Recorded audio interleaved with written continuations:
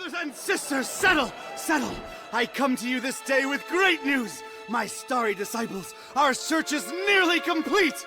For decades we've toiled and scoured and fished about this wretched continent for that ever-elusive tome, the Grimoire Eternus, the book to end all books, the storied and long-fabled... The Necronomicon! Yes, Sister Halo, that's the one. Next time, maybe you let the actual cult leader speak its eternally horrible name, yeah? Thank you. The Necronomicon! Yes! No doubt some among you have questioned its very existence. Our search has been wide and our labor great, with as yet no return. Well, brothers and sisters, it may be that we have come upon its actual location. Brother Bright. Gregory, we talked about this, man. This night, brothers and sisters, our men... And women? And women are on their way to retrieve that tome as we speak. Is this not what we've been looking for since our establishment is a legitimate death cult? Yes! Is it not in our official membership charter? Yes! Is it not we who should be the first and only to lay our hands upon it? Yes! Shall we let the abominable butcher or other lesser cults get their stinking paws on our glorious bounty now that it is so closely within our reach? Yes! No! And with the Necronomicon finally in our hands, nothing will stop the Haunter from regaining his true form. No end to the work! No end to the work! So where is it? We have found him, brothers and sisters. The man who will lead us to it. We have found him, and we watch. We watch.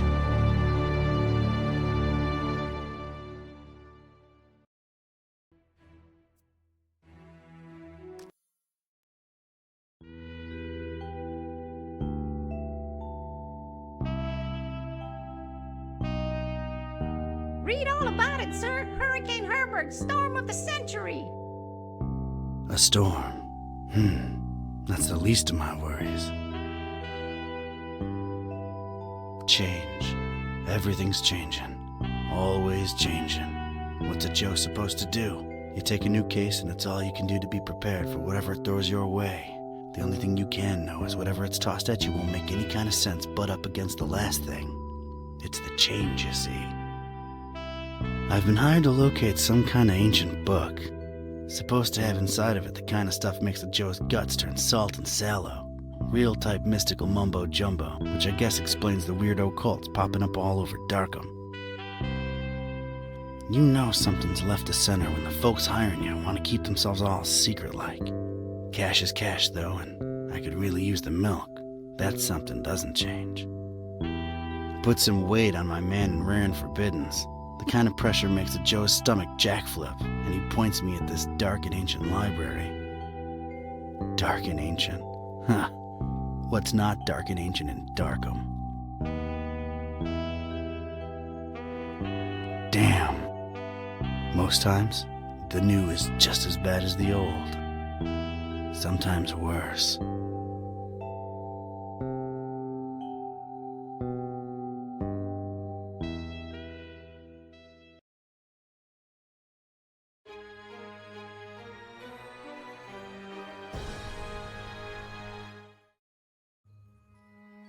Well, here it is.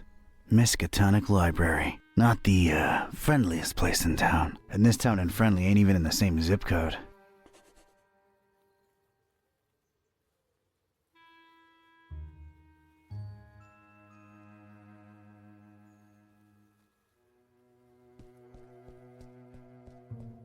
Darkham. Horrible hellhole. Never thought I'd stick around when I came here 23 years ago. She was local. Young and unstable, and I was probably too much to handle. Then she left me with an empty bottle of 81 proof and a broken heart. My gut instinct was telling me I could look at everything a second time, glean extra information that might be useful, or not.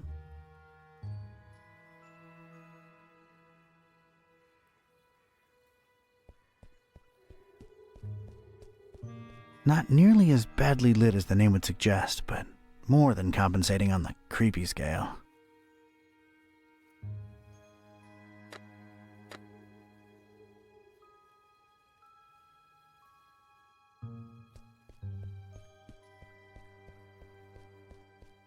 Surprisingly colorful here and there, but I didn't let that fool me. The town had been bubbling with occult activity for a while, and I was about to look deep into it.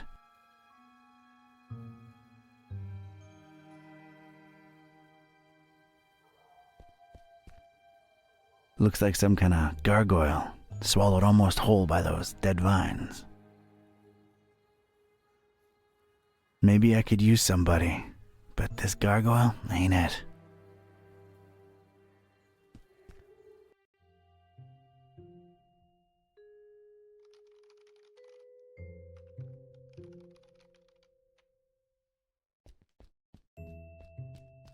If my detective cylinders aren't misfiring, that's gotta be the librarian.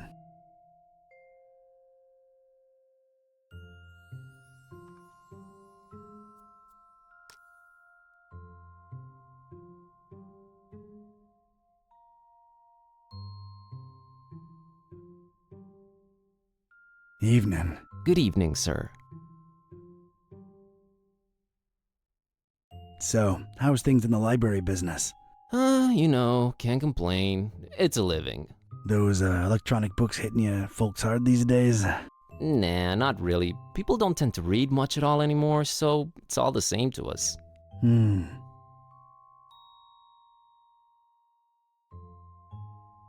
name's Ketype. Don R. Ketype. Here to see about a book. Well, you've come to the right place. Yeah, it's called the Necronomicon. Do you have it? Oh, that book. Yeah, let me check. Yeah, they're all lent. All versions of it. There's more than one? Why, sure. You've got your, Oh, wait. You're talking about the real Necronomicon, aren't you? Yeah, no, sorry. That doesn't actually exist. Doesn't exist, huh? My employer seems to think otherwise.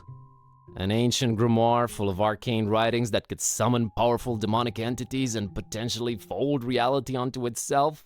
We don't really carry that kind of stuff here. Chances are, it's nothing but a myth, Mr. Ketype.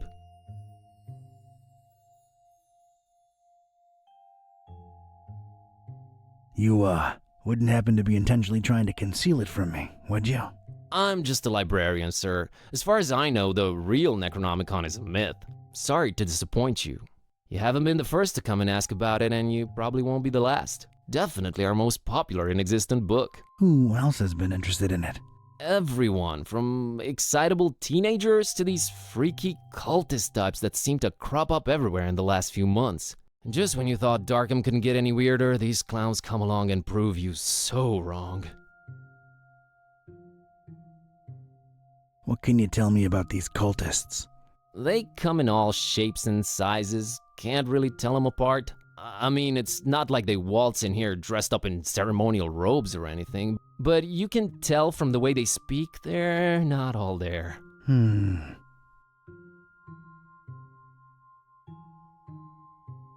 Aren't you a bit young to be a librarian? Look, I can tell you come from a different era, but between you and me, that's straight up ageist. Oh, really? And that, different era business ain't? Touché, Mr. Ketype. I'm a student, it's a job, it's quiet, it pays the bills.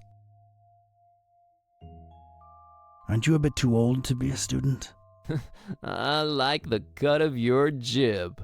That's something your type would say, right? My type? Now look here, son. There it is again. Ugh. No such thing as the Necronomicon, you say? Mind if I, snoop around your collections a little while? I don't mind personally. You'd have to talk to Mr. Orn about the rare books department, though. At the moment, he's really busy with some new arrivals upstairs, so you'd have to wait a while. But, sir, waste of time, really. That book is just a legend. An ugly, ugly legend. I didn't catch your name, Mr.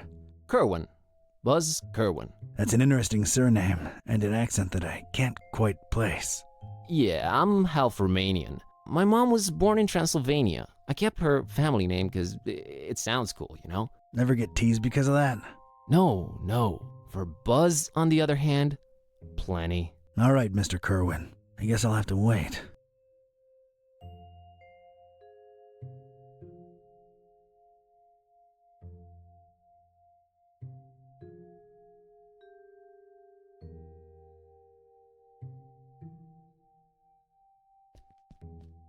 Not really my type of literature, but I can take a look at them. It's the popular book section. Apparently, all Daniel Maroon novels. You know, Vatican mysteries and all that. It's a dusty old book. Its title's really hard to read. They really went out of their way to make this place as creepy as possible.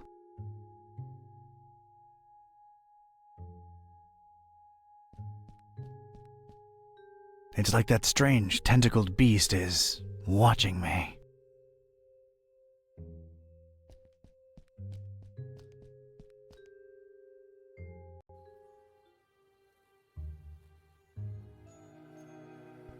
There's a thing on the doorstep there. Looks like a package.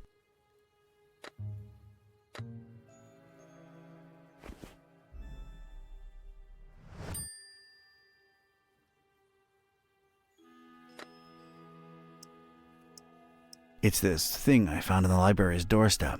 Looks like a package of some sort.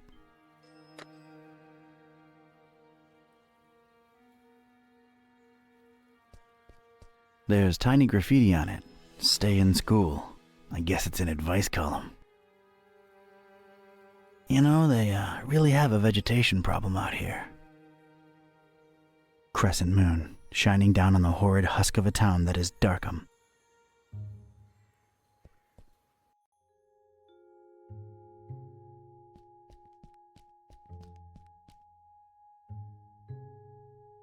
I found this thing on the doorstep. Were you expecting a package? No, not really. Let's see it. There's a note here. Oh, it's for you. For me? What does it say? Too long have you meddled in our business, Ketype. Here's your chance at a bright future for a change. Muhahahaha. Is it me or is this thing ticking?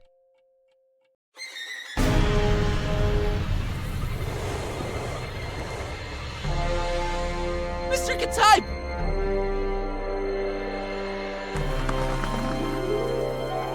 He's gone. Was that you making all that racket, Kerwan? No, Mr. Orange, sir. Someone set up a bomb in here. I was about to call the police. Nonsense! You call this a bomb? You should have seen Dresden, son! Now that was some firepower right there! Clean up a little, will ya? Okay, sir.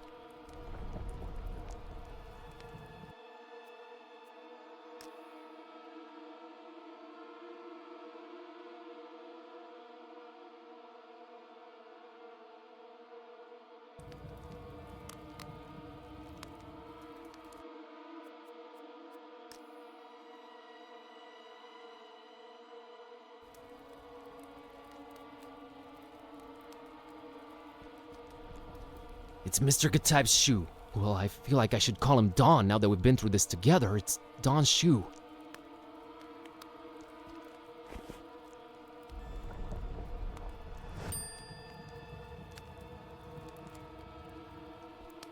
I'd knock it off, for sure, but I can't reach that high. Well, at least that thing took some damage. I think it's a little loose now. There's a weird glow emanating from behind it. What the?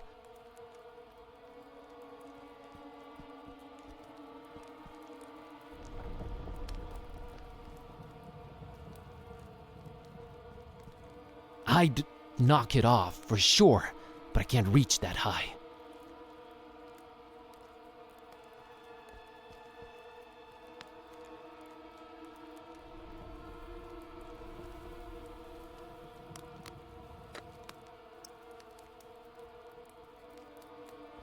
I just realized how long I've actually wanted to do this. Don sends his regards, ugly.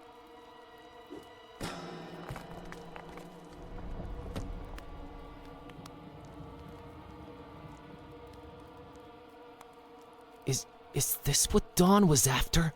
This looks nothing like the other editions. Creep factor just went up 200%. Who'd hide it up there and why? You're coming with me, weird book.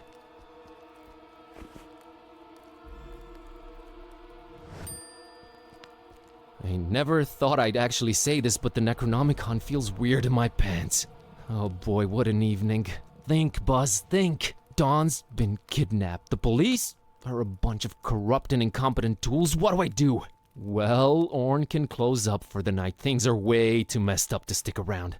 The best thing to do is retreat to the bus cave, clear my head, and see what this strange book is all about.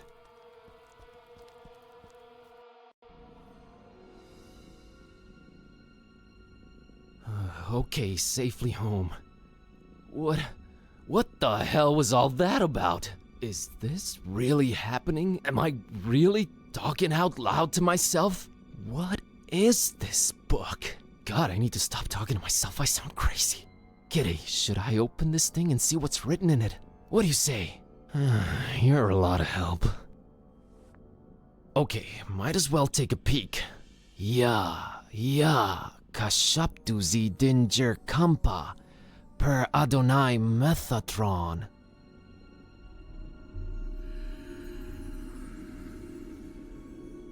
What the?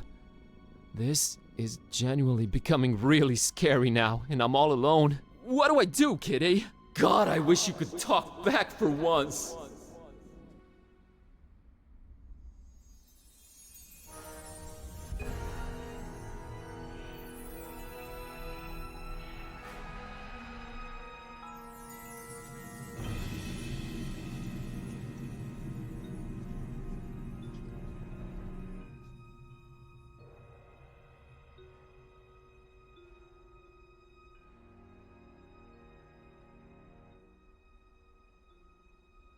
Okay, I know I've been saying everything felt weird before, but that was really, really weird. Something feels very different now. As much as I hate agreeing with you, something does feel very different now. I know, right?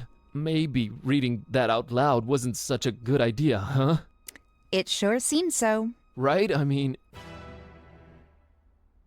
Whoa, wait. Are you actually talking back to me? Took you a while, huh? I feel like we were in a much more productive place a few moments ago. You know, analyzing the situation. Maybe working toward a solution? You talk. I stand corrected. You seem to have a firm grip on the situation. But how? You just read an incantation and then wished out loud that I could talk back. So... This is wrong. This can't be happening. This is wrong. Wait, I know. I'll just find the spell or whatever it is and reread it and reverse this. That should work, right? You're not really expecting any kind of relevant answer from me, are you? Right? I mean... Oh, what the... It's gone. I can't find it anywhere. This was definitely the page I read it from, but there's different text on it now. What the... Should I read it out loud? Wait, sorry. I wasn't considering your point of view here. Do you want to be a... Talking cat? Please don't take this the wrong way, but that's a resounding and definitive no. I just don't want your kind of problems, man. My deal is sleeping, eating, and generally being decorative. I can get behind that. Okay, here goes.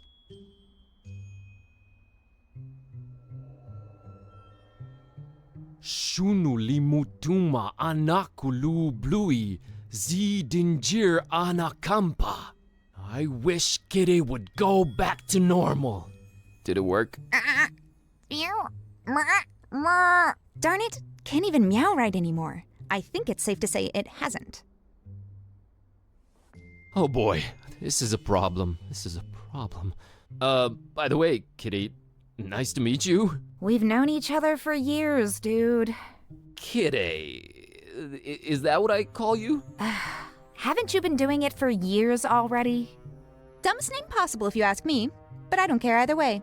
I don't need one. So, are you gonna stick around? No, I'm gonna walk the earth like Caine in Kung Fu. You'll stick around and undo this. You really think I want to be like you for the rest of my life? That's gotta be racist or something. We're not even the same species. We need to find a way to reverse this, so get to thinking. Yeah, you're right. I'm on it.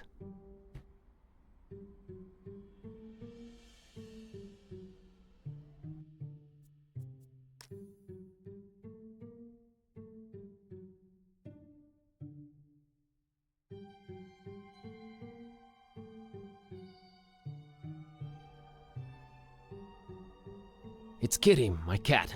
She talks now. Your cat? Just a figure of speech.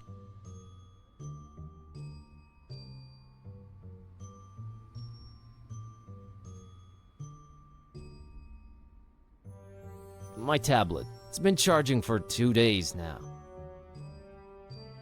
No use. It's dead. That's Kitty, my, Kitty. Yeah, I know, not the most imaginative name. Totally understandable. Really? Yes, really.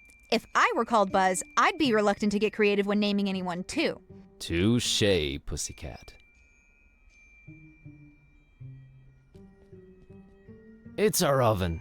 I'm deathly afraid of it. Long story.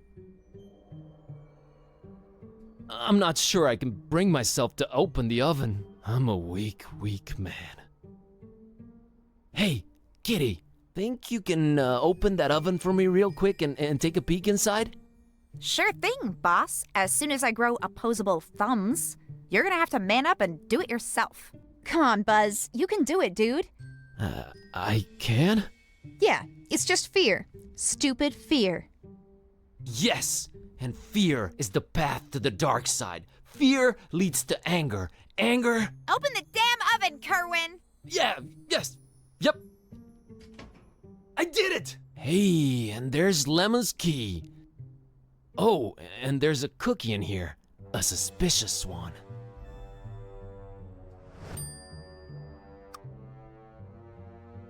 I think I'll take it, you know, for sustenance. Ugh, I would not recommend you eat that. I'll take it either way.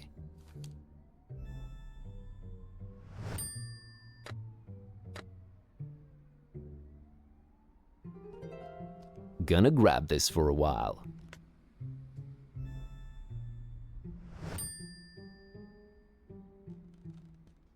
That's our tiny fridge. Hey, it's not completely empty.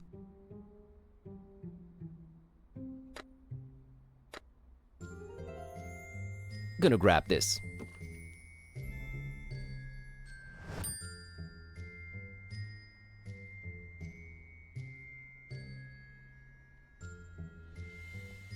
That's been there since Lemon left for that esoteric retreat. I'm frankly afraid to touch it. I got my fill of suspicious sweets.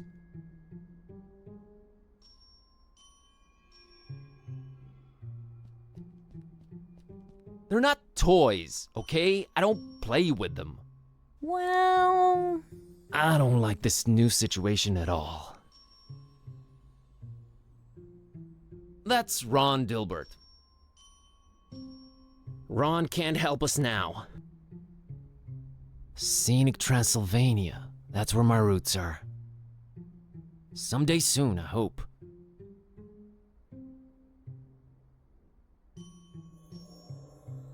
She's just as grumpy as usual, but I guess it fits her.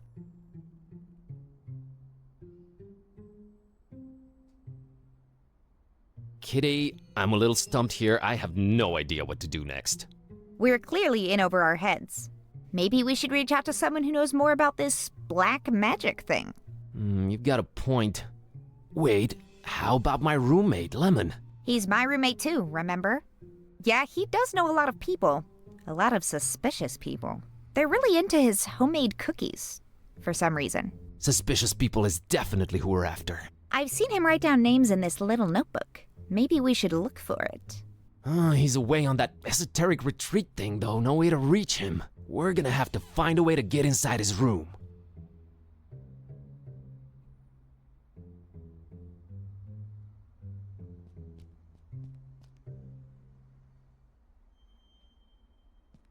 Beyond this impenetrable portal adorned with god-awful decorations lies Lemon's Shangri-La. Lemon's locked the door when he left for that esoteric retreat, and of course he has no phone signal or internet. Great.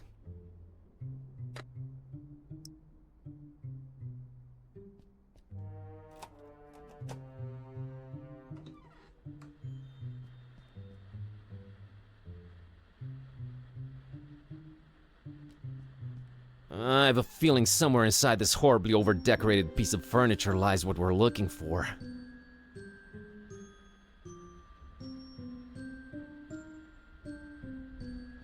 It's one of those tiny cute guitars.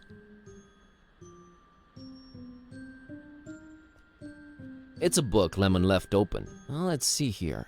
Page on the left says, a compass is a magnetized pin floating in a solution. It's not the 1700s anymore, Lemon. Jeez, what a Luddite.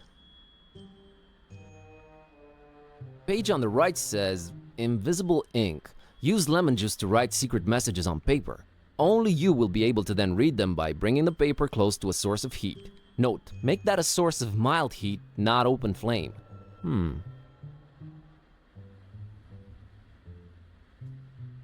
It's a book, Lemon. Compass. Page on the right says, invisible ink. Note. No need, I can read it myself.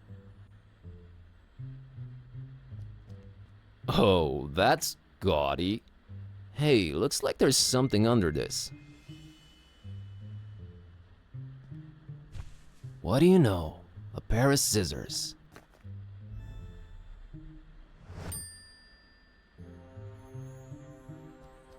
It's locked. I know it's locked. It's always locked. My eyes, they water.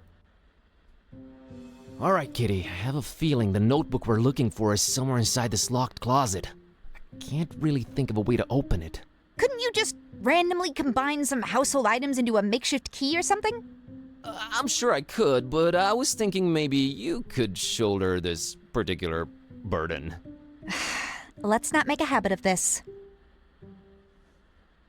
Ugh, this patchouli stink is giving me dizzy spells. Oh, here it is. I haven't done that since I was a kitten. Still got it.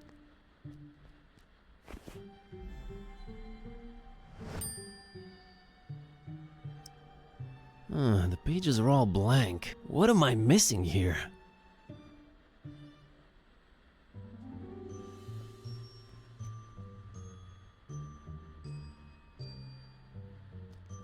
I think it's supposed to be a fertility idol. Kinda scary if you ask me. It's cute. I would not sleep with that thing above my head, I'll tell you that.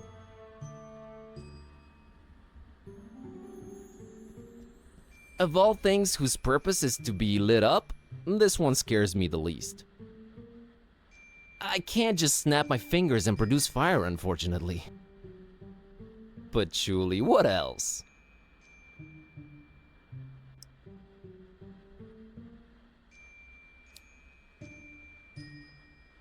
Yay!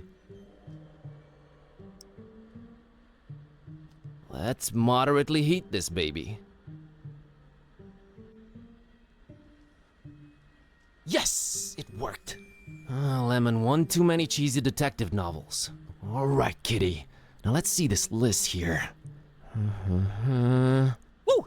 I think I got it. How's VG for all your supernatural needs sound? And there's the address. We're practically neighbors. It's the best option we've got so far. There's something I'm not sure I mentioned before. This detective that was looking for the Necronomicon, Dawn, got kidnapped right in front of me. Oh right, you've mentioned it. Let's go. But we've gotta try and rescue him. All right. Do you know who kidnapped him? I guess we have no lead yet. Lead. Sam Spade over here. You know how you humans always stereotype us as being selfish? Sorry about that. Don't be, because in my case, that's exactly how it is. I'm sorry, but I could give a kitten's fluffy tale about your detective friend. My main worry right now is my own predicament. Why didn't you call the police or something? Oh, Darkham PD, only the most corrupt and despicable organization in town, makes these cultists look like fuzzy bunnies nibbling on baby carrots by comparison. No, we're on our own. Interesting imagery. Anyway, your friend Don's on his own too. It's a catty cat world out there. How about we keep him as objective B, alright? Whatever makes me A works for me. Let's roll, Marlowe.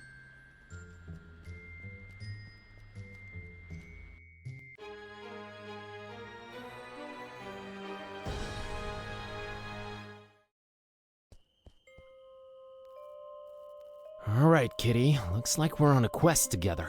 Any cool battle cry-like words before we embark on it? I'm a little hungry, and I'm afraid my fur's going to get all matted in these filthy streets. Sorry, you were saying? I was thinking more like time for, you know, whatever adrenaline-pumping music kids listen to these days. Time for Bossa Nova! Let's get on with it. Rare.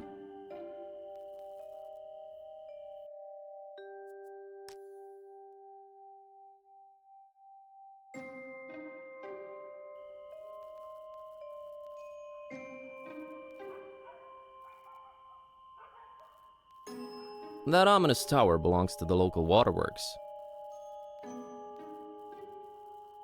I wonder if they can pump water up that high. There's talk of a dozen people jumping off it. I guess you could call it popular.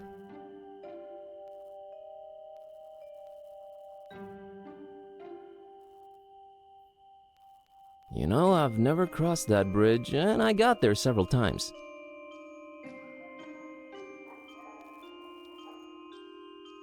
Ever notice how philosophical bridges are? People come, people go. Ugh, friggin' thoughts, go away. A weird-looking kiddo in the middle of the street.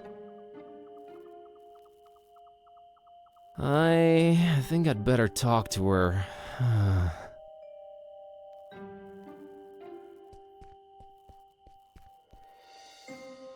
Hey, little girl, what are you doing in the street by yourself this late at night? Hey, big guy. What are you doing disturbing peaceful citizens for no good reason this late at night? Well, let me try that again. What's your name, kiddo? If you must know, it's Priscilla. Are you sure you don't mean Priscilla? Do I look like the kind of person who can't correctly pronounce their own name? It's Priscilla! What's your name, smarty pants? Buzz. Buzz? My dad really loved his electric shaver.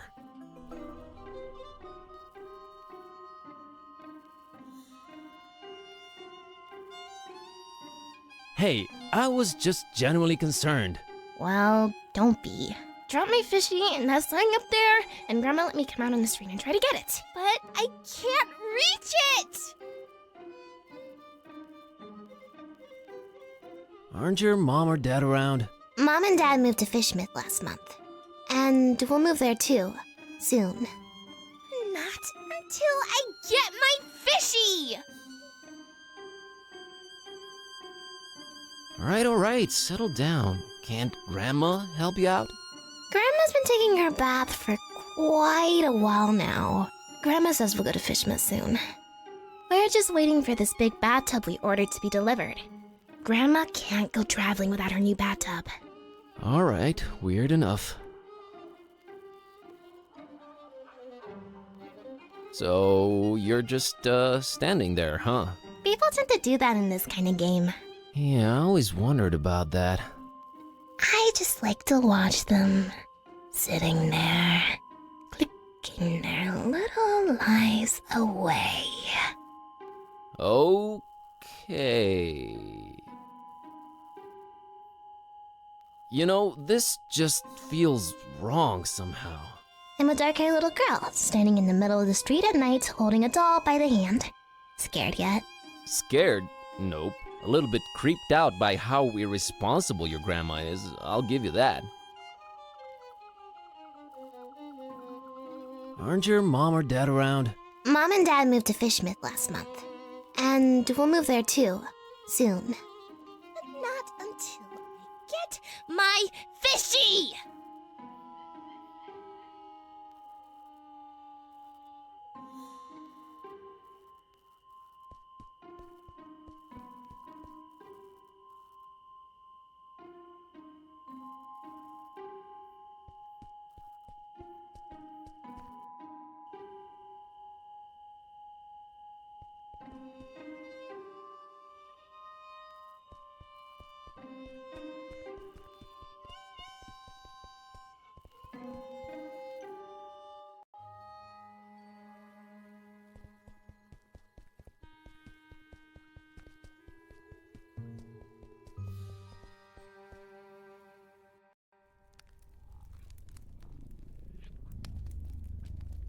A very intriguing looking book. Maybe I should take a closer look.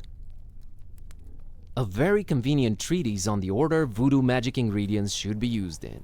Whoa, convenient to say the least. Mental note, sometimes examining items several times really pays off.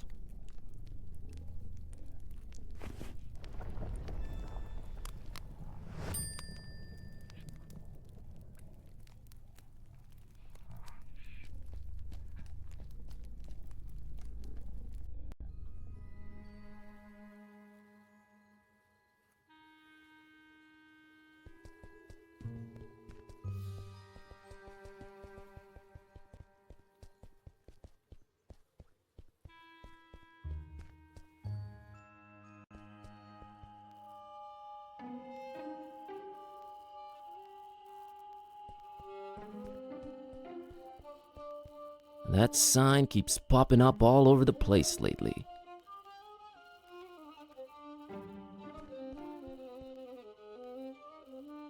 Used to be you'd absentmindedly open this door and the whole of Darkham would be flooded.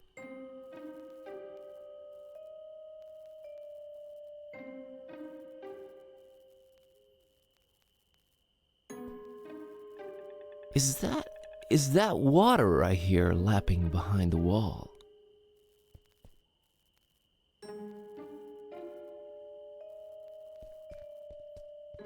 Ugh, never could stand fish. How people can eat that is beyond me.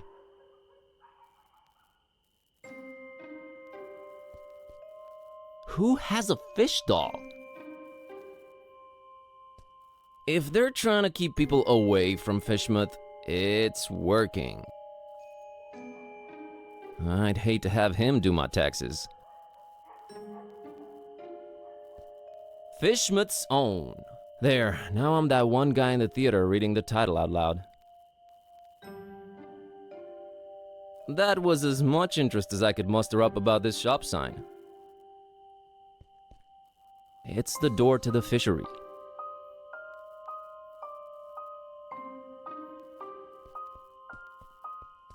Christopher Valiant Street. Never heard of him. Tiny Print says his body was found headless on the street, so they named it after him. Charming story. Well, he can now quit while he's ahead. At least it brought things to a head. Thank you for your sacrifice, Christopher Valiant. Man, that's one attractive dude. This picture of a male model, I feel like I need to have it. Just to be clear, I'm not picking this up for personal use.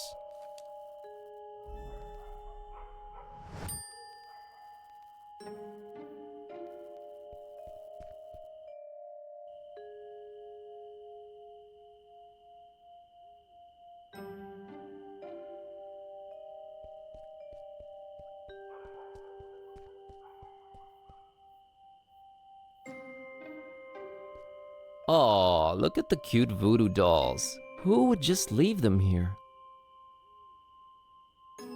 On the other hand, who dared touch them? But they'd look great on that shelf near my bed.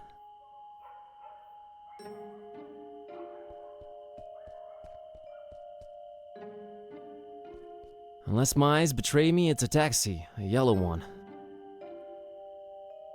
There's a guy inside, but I can't quite distinguish his face.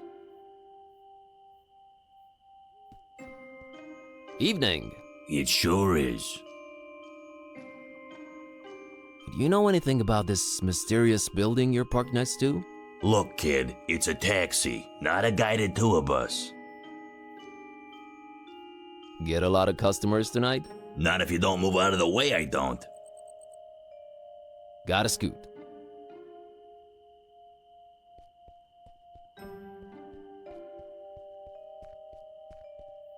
What do you mean, some D who? Just Wikipedia, you slacker. The Baron's not to be trifled with. These dolls are probably already voodified and best left where they are. This small window somehow communicates with the interior. How cool is that? A warm reddish-orange glow emanates from its tiny opening. Hello there? Password? Ken sent me. Wrong game, my friend.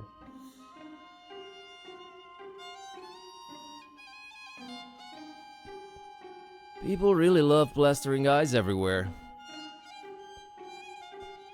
Did you know that the mere graphical suggestion of an eye can unconsciously make you more apprehensive? Can't, don't wanna. It's a nice-looking blonde lady. Yup, definitely a nice-looking blonde lady. Hey there, hello? Approaching lonely women on benches at night, are we? Not interested. I'm sorry, miss, but I feel this strange urge to bother everyone I meet and ask a lot of questions. I have no idea what you're talking about.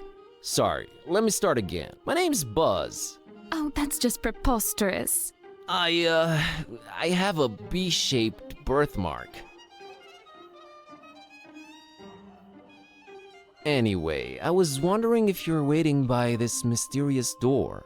Oh, did he give you the boot too? He told me I just have to sit for a while and rethink what I wished for my husband. He told you? The gentleman, dummy. Oh, of course. So, what'd you wish for your husband?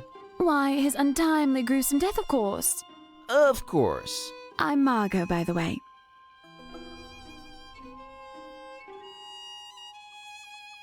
Nice to meet you, Margot. So the gentleman wouldn't help you off your hubby, huh? Something about not doing any literal harm and using the forces for good to balance out recent events. Blah, blah, blah. Did you try marriage counseling? That's where I got this address. Okay. Can I ask what your husband did to make you homicidal? Oh, I'm perfectly convinced he's trying to murder me to get my money. Ouch. Wouldn't it be easier to just divorce or write him out of the will? Yes, I guess it would be. But what better way of responding to murder than with, well, murder? I'm never getting married. Say, you wouldn't happen to be a gun for hire, would you?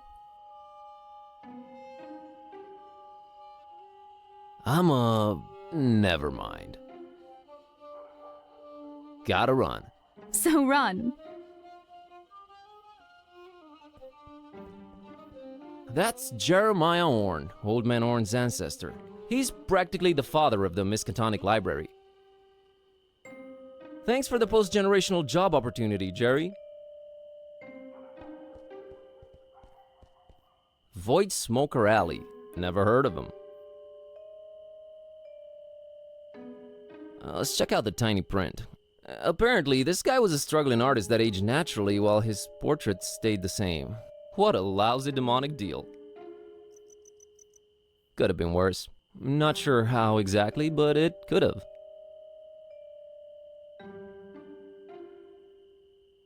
Here's to smoke in the void. Here's to aging like a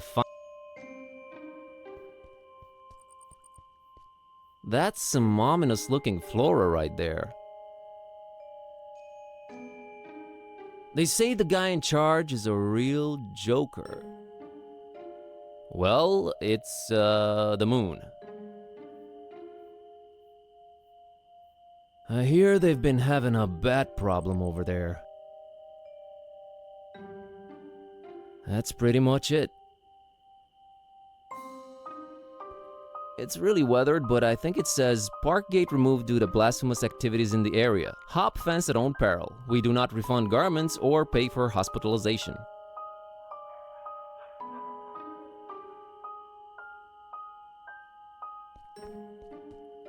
No idea who this guy is, but his beard looks real tentacly. Is that a nose or a beak? Man, Darkham City Council is all weird when it comes to statue choices.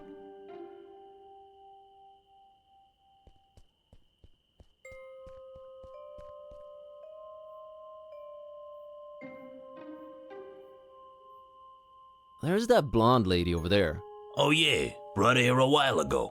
What can you tell me about her? Man, that sounds creepy as hell. You an investigator or something?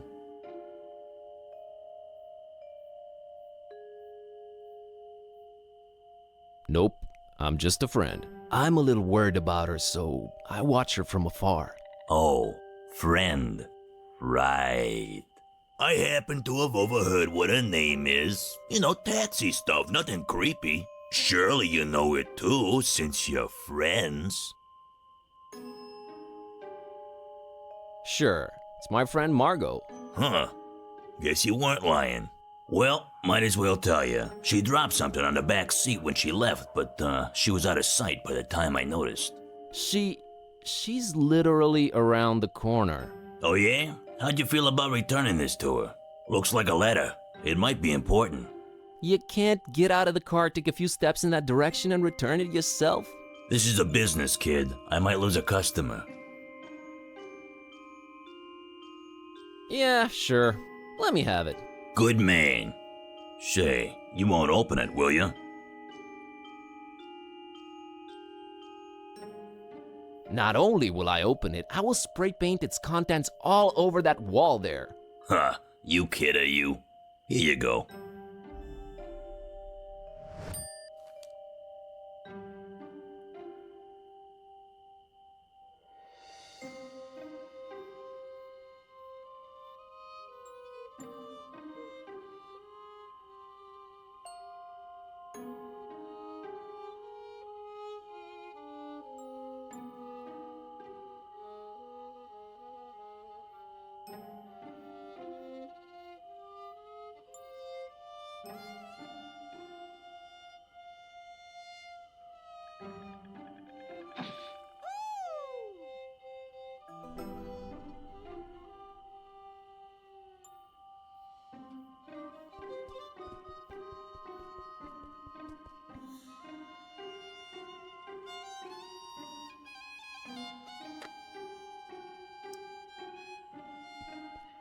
All right, Margot, I'm gonna drop the act here. Charlie sent me. Charlie who? Charlie, your lover, that's who. Things are getting complicated and he said I should take it from here. I need that password. Well, all right. If Charlie said so. The password is Fidelio. Fidelio. Okay, don't do anything stupid, just stay put. I'm on it. Understood, Buzz. Oh, I do hope everything works out fine. Don't worry, I got this. Well, good luck in your endeavors. Goodbye, Buzz, and thank you. Yeah, sure. No problem.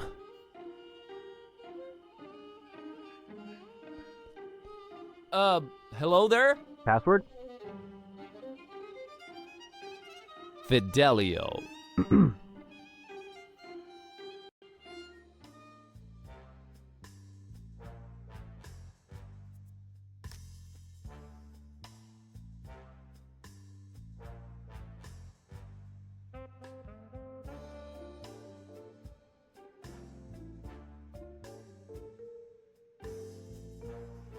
Everything about this guy screams voodoo louder than Jimmy would.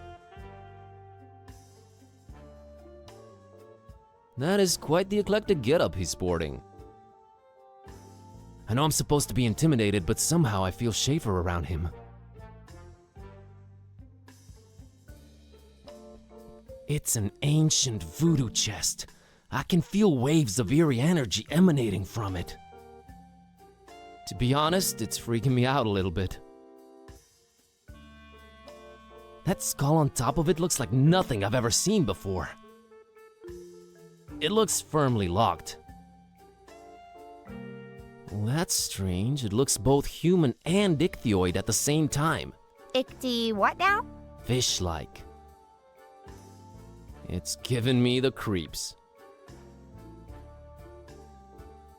There are strange, spiky vines all over this crazy place. He's really got a vegetation problem in here. Sinister and appropriately illuminated. Well, they look more African than Caribbean to me, but hey. Hey, that's identical to Lemon's mask. They must be shopping at the same Swedish furniture shop. He either died in the 1700s or the 80s. The skull stuck to a piece of driftwood. Must have been a sailor or a mighty pirate. Who knows? Hey, look, it's a double-headed doll. Made in San Francisco. It's a pineapple. Looks plenty fine to me. Hey, Ananas Camosus, if you really want to know. It's an issue of Vogue magazine. The headline reads, "The FISHMOUTH Look." I'm sure I'm not into the FISHMOUTH look. Boy, that is one ancient device. I guess it somehow goes with the ancient theme he's got going here.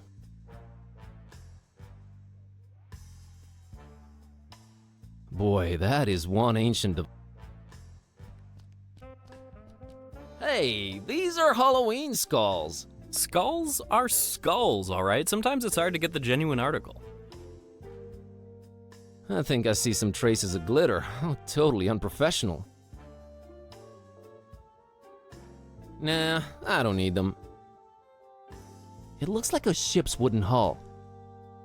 I'd wonder about its presence here, but given the rest of the interior decorations...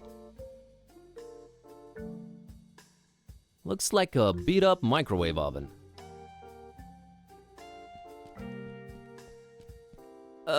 Hi there. Greetings, Wanderer, and be welcome. Who are you? Who am I? Oh, worry not, I get my share of amnesiacs. You are now in the presence of the Voodoo Gentleman.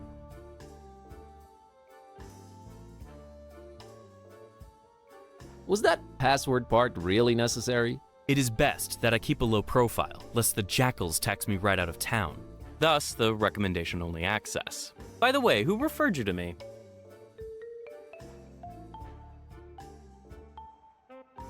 I deciphered that ad in the classifieds? Oh, I do regret putting that out.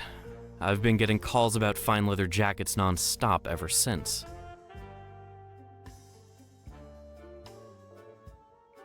The Voodoo Gentleman? You do voodoo? I'm Buzz, by the way. You do at least remember what you came here for, I trust.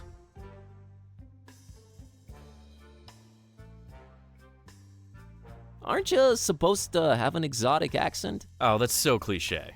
Plus, I travel a lot. I remember, all right. It all started when I found this book.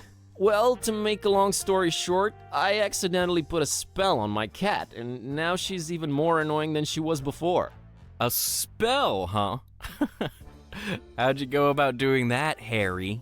I used this. Vaulting voodoo fixins is at the Necronomicon in all its glory. Want to have a look-see? No, put that away. That thing should not be touched. Oh boy, I'm Sure glad I'm not in your shoes. I can't help you with your cat, my man. There are some things even I don't mess with. But voodoo. Voodoo Schmoodoo, that book is ultimate evil incarnate. Well, I for one wouldn't keep it in my pants pocket. Just saying. You are ruining voodoo for me. I hope you're happy. But my cat! Ugh, cats. We never did get along. What are the symptoms, pray tell? She kinda started talking. Oh, look, the cat speaks. Come one, come all, see the freak. She's really unhappy with her current situation. Oh, ye gods, I've had this nightmare before. Maybe a pinch, but there's no cold sweat. How can this be? It's real, Witch MD. Well, crap. I mean, alas.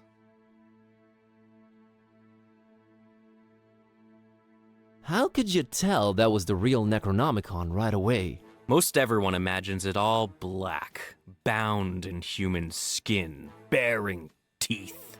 Only true initiates know it really kinda looks like one of those British sweater vests. You know, the ones with all the crisscross things. Yeah, why is that? I guess you sometimes just go crazy with the triangles and it just doesn't turn out as evil a design as you'd think. Still, the content more than makes up for it. Pleasant colors, though. Yep, very eye-pleasing. Yep. Oh, and a friend of mine got kidnapped, too. You don't say. Something tells me it's also Necronomicon related. He was kidnapped while looking for the damn thing.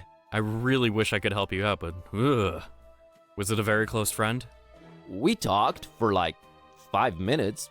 So it was basically someone off the street.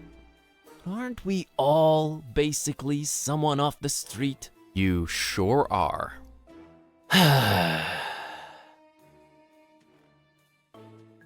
Can't you at least point me in some useful direction?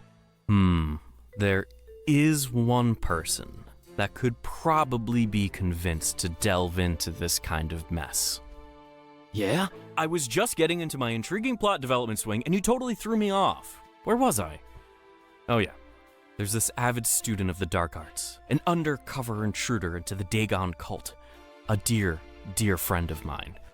A man mad and passionate enough to wade through the occult mysteries of the Necronomicon itself. What's the matter? Cat got your tongue? Did he just go there? Sorry. I thought you were going for a dramatic pause. But everything I'm saying is dark and morbidly fascinating, right? Oh, absolutely. Just a second ago, I really think I detected some goosebumps. Awesome! I've been working on my wording and delivery. Tell me more about this dark intruder dragon guy. Dagon, not Dragon. The terrible god of the murky abysses. The one who seems to have FISHMOUTH in his clawed grip for decades now. Man, where do you get all this stuff? I am a student of the occult stuff, my greenhorn friend. Plus Wikipedia. So this Dagon's had FISHMOUTH in his clawed grip for decades. He's the mayor, then. Worse than that, if you can imagine. But this is all hearsay, since most people have been just avoiding FISHMOUTH for years and years. I haven't talked to my friend in ages. Different cell phone carrier? That, and little to no reception.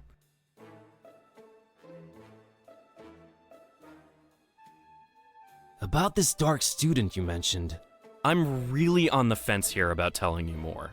This could be very dangerous. And men in red shirts are notoriously unlucky. Stop reinforcing the stereotype. Is this about money? Money? No, I always seem to end up working for free anyways. Please tell me who the man is. Sounds like he's our only chance. It is with great difficulty that I even utter his name. You haven't yet. Not if you keep interrupting me. Are you sure you're ready to hear his worldly denomination spoken out loud? Hit me. I'm bracing myself.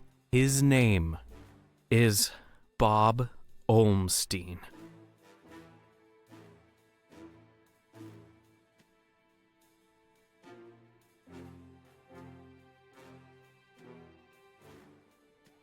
Bob Olmstein. You know, it really rolls off the tongue nicely. It does, but in a shuddering, awe-inducing manner. You really like this guy, don't ya? I admire his resolve in the face of occult adversity. He also makes a mean margarita.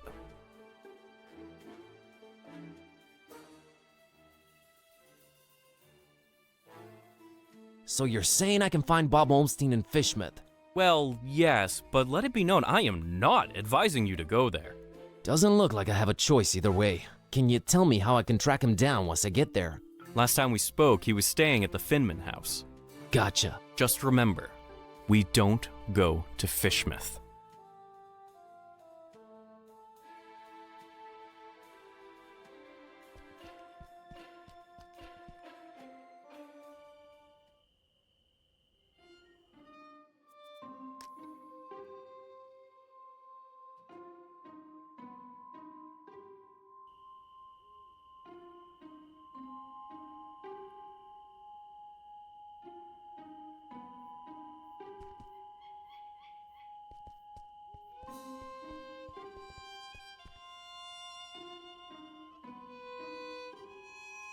Hey, taxi, take me to Finman House in FISHMOUTH. Yeah, that's real funny. Let's waste the cabbie's time with dumb jokes. No, I'm serious. Take me to FISHMOUTH. We don't go to FISHMOUTH. I'll pay double. You can pay 4 times the fare. It ain't worth going there. You think Darkham's been strange lately? Wait till you get a whiff of FISHMOUTH. So let's get a whiff. Money can't make me go there, friend. Them fishy folks will scare the scales off an anchovy.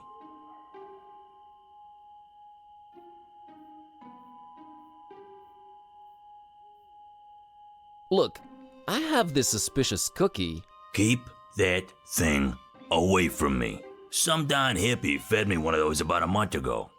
I was seeing tentacles and all kinds of ungodly things for a week after. You don't say.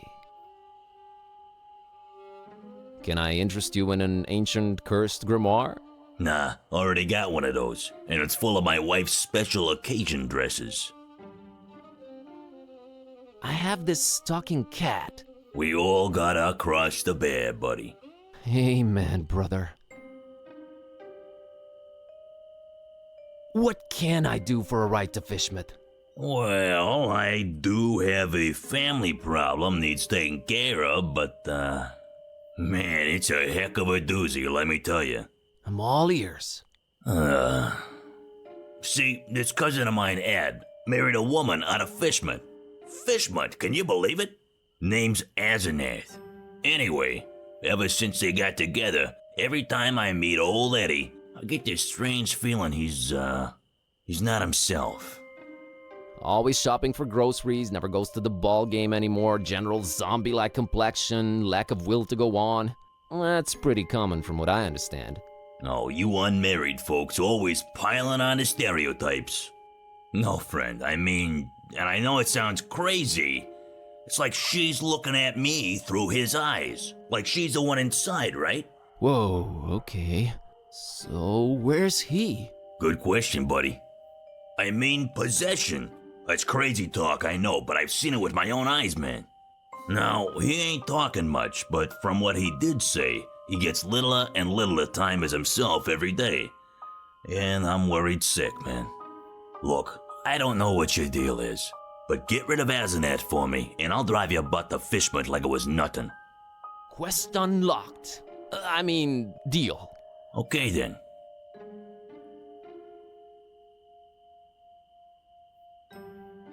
What can you tell me about Asenath? What's there to say? She's a creepy one, that's for sure. Looking like a darn fish if I ever saw one.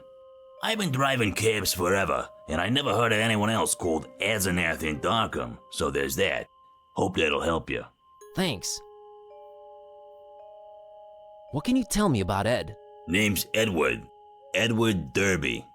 He's my cousin, supports the tentacles. Don't care much for light beer or garlic-based toppings. Thanks, that's very insightful. Okay, got it. Got a scoot.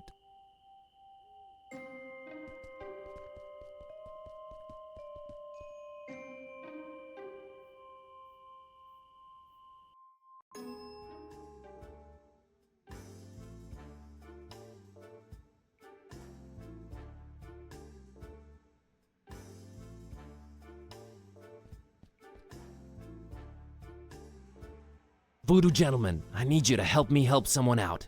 Oh no. Whose life has the Necronomicon ruined now? No, nothing like that. There's this cabbie outside and his cousin's body is apparently being possessed by his wife, Asenath. It's like he swaps bodies with his wife against his will. Wife swapping? That's crazy.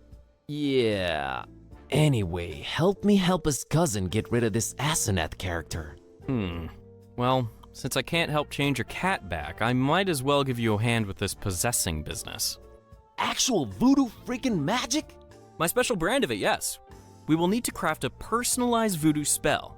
You're getting a platinum package deal here, buddy. I fear a fetch quest is in order.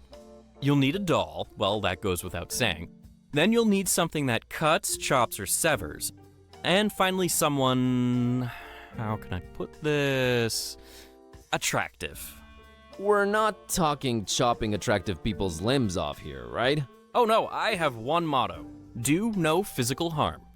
And one more thing. You need to look up the order we will use them in.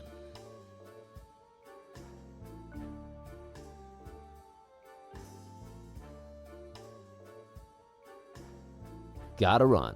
I'll be here, Buzz.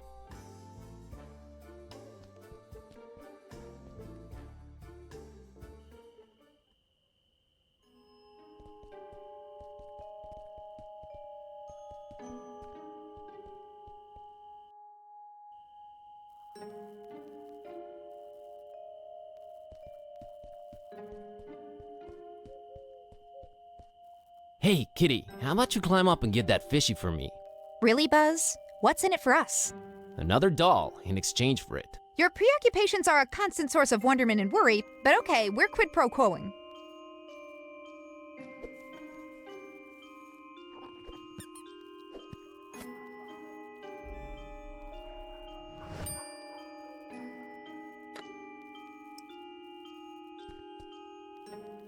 All right, Priscilla, here's your fishy. Let me have the doll.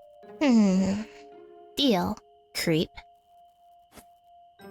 This town, man, this freaking town.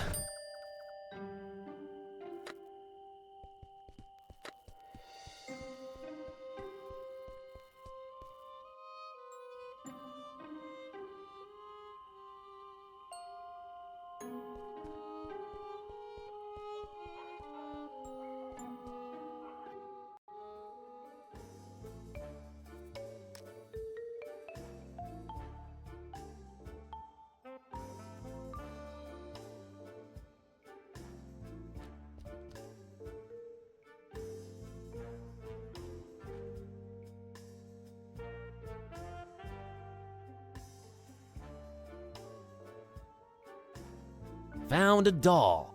You mean mercilessly ripped from the hands of an innocent child, don't you? All right, what do you want to call it?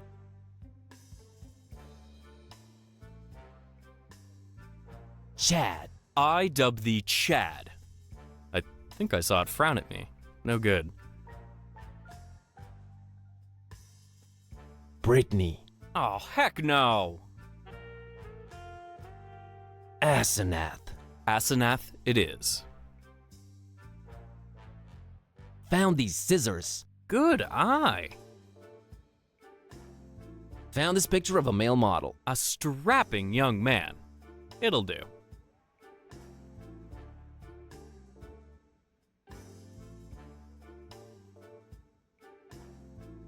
Found this book called A Very Convenient Treatise on the Order Voodoo Magic Ingredients Should Be Used In.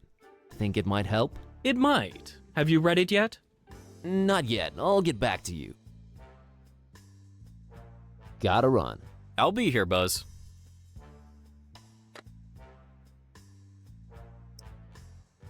They can't read.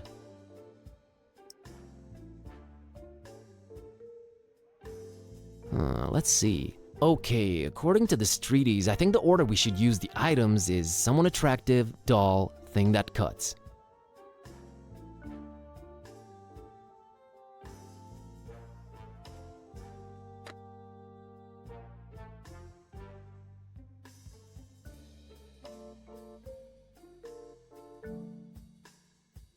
So, that was all of them, huh? Indeed it was. Alright, now this is important. Which order should we use them in?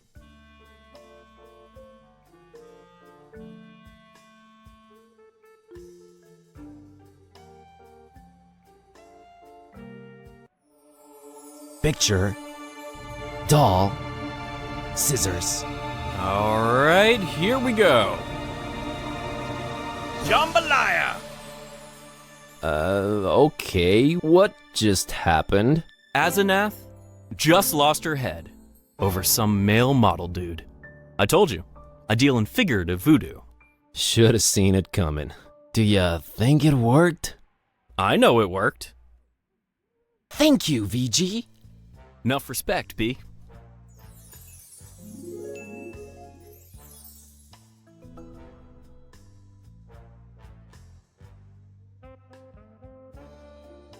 So, everything seems to have worked out in the end, huh? Well, not everything, but yeah, it's a start.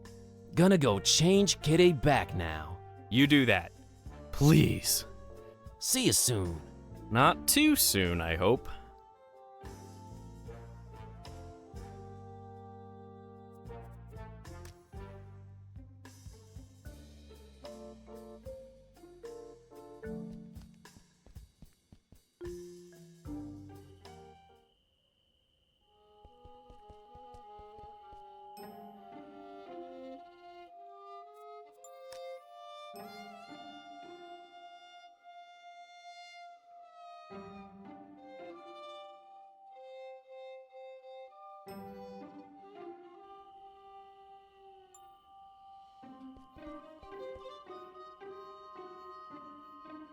Heard from Ed lately? You're good. Nah, it was nothing. No, you're good. You're very good. Just got off the phone with Ed. Asenath left him for a male model. My God, I don't know how you did it, but you did it. Thanks. So, wanna go to FISHMOUTH? Want? No, but I'm a man of my word, friend. Get in. We're off to Stinkville. Hear that, kitty? Adventure awaits. I can barely contain my enthusiasm. Ah, you'll love it. Seafood as far as the eye can see. Oh, brother.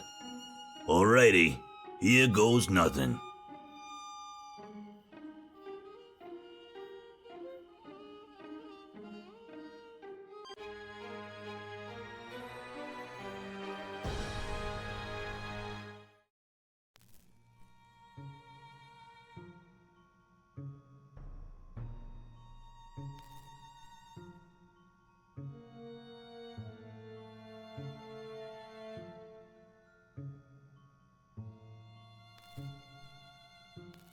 Oh, where am I? What happened?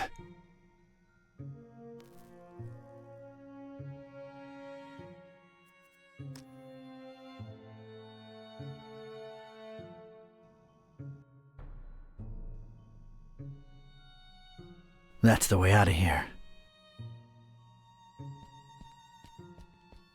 Hey, you out there! Let me out of here, you dirtbags! Come on, who's out there? Hello? Nothing. So, this isn't gonna be easy after all. I started to take in my surroundings and bing, bang, boom! I was seeing salvation in every little thing that caught a glint. In my mind, they were already shaping into something that would definitely get these goons' attention. I was gonna do big, loud things with petty stuff. Like a poor country using scraps to send a rocket to the moon.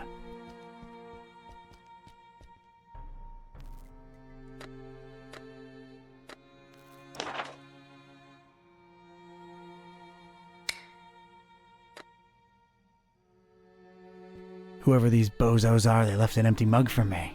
Thanks a lot. Hefty storage, though. Pennies to pachyderms. I'll find something to fill it.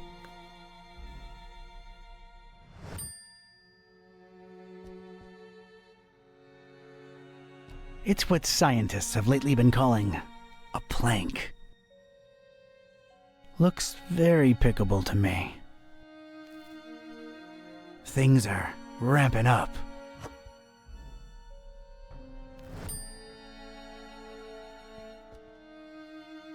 Well, that's unexpected. A pristine rag in this smelly, filthy basement. It might be useful at some point.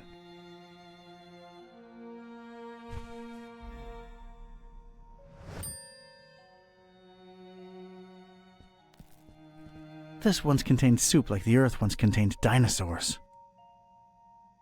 Made by the Good Soup conglomerate. I could use this.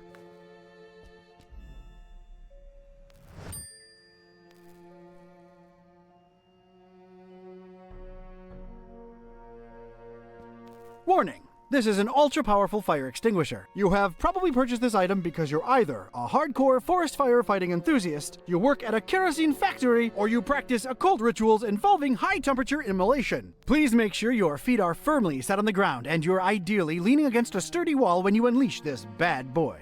Leave premises immediately if operating grip on extinguisher is lost. You have no chance to regain control of it. Oh, man. Do I really need to read that again? Extremely powerful, huh? Sounds like a rocket of a time.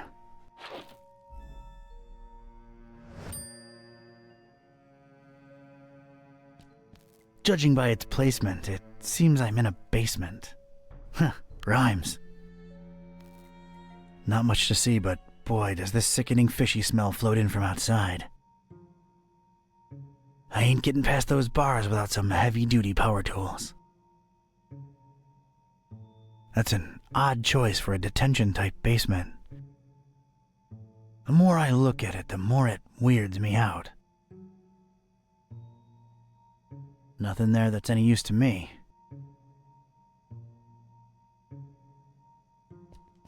Oh, isn't that nice? Leave a man shoeless, then offer him slippers. Well, yeah, they do look nice and fluffy and warm. But comfort would just distract me right now. I ain't putting on slippers unless I'm at home in my robe with a stiff drink, a Maurice Ventricle record, and a searing fear of the telephone.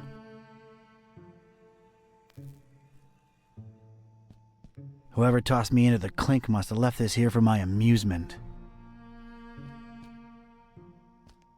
It doesn't have the tubes, in series or otherwise. No way to contact the outside world. Oh, look, it has Jelly Annihilation Epic. Distracted is the last thing I want to be right now. Parish of Starry Knowledge Camp Highlights.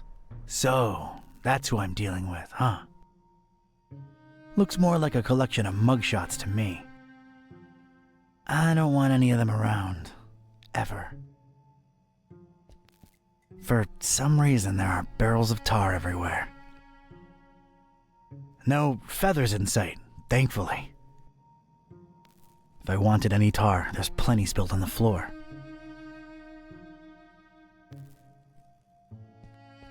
There's a recess in the floorboards here. I'm not wearing any shoes. Might as well watch my step. Nothing in there but dust and more fish smell. Nah, it's no use just by itself. Discarded food, fish bones, a flotation device, random trash. Useless and, furthermore, gross. A single shoe, part of a matched pair, lost, alone, makes me sick. We had our differences, that shoe and I. Haven't spoken since the separation. Like Mac Viper says, better to live in 2 socks than to die in 1 shoe.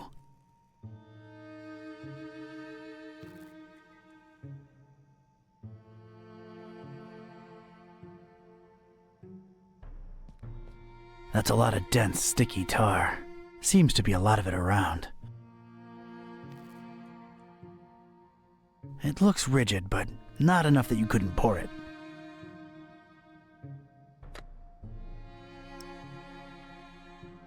All right, let's get me some of this tar.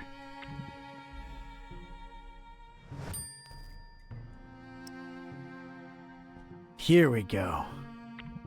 Now it's a little shallow pool of dense, extra sticky tar. All right, let's stick this in there. What the heck was I concocting here? It felt abstract, ridiculous, absurd even. The foundation of a really far-fetched and scatterbrained solution to my predicament. But this was a pretty ridiculous adventure already, so I guess I was just adapting.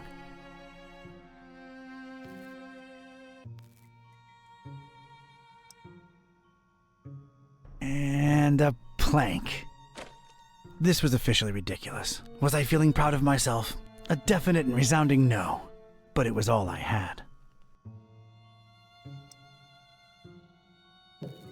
Look at this. A cringeworthy blue ribbon taker and the crazy enough that it could work regional semifinals. Definitely not a highlight in my career. Assuredly not a low, though.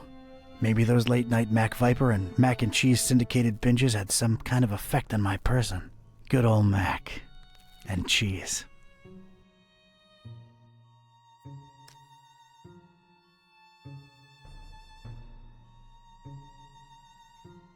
If my calculations are correct, when this baby hits 88 miles per hour... I didn't really make calculations. Ghetto rocket ramp for the win. All right, door. Brace for serious, imminent impact. Prisoner, the boss wants to see you. Come on out here. You have got to be kidding me. Mr. Ketype, or should I call you Don? No, you shouldn't. Kitteh will do just fine. We provided you with some slippers. Did Brother Gleam not assess your shoe size correctly? Now listen here, Buster. Unless I'm in the comfort of my own home, I don't do slippers. You can leave a man pantless, shirtless even, but don't mess with his footwear symmetry, you barbarian. What is this place and who are you anyway? This is about that damned book, isn't it? How deductive. Earning your keep, huh? Come now, don't take it personally, Ketype. You were useful in leading us to it for a while, and then you were no more. We never really wanted to hurt you, or your shoes.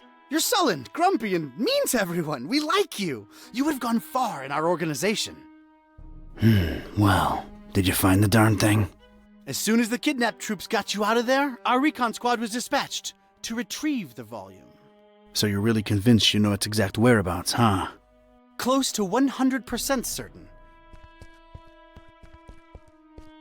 Ah, speak of the devil. All right, Brother Bright, was our information correct? Yes, Brother Starburst. So it's true. The Necronomicon really was hidden in the library? Kind of. Yes, Your Starriness. Well, don't just stand there, you fool. Let's see it. Well, we don't really have it. What?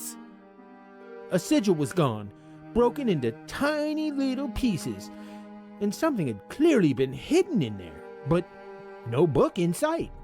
Ketype? Everything was intact when I was in there, so don't put it on me, your grand poobah shininess. What about the librarian? It's a funny thing. We ran past each other when we were on our way to collect the tome. He looked so scared. Well, of course he looked scared. A bomb had just gone off. Anything else? I don't think so. Oh, wait. Yes, he was carrying a big book and didn't seem too happy about it either. Find me this librarian now! What about me? You don't need me anymore. Oh, just go back to your little cellar. Now let's be real here for a minute. What good am I to you now, cultist? He's right, Brother Starburst. You just chew into our rations, and you don't know anything either way. Oh, all right, just sacrifice him to the Haunter or something. Stop bothering me! Fine with me, boss. Walk, prisoner. I'm gonna need someone from Rites and Rituals down here ASAP. I'm about to do an R24-A. Come on, guys, you know the drill. Guys? Sheen? You out there? Anyone? Come on, you know I can't do jack until we fill out the SNF 187. We don't want any trouble with Code Union. We've been through this, people. Is anyone out there? Guys? Prisoners not in sacrificial robes, no ceremonial bucket for the collection. We're really running a shoddy operation here. No wonder EOD's kicking our derrieres. I'm embarrassed. The prisoner's embarrassed. This is not looking good, brothers. Sheen, Flair, you guys totally bolted, didn't you? Starburst is not gonna be happy when he hears about this, people. This makes us look really, really bad. I almost feel like apologizing to the would-be victim. Hey, don't feel bad. It's not your fault. Yeah, well, it sort of is. It's our collective fault. I share in it. I take my responsibilities seriously. We're not a startup cult anymore. This is unacceptable. Your striving to be a better evil organization is commendable. Aw, thank you. It's nice to know that at least someone here appreciates it.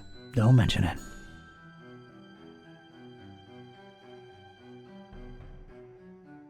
My dagger arm's falling asleep here, and I'm not even kidding. This guy's liable to die of old age before I get my paperwork. We're not a startup cult anymore. This is unacceptable.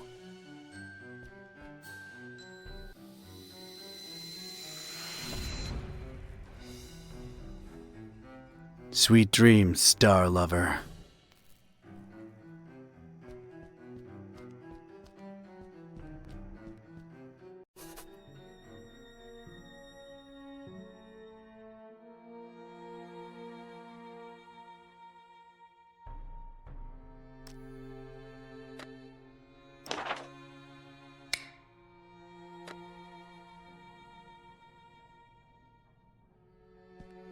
It's an enticing ladder to some upper level.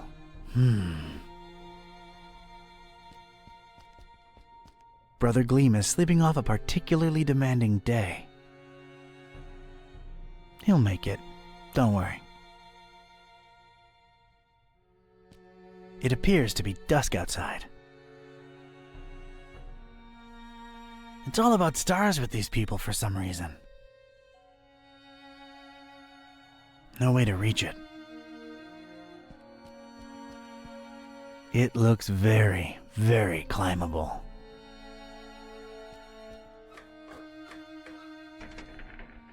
Damn it, how'd I know it'd be locked?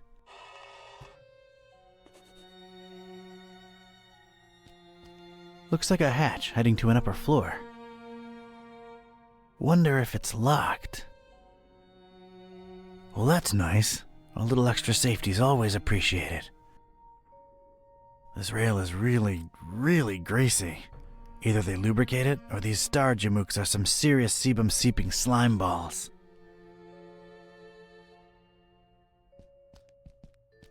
Got a serious structural hazard over here. Looks like a healthy crack at it might spell its doom.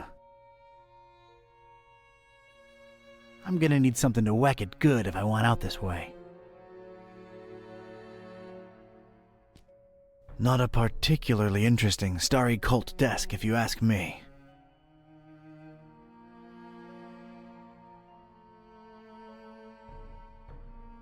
I'd gotten lucky with the fire extinguisher. Must not have triggered it completely. It still had a lot of, fire in it. It was just as hard to control as before, but I had a feeling I could put it to good use one more time.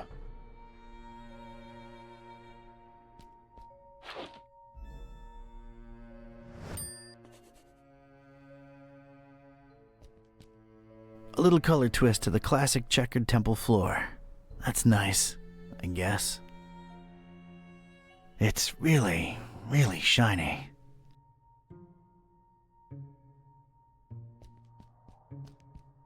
It's a heap of astronomy-related instruments.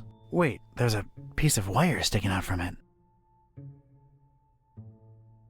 It's a very useful-looking piece of wire. Did I mention it looks particularly useful? I think I'd rather just pick it up.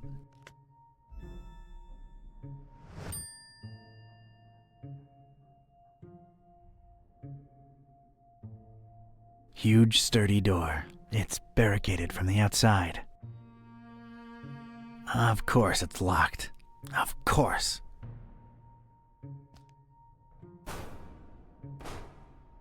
barricaded from the other side. Makes sense that they'd shut me in here, but it seems that they don't think too highly of that Gleam guy either. A heck of a lot of literature, most, if not all of it, star-related. Figures. Gotta know them stars, I guess. Not in the mood for star stuff, really. I think I can reach if I leap. Only stars, no stripes.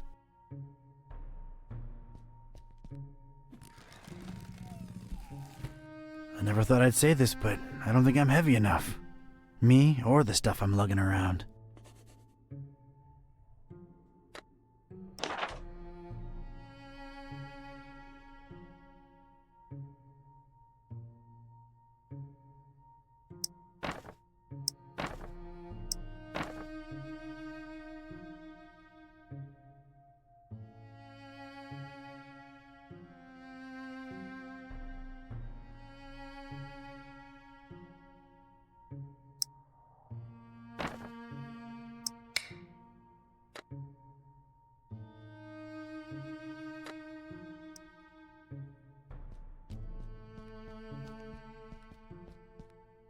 Alright, made a nice little sliding hook thing. Halfway there.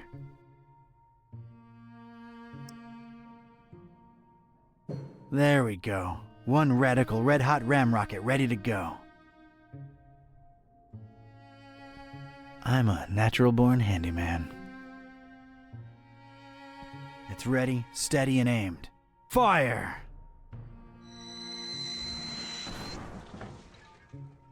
I hope I've done you proud, Mac Viper.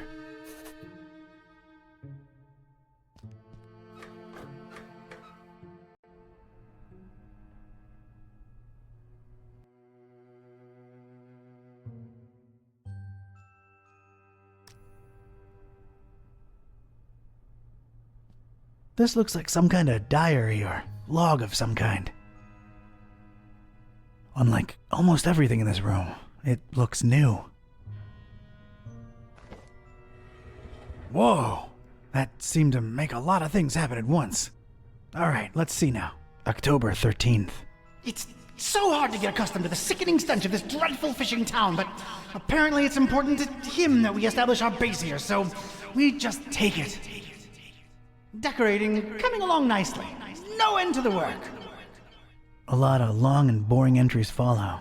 Seems like some kind of complicated records. Let me skip ahead a bit. Let's see. July 6th. We're all accustomed to the stench. It's probably imbued in everyone by now. Summoned the Haunter, and he came in a flickering form of a tall, swarthy man with skin made of ebony. Ignored my words and asked for the book, then disappeared upon my answer. We must find it, no matter what. July 13th. His incomplete form is frustrating. Must find the book. We must find it. That idiot Bright left the hatch open, and Lumen snuck up here into the summoning chamber to try to get the Haunter's mark. What did the fool think would happen? We don't even bother storing their ashes in the urn anymore. Just leave them there as a reminder to anyone stupid enough to try that again. August 6th. Sister Halo's matchstick hobby proved to come in handy. Praise the Haunter! I could scarcely believe my senses when at last she finalized the structure and Brothers Bright and Gleam dropped the cannonball on it. Not only did it not destroy what she built, but it lodged itself in the circular space above the stone and is exerting such pressure on the latticework that you can take a shovel to it and it won't cave in. It's good to have some smart people join the ranks for a change. Only she and I know how to breach it and get to the stone, so that should at least keep our numbers from dropping. August 7th. Private investigator making waves in Darkham looking for leads on the book. Might be a dark blessing in disguise. We just stay on his tail and track him to see if he digs up any leads. The book? The Necronomicon? Is that me they're talking about? August 13th. Rejoicing!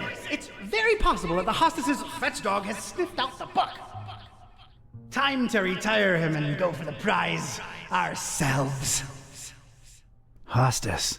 Why did that sound familiar? Anyway, that crazily angled stone. I wanted it. If only to get back at these star-obsessed maniacs.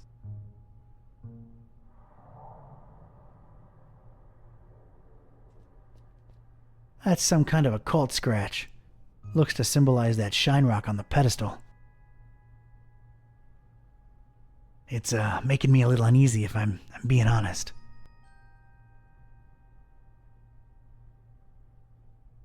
It's just a drawing. Eerie, but a drawing. I examined the darkened stone altar that held the trapezahedron. Creepy thing. Unusual markings adorned all sides of it.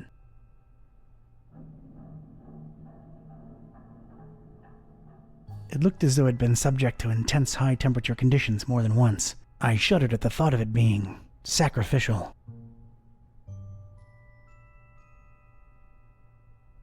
Fine dust surrounded it on all sides, gently blown to and fro by the draft coming from the open hatch.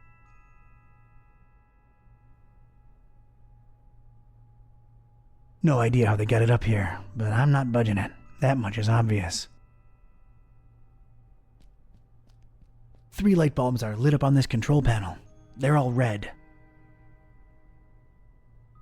They're probably indicating that something, whatever it is inactive.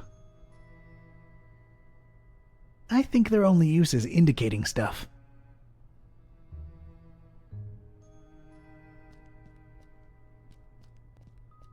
There's a drawer underneath this urn thing.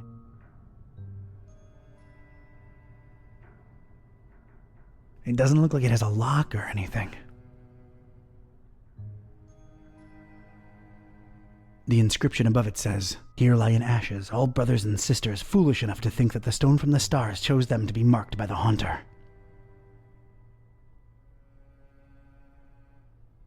If the inscription is to be believed, those are human remains in there.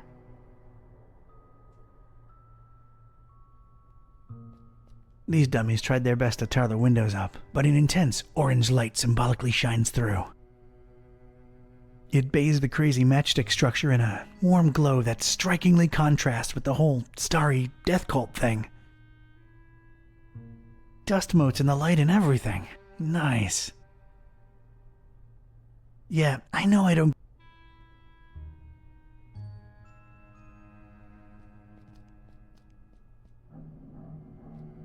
Looks like these cuckoo birds tried to tar up the windows and failed miserably. An immense rusty telescope hanging intimidatingly overhead.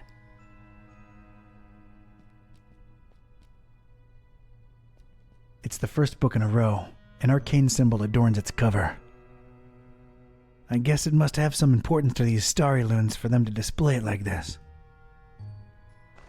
I've opened it at its bookmark. The stone from the stars is a window on all time and space. It is within it that the haunter sleeps while the yellow sun reigns, and it is from its circular gate that the haunter's incomplete form rises when the words are spoken.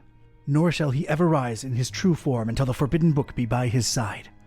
No end to the work. I've opened it at its bookmark. It is known that touching the stone from the stars might cast upon a mortal being the mark of the hunter. But none should do it unless prepared to face his cold black flames and turn to ashes and dust. No living soul can know whom the haunter chooses to mark and grant vision beyond time and place. No end to the work.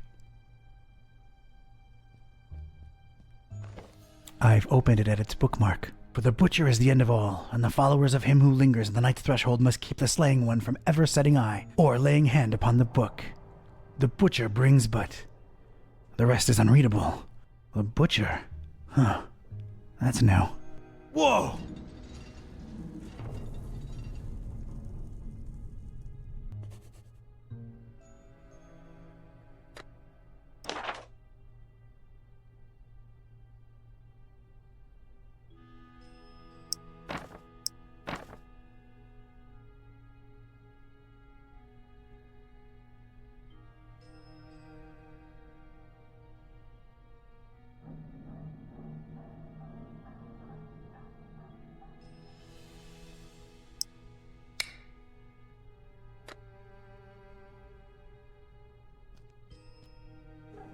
Inside the dusty drawer, there was one solitary rusty spoon.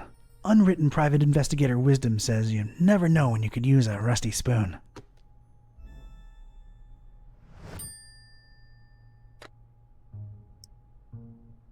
Can't reach it.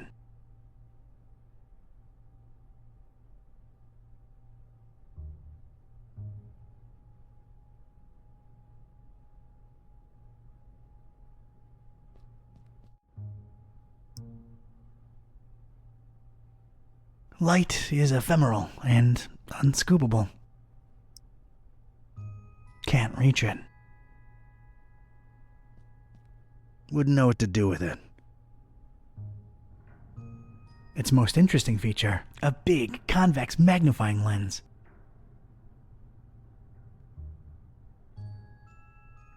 Wouldn't know what to do with it.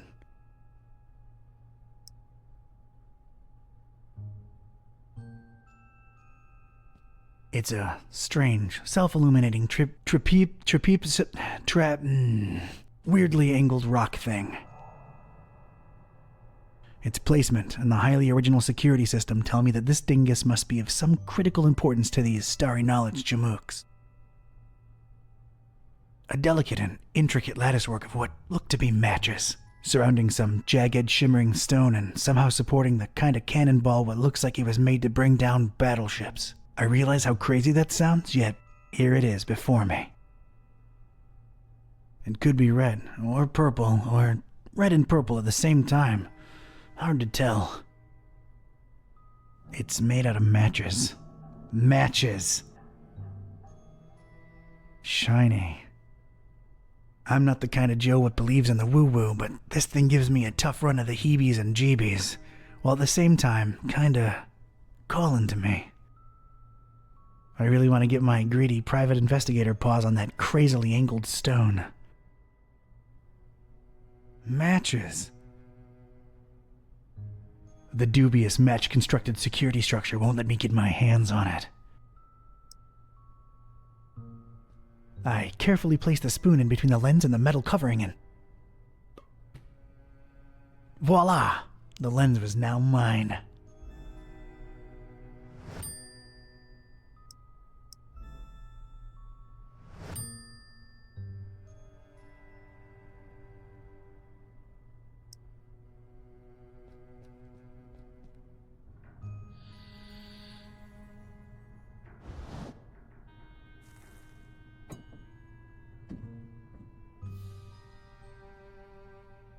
Sweet.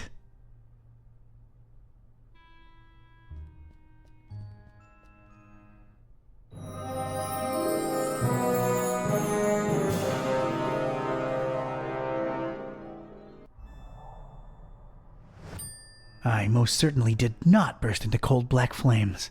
So much for this numbskull cult's credibility. It did feel, weird. Weird.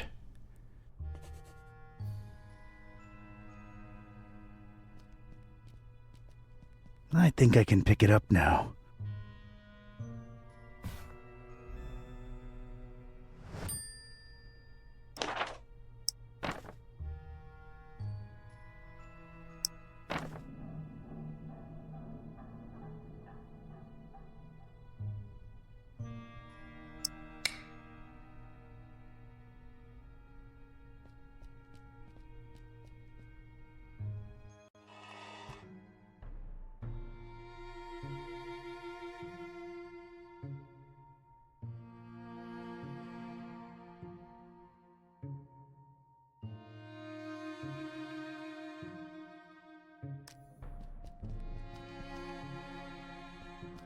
Alright, I'm now one cannonball heavier. Let's see what happens.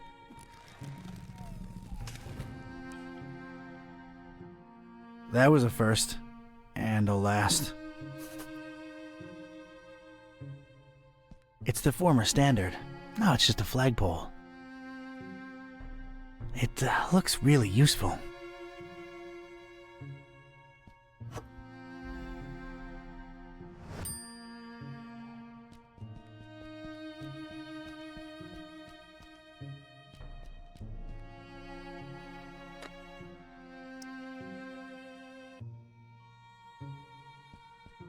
Let's get this stick, sticky.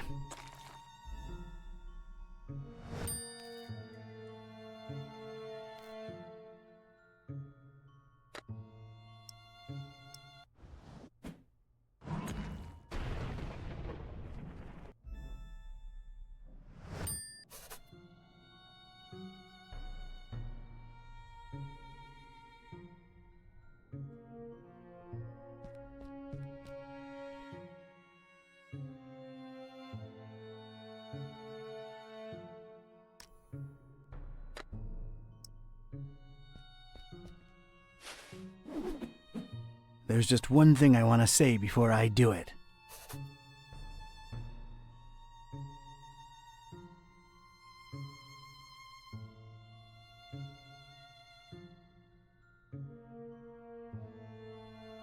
Hammer time!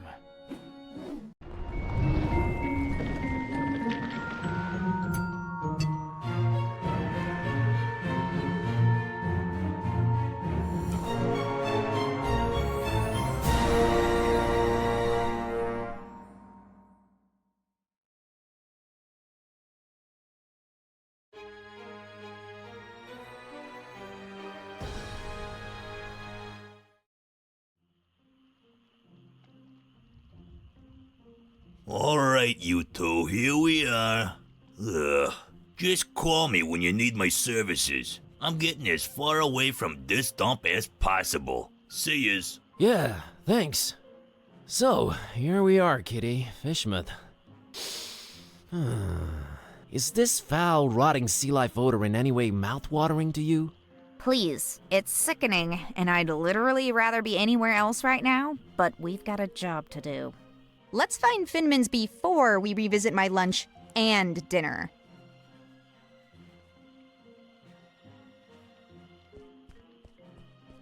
It's a kid and her dog staring down at the water. Kids, man, not a care in the world.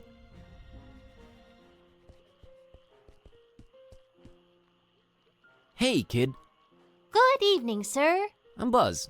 What's your name? I'm Annie. Annie Pole. This is my doggy-woggy Tad. Nice to meet you, Annie and Tadpole. So, what you up to? Just waiting for my cousin. She was supposed to show up a half an hour ago. It's not like her to be this late. What's your cousin's name? Priscilla. Whoa, really? You know her? Maybe. Well, hope she shows up real soon. Yeah, me too. I hope everything's all right. What are you drinking there, Annie? Dolphin's milk. It's really good for you, very nutritious. Yeah, I bet it is. Is everything okay with Tad? What do you mean? Well, his eyes are, Wide apart? Yeah, he just sees more that way. He sometimes misses things coming straight at him, but I keep an eye out for them. That's nice of you. Hey, Annie, think you could spare some of that dolphin milk? I would, but I might need to share it with Tad a bit later. See, he's really hungry, and my cousin's running really, really late. Oh, poor Tad. Poor Tad. So he likes milk, huh? Not really. He'd prefer a sandwich, but he'll have to settle for milk because it's all I've got. Got it. See ya, Annie. Later, Buzz.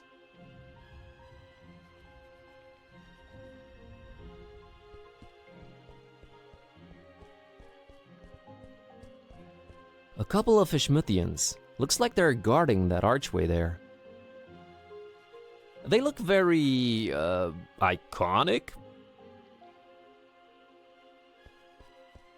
Hey, folks. Mind if I squeeze through? We don't mind or nothing, stranger. We just strongly discourage it. Strongly discourage it. Okay, I can respect that. So, can you let me through anyway? We ain't shopping you. We just strongly discouraging it. Well, it's easy, really. Each one of you just has to take one step, no, half a step in the opposite direction, and we're all happy. We ain't stopping you, stranger, but we ain't moving either. Allow me to introduce myself. My name's Buzz Kerwan, and I'm a tourist here in this beautiful seaside town of yours. Martha Webfoot. Liz here's my husband Silas. We's the FISHMOUTH Citizens Brigade. Proud volunteers. Just watching over things, making sure the festival gonna go smooth. That's our job now. The festival? It ain't got nothing to do with you or your kind.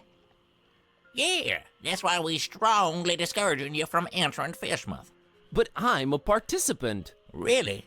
Judging by your accent, I would have said Eastern Orthodox. No, I mean I'm part of the festival. Then you're either a pilgrim, or you're one of them entertainers. Pilgrim you ain't, 'cause you ain't got the garb, and you sure don't smell like one. So that'll make you an entertainer. Let's see that entertainer license.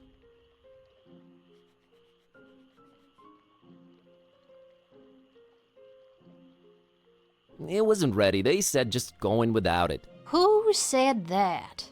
The committee. No license, no entry. Real artists don't need licenses. Well then, real artists ain't getting any deeper inside FISHMOUTH. Is there anything I can do to convince you to let me through? Boy, you've really given up on trying anything creative like, ain't you? We ain't letting you in without a license. Now, Silas, don't be talking nonsense. We ain't stopping anyone here. Oh, that's right, Martha. Oh, he's just... Strongly discouraging. Gotcha. Look behind you. A three-legged toad. Well, that must be Skippy. Little Bartholomew Liverwort's pet. Cute little fella, bouncing all over the place. Use that third leg as a kickstand. Seen it with my own eyes. Oh, brother. I'll be back. We'll be here.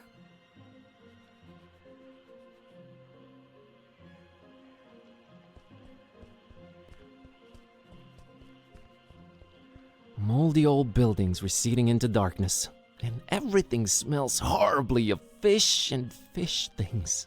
Ugh. Boy, am I glad to be here in FISHMOUTH. Not really.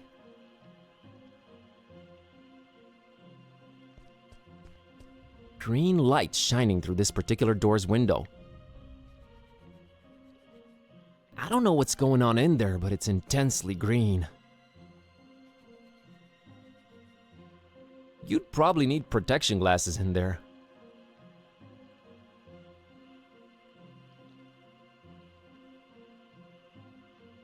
Hello? Go away.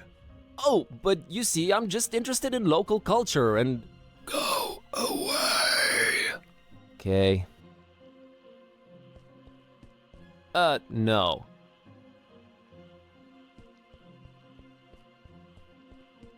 There is an intense purple light shining through the window in this door. I kinda like purple. Makes for a very moody vibe. I can see why they went for it. Other than that, it's a door. Hello? Go away. But maybe I have a very important message to deliver. Go away.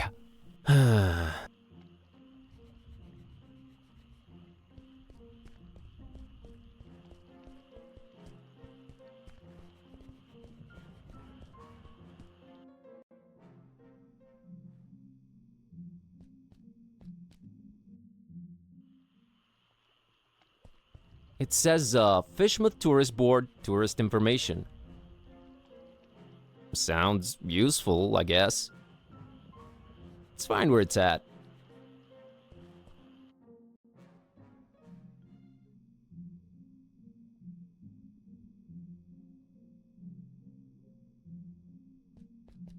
A cornucopia of...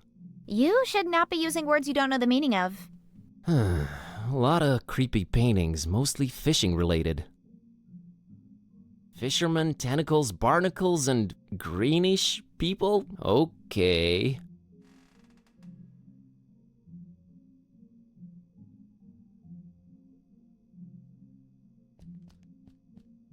It's a bottle of really fancy liquor. The label's almost peeled off it. Well, I won't just swipe the man's liquor from under his nose, but I doubt he'll be missing that label on the bottle, right?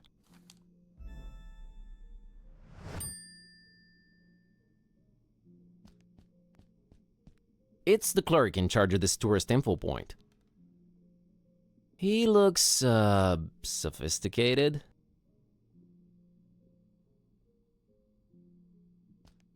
Hello. Good evening, sir, and welcome to our info point. My name's William L.Q.P.W. Watersworth, and I'm an official representative of the FISHMOUTH Tourist Board. What can I do for you today, sir?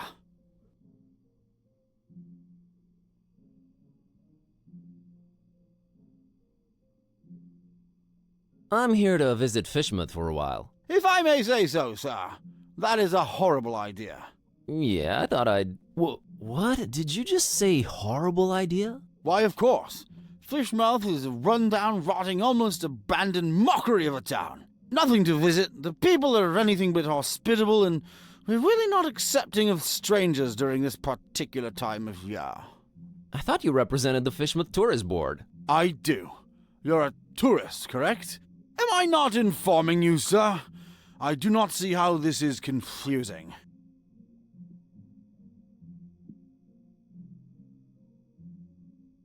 Mr. Watersworth, I will come clean. I am one of the entertainers. What is this you speak of, sir? I don't understand. The festival, Mr. Watersworth.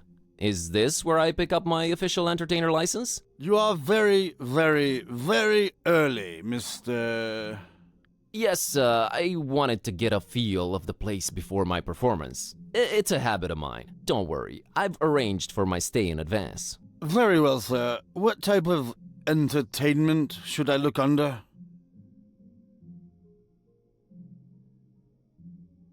I have this talking cat. All right, let me see here. Mr. Tornston and his horrible singing beast, is it? Sure is. Oh, no, it isn't. Well, what do you know? It does speak. Oh, do make it sing, Mr. Tornston. It's time to stop being so modest, Kitteh. The public wants you. Besides, I think Mr. Watersworth needs to be convinced of your singing abilities, lest he just give some imposters our license. Quite right, Mr. Tornston. We will talk about this, Mr. Tornston. What would you do with a FISHMOUTH sailor? What would you do with a FISHMOUTH sailor? What would you do with a FISHMOUTH sailor early in the morning?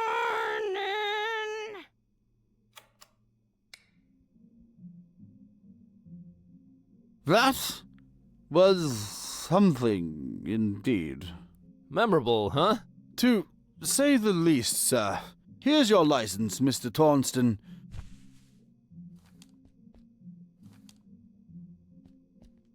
Enjoy your stay, and... I know. Keep out of everybody's business. Have a great evening, Mr. Watersworth. Doubtful. Goodbye.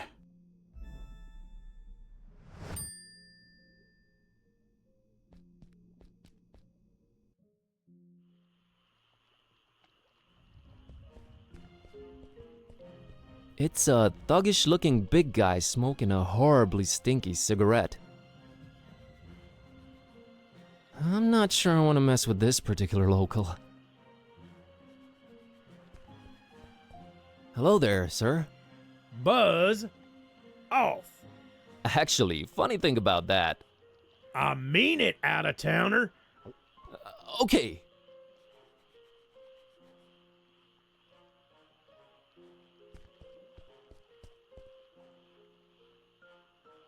Mr. and Mrs. Webfoot, here's my entertainer's license. Huh. I'll be darned. Horrible singing pet, huh? Hey, didn't you say your name was Kirby or something? Tornston is my stage name. We just might be attending your show, Mr. Tornston. Welcome to FISHMOUTH. Keep yourself, and don't do no nosing around if you don't have to. Gotcha, Silas. See you folks around.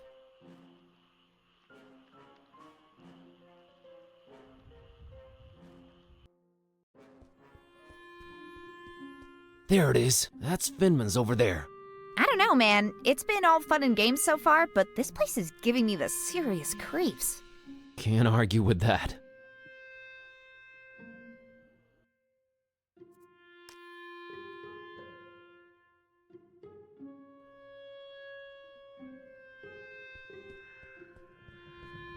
It's a FISHMOUTH citizen enjoying his sandwich. He looks surprisingly peaceful. Good evening, good sir. Evening, stranger. The name's Buzz. Buzz Kerwan. Nope, that's wrong, I'm afraid. The name's Milton. Milton the mechanic. No, I mean my name's Buzz. I didn't know they named kids Buzz anymore. I thought that was considered cruel and unusual.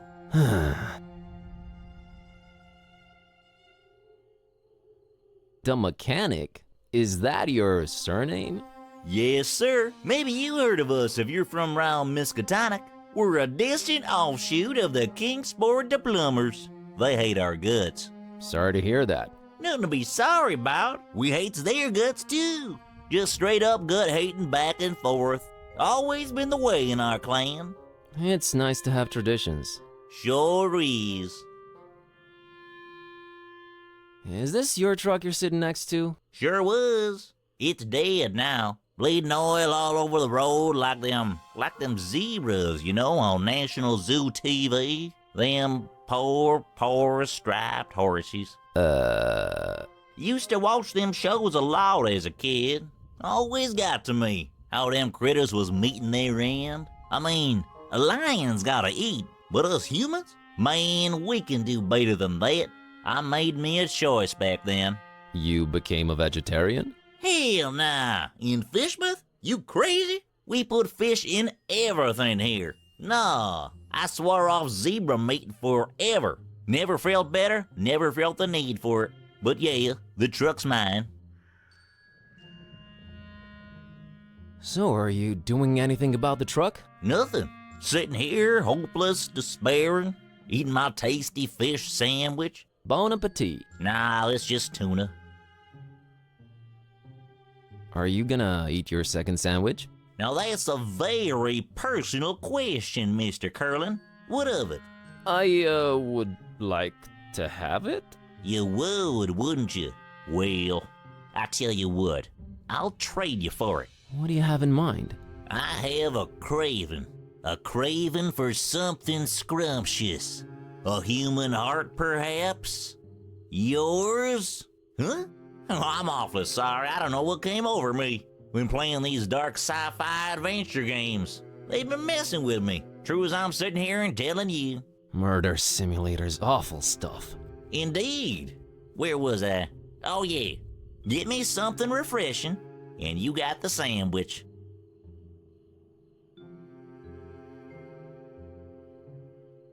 I think you'll like this can of Dr. Fisher. Why, I sure will.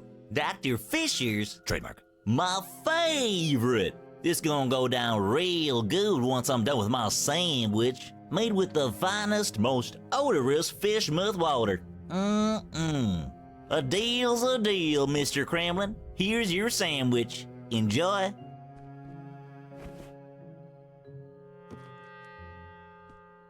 Thanks, Milton. Enjoy your other sandwich.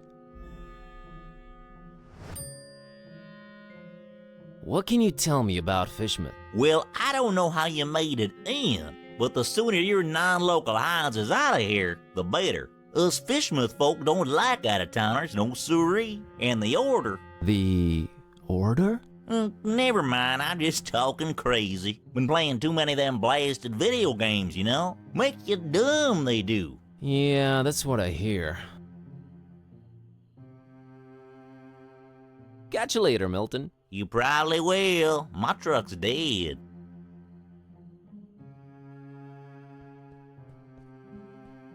A FISHMOUThian citizen really intent on reading that newspaper. Handsome fella.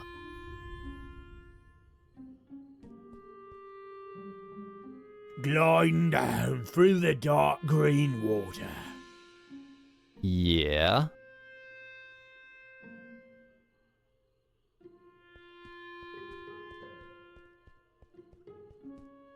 She looks really, not happy. Not really looking like she's excessively friendly. Hi there. You staying at the Finmans tonight? I might be. Good luck.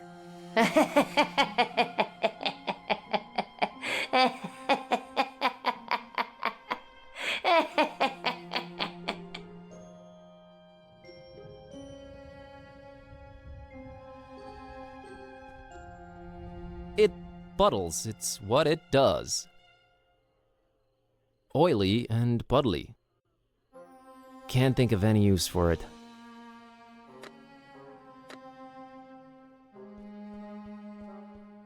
It has reached its final destination. It shall pollute no more. It's leaking oil like crazy. It's not taking me anywhere.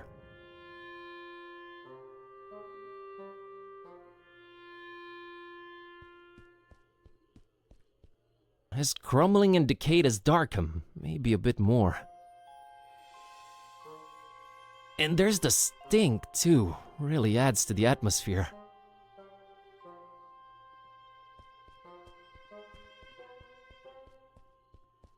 Well, we found Finman House, alright.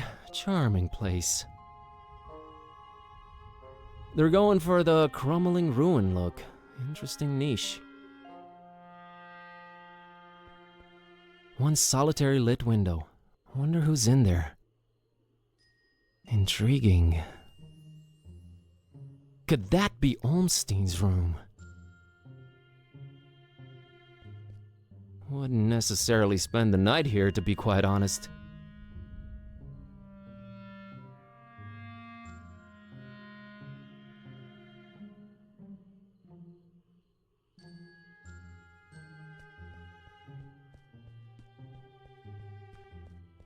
There's a light coming from somewhere down there, but the gate's positively locked. Maybe we're better off this way. I don't really have a reason to, plus it's locked.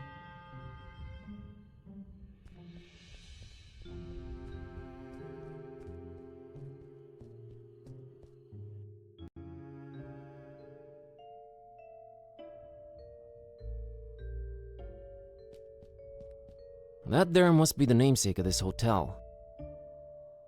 Rough looking fella. Kinda gives me the chills, to be honest. Hello there.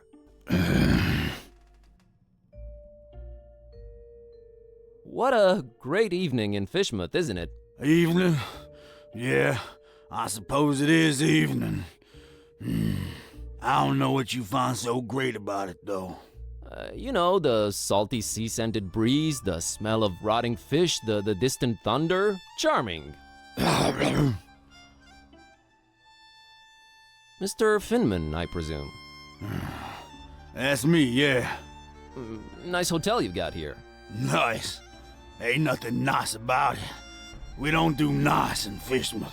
There anything I can do for you, stranger? I'd like a room, please. I'd love to help you out, sir. We's all completely booked up. Really? I only see one key missing on that wall behind you. Ain't you been snooping around? Got a bunch of pilgrims coming over for the festival soon. That one standing there is the first of the bunch. Booked the whole place, they did. Don't bother wasting your breath on him. He ain't talking nothing. You ain't from FISHMOUTH, is you? I can smell it all over you.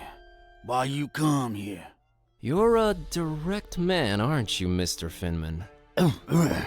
Yup, and I've been known to judge a man. You was nosy and skinny. Too skinny.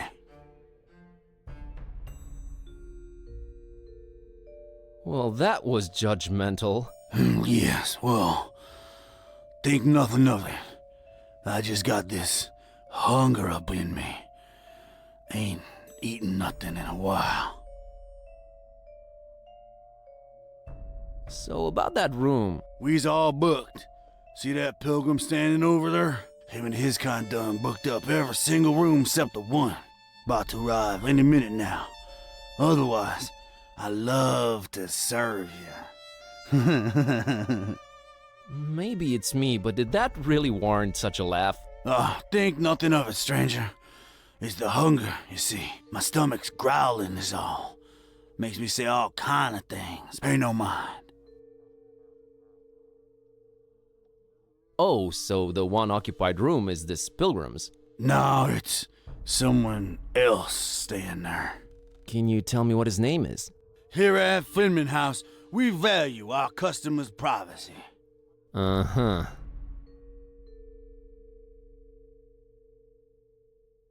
What's this festival you mentioned? Nothing you should know of. That's our business. We FISHMOUTH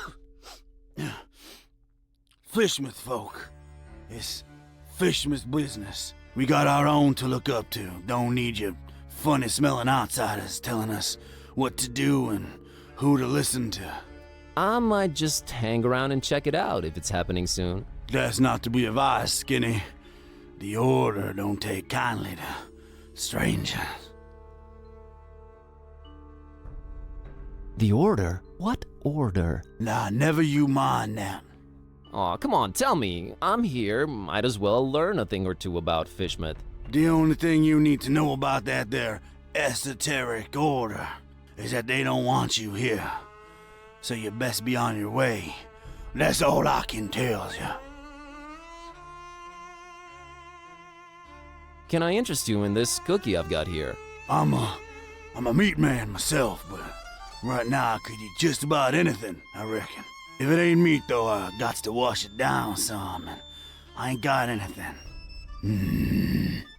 You mean like alcohol, right? You was pretty smart for a stranger.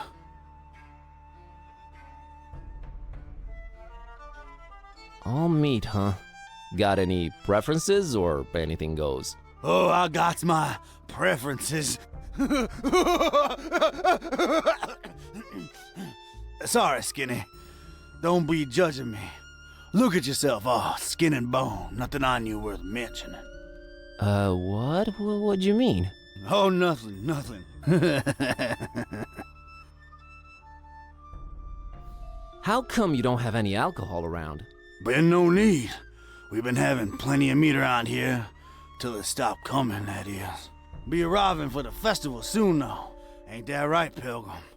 Them brothers of yours arriving soon, eh? I don't get it. Are the pilgrims bringing you meat? Oh, yeah, you could say that. You could definitely say that. That's one exceptionally jovial innkeep. Anyway...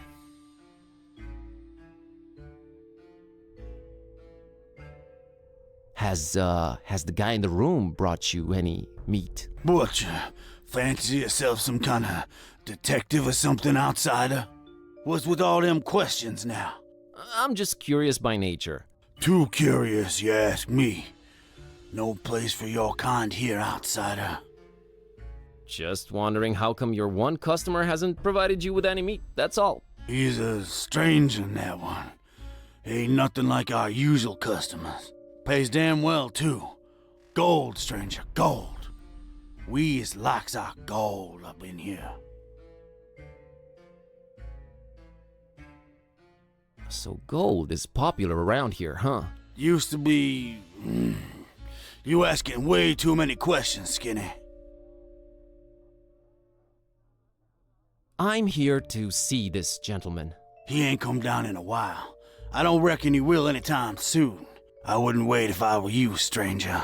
You know, getting constantly called a stranger and an outsider tends to be a little grating after a while. Have you considered that? We don't take... Kindly, gotcha.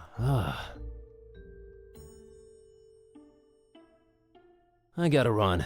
Take care, stranger.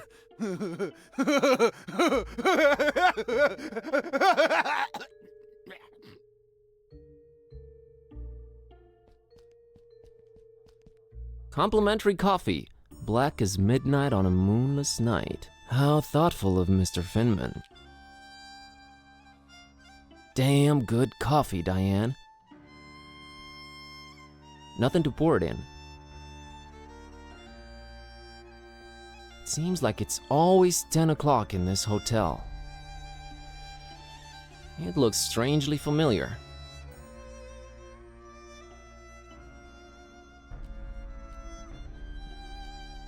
Stairs leading up to the rooms. Olmstein. Man, I really want to walk up them right this instant. I'm afraid I can't do it without Finman's permission. Looks like he's the strong, silent type. Must be some vow of silence deal or something. Ominous. Hello! Okay then.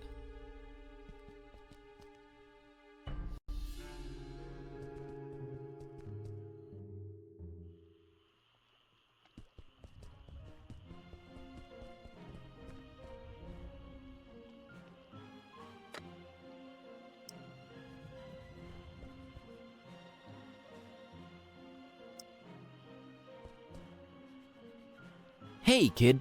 Want this sandwich? I don't, but my doggy woggy Tad sure would love it. Sandwiches are his favorite. Thanks. Hey, Annie. Think you could spare some of that dolphin milk? Sure, I was gonna share it with Tad, but that sandwich sure will fill his whittle belly up good. Here you go. Thanks, Annie. You're a good kid.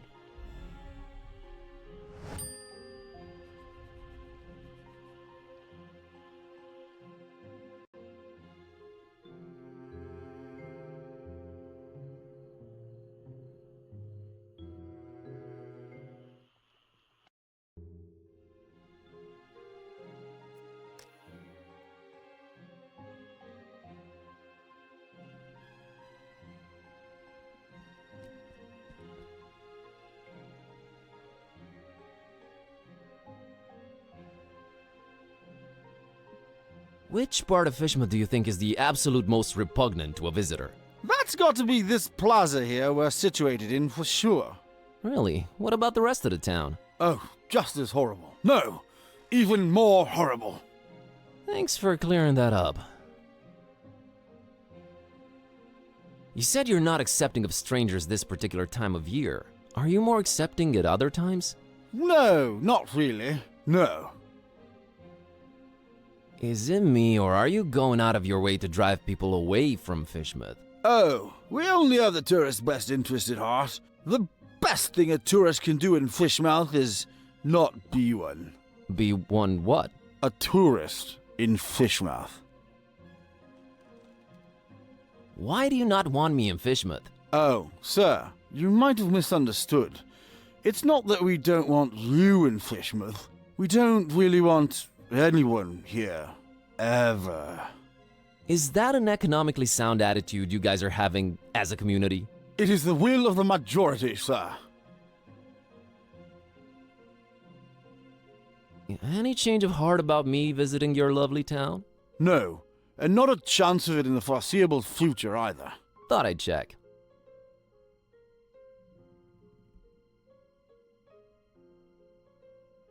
Any change of heart about me visiting your lovely town? No, and not a chance of it in the foreseeable future either. Thought I'd check. Be seeing ya. I wish you would reconsider. Good day. They all say FISHMOUTH, ew. I agree with the sentiment. I can't just swipe one. Better talk to the clerk.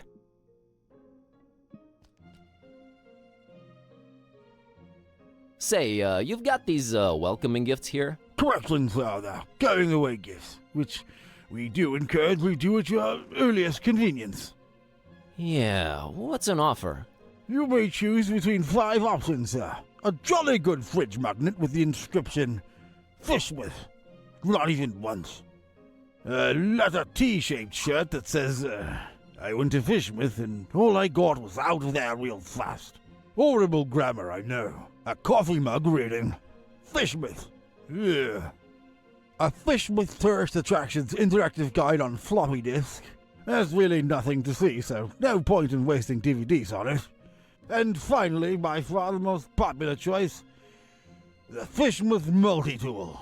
Opens anything, provides hints, helps solve puzzles, coerces people to reveal passwords, requires ceremony, shaving of head, stripping down to underwear, slight change of religion, A 6-month-long vow of silence and a little blood sacrifice. Very useful tool. Which one of the 5 shall it be, sir?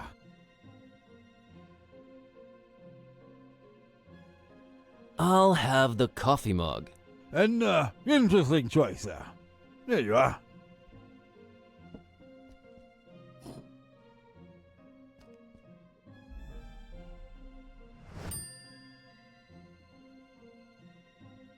Be seeing ya. I wish you would reconsider. Good day.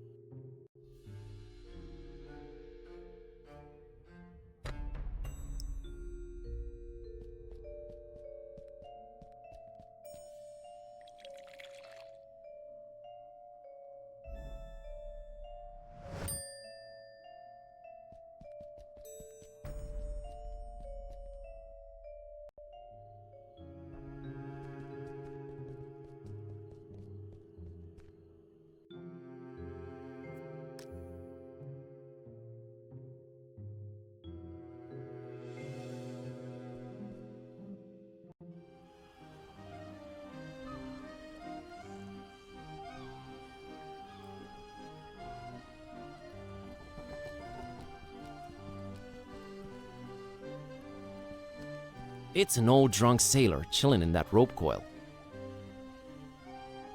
Man, one day I'll grow a beard just like his. Sick calves, bro. Hi there, Gramps. What's your... Get lost, young'un.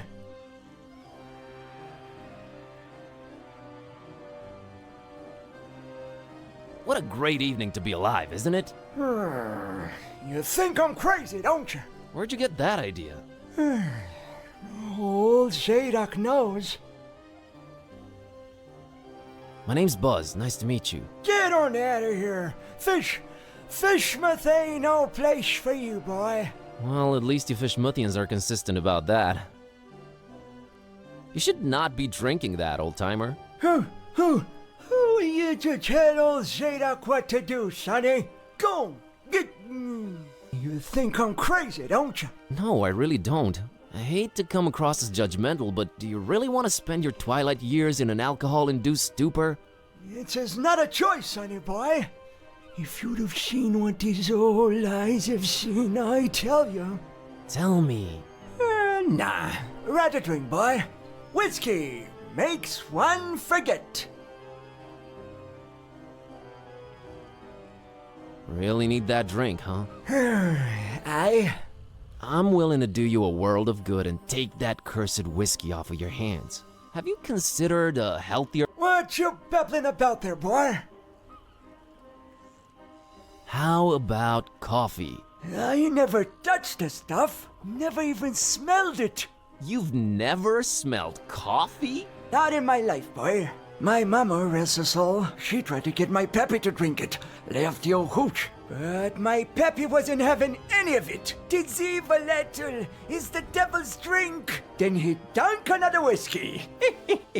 Lord rest her. That's a story to remember, Gramps.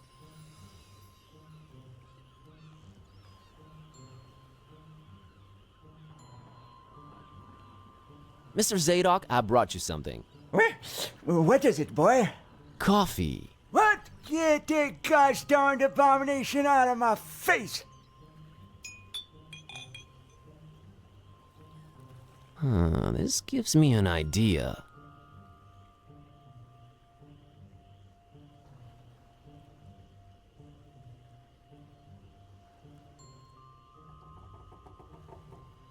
So you never tasted or smelled coffee in your life? Not in my life, son. Couldn't tell it apart from gasoline. It's a question of principle.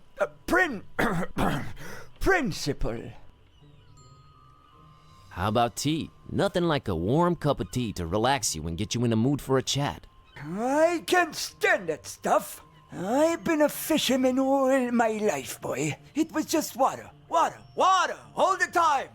I ain't putting that watered down concoction in me, no sir. Kinda got a point there. How about orange juice? Ain't no orange juice in FISHMOUTH, sonny boy. You's more likely to squeeze juice out of a calamari. And you don't want to taste that, Trussell Zadok. I'll take your word for it. How about soda? Soda? Why, that's sugar water, son. Healthy alternative, my salty behind. Can't argue with that. I gotta run. Run, boy. Never return.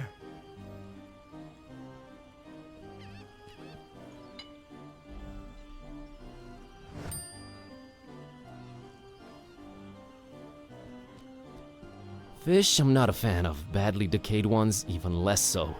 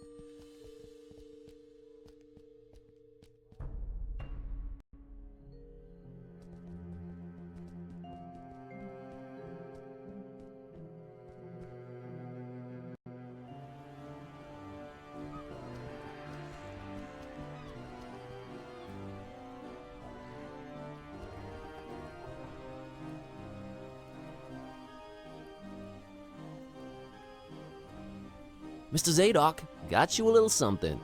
What is it? It's a special kind of liquor. Very exotic import. Liquor? Says so on the label. Now, don't expect it to taste like regular hooch. It's very exotic. Supposed to have a real kick to it.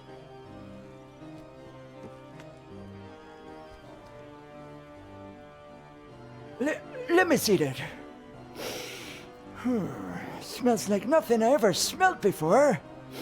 And I can't say it's bad either. Whew, what is this devilry, boy? Kinda got me feeling all fluttery inside. Special import. Supposed to really get you going. I'll say.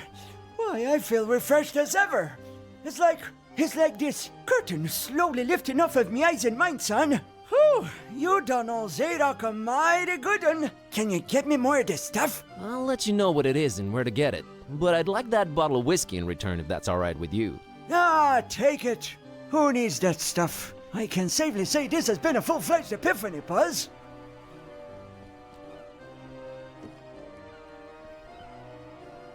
Hey, you remembered my name. Thanks. Not a problem, son. Boy, do I feel good. I just might get up and walk around a little later. Good to hear, Mr. Zadok. Now that you're refreshed, care to tell me a bit about FISHMOUTH? What is it you want to know, Buzz?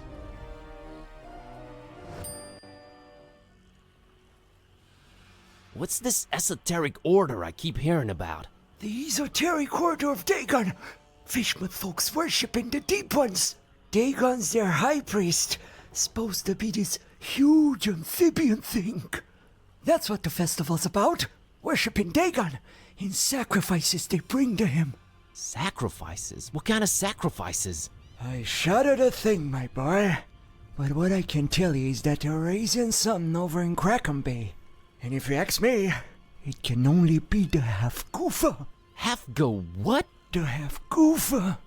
Huge, ugly sea monster. And yeah, I reckon that sucker's gotta be big, since they ain't letting anyone anywhere near Crackham Bay for a year now. Completely cut it off. No way to enter it from anywhere.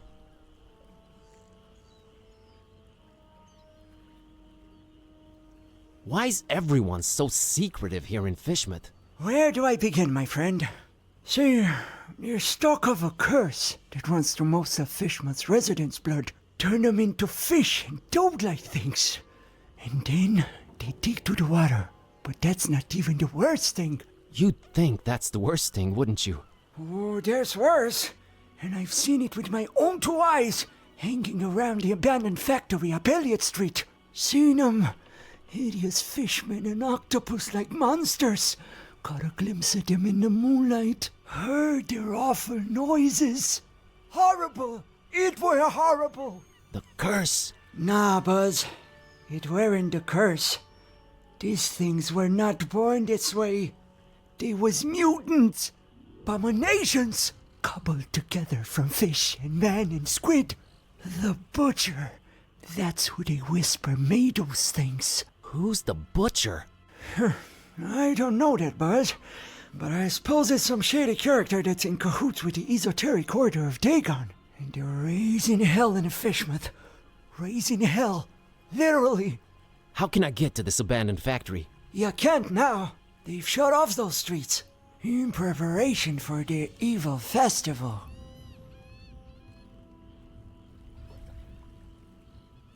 Ever heard of a man called Bob Olmstein? Can't say I ever did. He's supposed to be staying at the Finman. The Finman, huh? Folks lodging there have a habit of disappearing without a trace. Sneaky fella, that Finman. Slippery as an eel.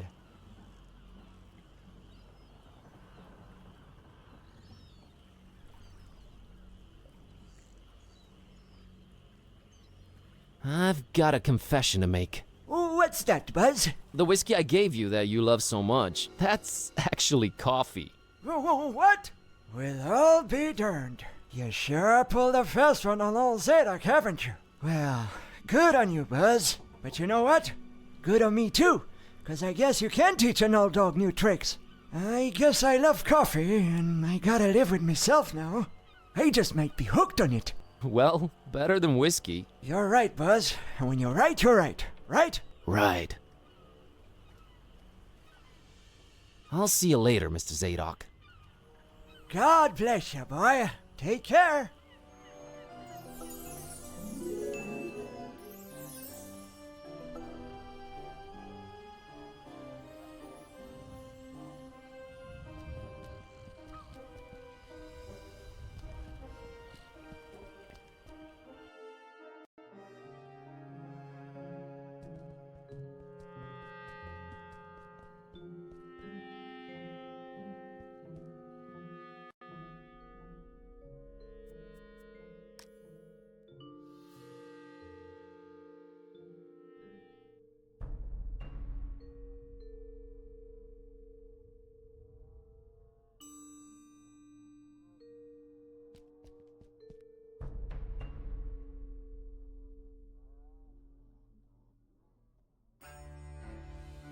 Mr. Finman, got you a little something to wash down the cookie with. Let me smell that. Oh, you did good, stranger. You was mighty kind. Mighty kind, I tell you. Ah, that hit the spot. And here's your cookie. You ain't tampered with this here fine piece of pastry now, has ya? Oh, God forbid, no. Down the hatch. Good. Thanks, stranger. What you standing there all expectantly like that for? Oh, nothing. What? You expect me to keel over or something? Boy, I got a stomach lined with steel myself.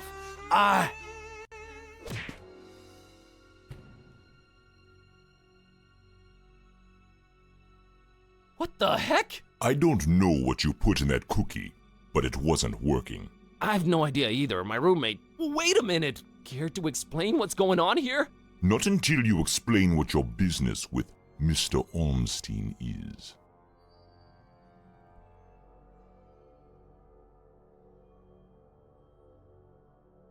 Okay, I'll come clean. I accidentally got involved in a mess that I can't make heads or tails of. That's why I'm here looking for him. I see. Well, there are two possible situations. Either your heart is full of darkness and deceit, in which case I suggest you turn around and run, or your intentions are pure and your heart innocent, in which case we can talk.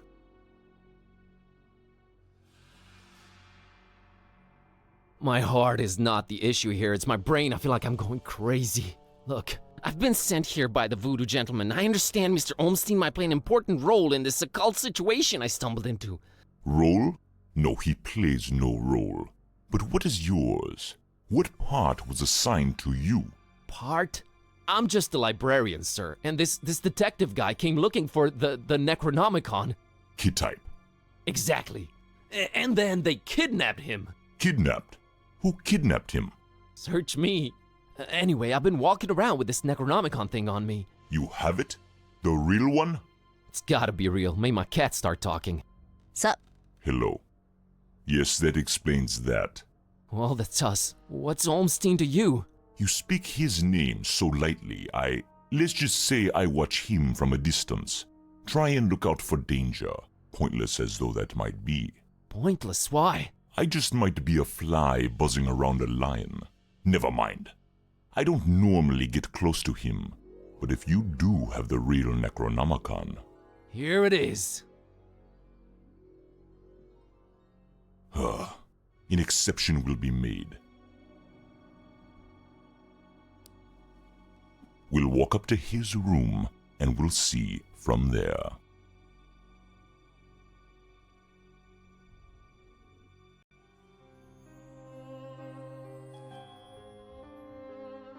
What else was I expecting? He's gone. Again. It might mean they're coming. We must stay vigilant. They? Who's they? Oh, too many possibilities in that regard. Oh my god, all this for nothing. It just keeps getting worse. You might as well at least tell me your name. Mine is Buzz Kerwan, and this is Kitteh. You may call me Barnabas. I am a protector of the other, a seeker of truth, and a hunter of evils. Must look nice on your business card. Okay, first of all, how do you know Dawn? I was the one who hired him to find the Holy Tome. It should never fall into the hands of madmen.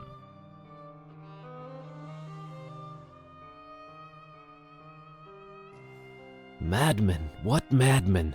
The Parish of the Starry Knowledge, the Esoteric Order of Dagon, or the Butcher. Starry Parish? Foul worshippers of a thing called the Haunter, and the shining trapezohedron it dwells in. Geometry. I've heard of the Esoteric Order. What's up with them? Have you now? So you also know of what they're raising here, in FISHMOUTH? Not really. The Hafgufa. Those idiots. Those complete and utter morons. They have no idea what that can bring about. Well, neither do I, but are you gonna do something about the Hafgufa? They've cut off access to Kraken Bay completely. But I'll think of something. I must. The Butcher? Tell me about the Butcher.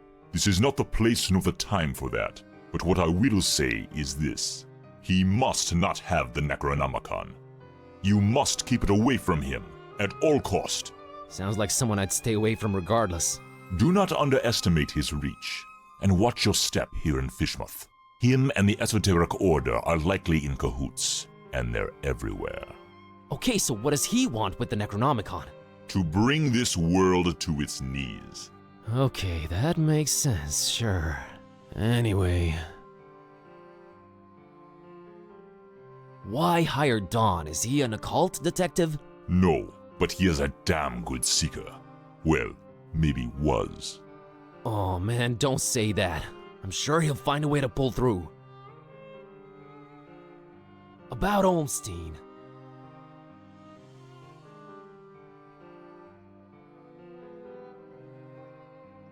Can you describe Olmstein for me? Ha! That would be futile. He might appear different to you than he does to me. Or you might see him clearly and not be able to remember it an hour later. His nature is hard to grasp for all of us. But the voodoo gentleman described him as just, you know, some friend of his. Was he trying to deceive me, or...? There's no time to go into this. but that should not surprise you. Olmstein appears in different ways to different people. It is his nature. Wonderful. What did you mean by the other? Olmstein? What makes him other? Who is he anyway? Though you carry the book, you must understand my reluctance toward telling you these things. Still, see here, though he walks among us, he is not like us. Oh, geez, with the cryptic talk again. If you're protecting Olmstein, how come you didn't knock Finman out earlier? That guy was definitely up to some gruesome stuff. Maybe Olmstein would have still been around. I was about to take him out. I had reserved all the remaining rooms just to make sure no one would intervene. Then you came along, and I had to be cautious. Maybe I still should be. You do walk around with spiked pastry on your person. Not spiked enough. But I'm kinda glad to be rid of it. Anyway, changing subject. So, he does this a lot? Disappear at the worst possible moment?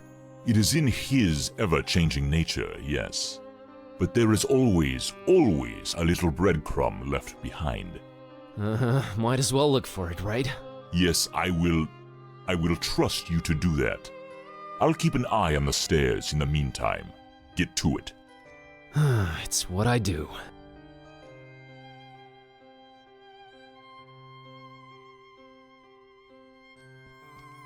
A conspicuous piece of paper lying on Olmstein's bed.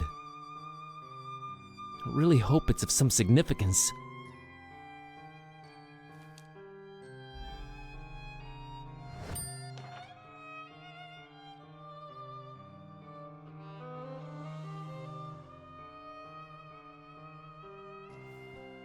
Crow's feathers strewn all over the place. Is this guy some kind of bird enthusiast?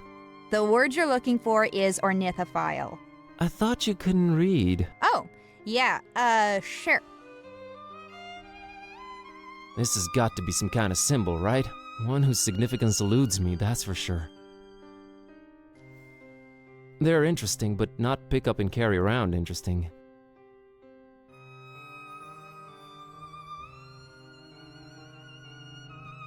Hey, look at that. It's a pretty neat painting of the harbor. Accurate, too.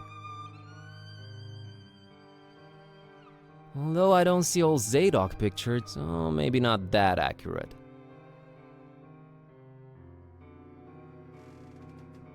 You can almost smell the decayed fish through the canvas.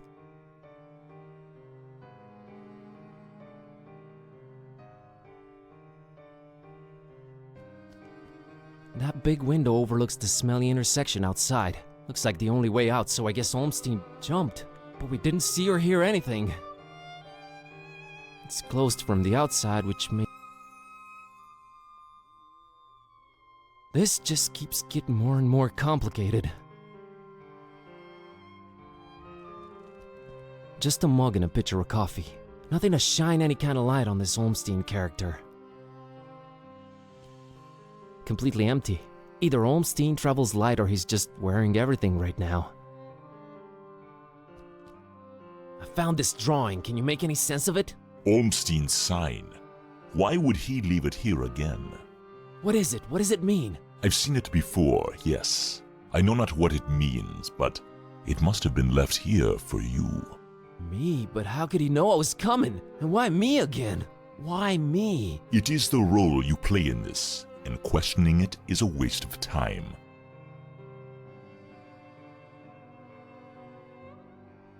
Help me understand more about Olmstein. I need to find him. I need to change my cat back. That is your stake in all of this? Hey, that has a name, buddy. Sort of. What's Olmstein's game? Is he good? Is he evil? These are questions that I cannot outright answer with a yes or no. All I have is my belief and some suppositions, and the former is much more powerful than the latter. If they do exist, maybe the answers are not meant for the likes of us. What we must do is play our roles. What belief? I believe I must try and stay by his side, and right now I am failing at that. Why is his name Bob Olmstein? I mean, you call him Other and all that, but his name is so common. There must be a reason for that, but does it really matter? Not to me. How did you come to know of Bob Olmstein? That is a story for another time.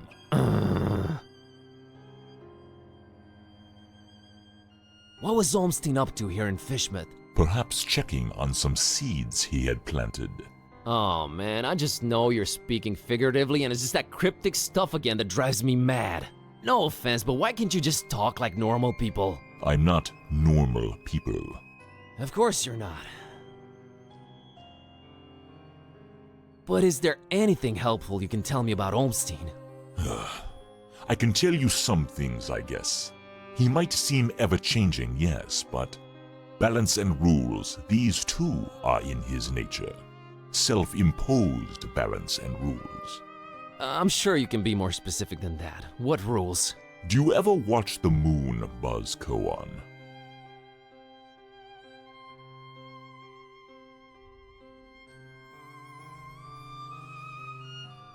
Yeah, occasionally. There is something about it, its phases. They seem to correlate to important events and to how he affects this world. But in which way exactly? You'll need to find out on your own. The Necronomicon. You seem to know more about it than I do. What is it? Many things. We might call it holy, and we might be mistaken. Holy as in not of this world. Debatable, but do go on. It changes things. Sherlock Holmes over here. It chooses roles. It alters the very nature of things. But it does it when it wants, or when the stars are right. And if it makes its way into the wrong hands, it ends existence itself. Well, that's encouraging. But mine are not the wrong hands, right? Right? They're not the most competent. That much is clear. No, they are not. I think. Why does it keep changing? The Necronomicon is chaos in written, volatile form. What do its pages hold? What language is it written in, and what does it all mean? I've never read it, nor do I want to. All I have to go on are rumors and whispers, but both hold more and more power in this world. As for the meaning of the words, some of them are most probably incantations, or instructions of some kind. Instructions? Yes, and stories. Stories? What stories? It does not matter now. You must focus on your next move. Would it be safer in your hands? You do seem to know a lot more about it. No! No. Maybe I fear it more than you do. But that is not why I refuse it. It is not for me to bear it. Yeah, I guess I needed to turn Kitteh back. Yes, you need to do that.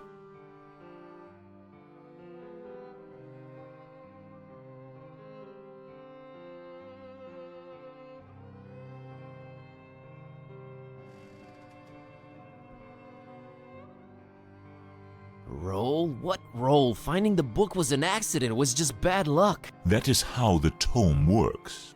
The roles are defined, but the book is pure chaos. You said the book is pure chaos, but Olmstein is about rules and balance? How does that work? You make a good point. For a while now, I've been suspecting there must exist a counterpoint to the chaotic tome. If there is such a thing, it should be sought out before it's too late. Great, but I have no leads, no nothing. Can you help out in any way? I am considering it. Let me think about it. What was that? I think they're coming. The stairs. Darn it! Quick, out the window. Are you serious? It's really up high. Have faith. You can make it. I'll hold them back. But I don't know what to do or where to go or... There's no time. Go! Go!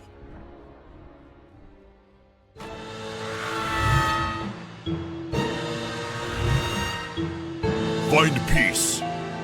Find peace.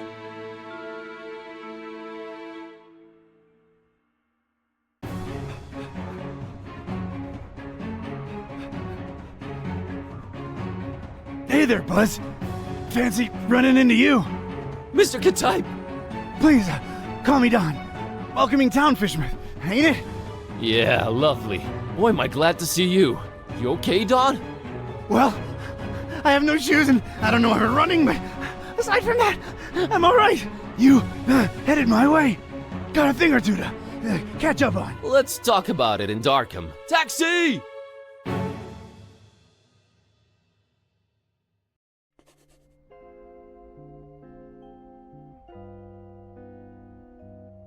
Alright, we should be safe in here. I hope. Better keep the lights down. You don't happen to have any cat food lying around, do you? Huh. I keep forgetting it can speak. It? Rude.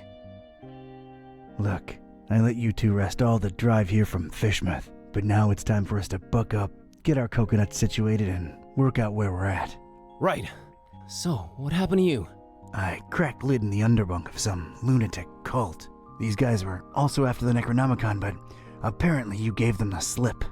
Not the sharpest crayons in the box. The Starry Knowledge Cult. Yeah, how'd you know? Anyway, they kneel and keel to some kind of rock what came from the stars. Supposed to croak ya or give you some kind of vision beyond time if you lay your mitts on it. So, did you? Now I glow in the dark. The Haunter's Mark, they call it.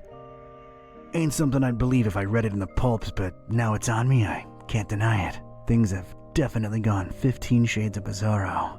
And there's a talking cat. Again, I'm right here. Rude. Whoa. Did you try using your power? I didn't get the chance. I snuck out and crept around those smelly streets until I saw you legging it. That's about it. What you got? Well, I read from the book and now Kitty talks. Well, there's that. Then I visited a voodoo dude who told me to look for this Bob Olmstein guy in FISHMOUTH. Long story short, Olmstein had already left, but I did meet your employer. Fella by the name of Barnabas. Pretty big guy, white dreadlocks and beard, maybe in his 50s. Huh. I'll have to look him up in my files. Yeah, well, Barnabas is convinced Olmstein is of almost, divine nature. And there's also another cult called the Esoteric Order of Dagon, and they're about to have their creepy festival in FISHMOUTH soon. Oh, and there's a guy called the Butcher. Oh, just saying it all out loud makes my head spin. I know about those esoteric weirdos. Not the first time they completely shut off FISHMOUTH to do God knows what. Butcher. Those starry kooks mentioned him. All Barnabas told me was to keep the Necronomicon away from the Butcher at all cost. And you know what's weird? Barnabas hired you to find the book, but he wouldn't take it when I offered it. Strange. Well, he did pay up front, so he's alright as far as I'm concerned. So, what do we do now? You, wanna help? Kid, strange and mysterious are why I work this beat. Now that I've lost my shoes and my hand is all magic-like, this old bloodhound ain't going back to the kennel until he's got some answers. Boy, am I glad to hear that. Alright, well, there's two things. One, apparently there must be some item that counterbalances the Necronomicon's chaos, so we should probably look for that. And two, Barnabas told me to find peace. I kinda wanna research that online. You do have internet, right? Yeah, there should be some in that laptop thing. Oh, brother. You look into that. I wanna see what this Haunter's Mark is all about.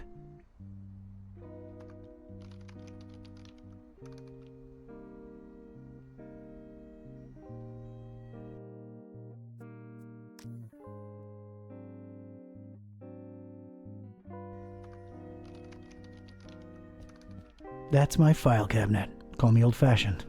Go ahead. My life's work, mostly consisting of hoodlums, thugs, and weirdos.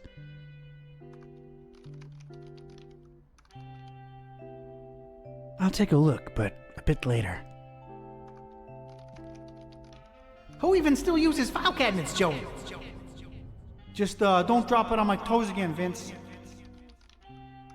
Whoa, you sounded eerie. And you were talking in a couple of different voices.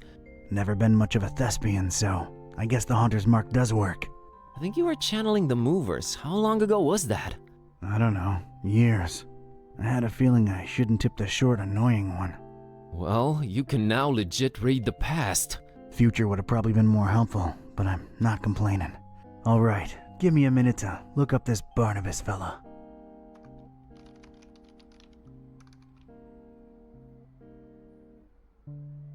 That's Cornelia.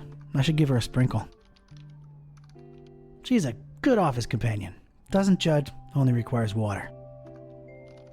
I care about her. That's my safe. Right now it's guarding a whole lot of nothing. It'll come in handy someday. Nothing in there. Who even still uses file cabinets, Joey? Just don't drop it on my toes again, Vince.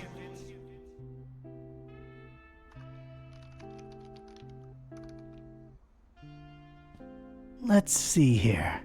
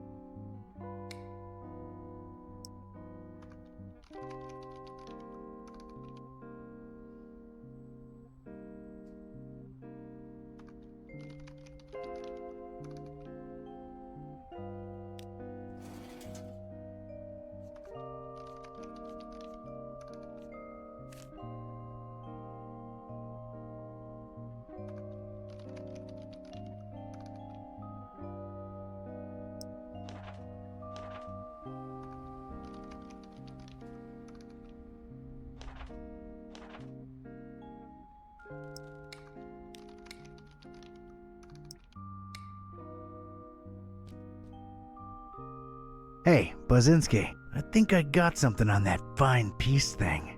I don't believe Barnabas was trying to guide you to a life of mindfulness and meditation. He's got a daughter called Peace. Peace Busara. Oh, of course, that makes sense. Can you know, look her up? On it.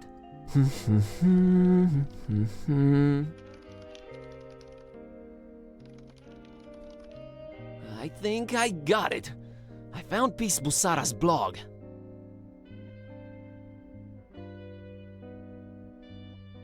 That was fast. Does it say where she's at? Oh, well, the latest entry is pretty cryptic. It just says land beyond the forest and a bunch of numbers. Okay, these must be spatial coordinates. Tracking them down now.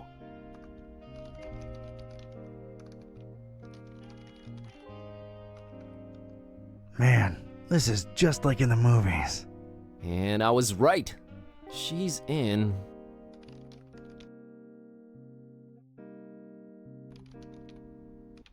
Forumaris, Transylvania, Romania. Well. Hey, here's an idea. Feel like visiting your ancestral home, Kerwan? Are you kidding me? More than anything. But I'm hopelessly broke and... Don't worry about it. Barnabas paid well, and I want to see this thing through. Awesome.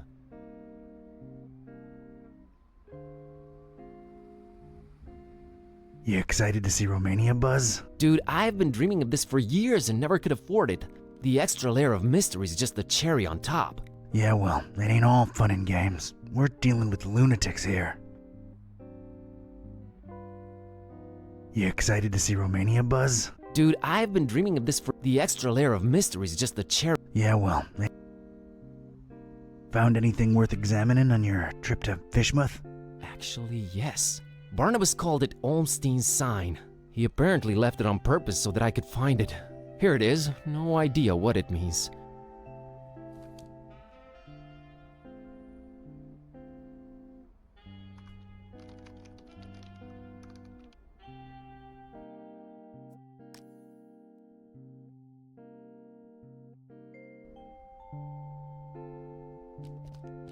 It's that mysterious sign Buzz found back in FISHMOUTH.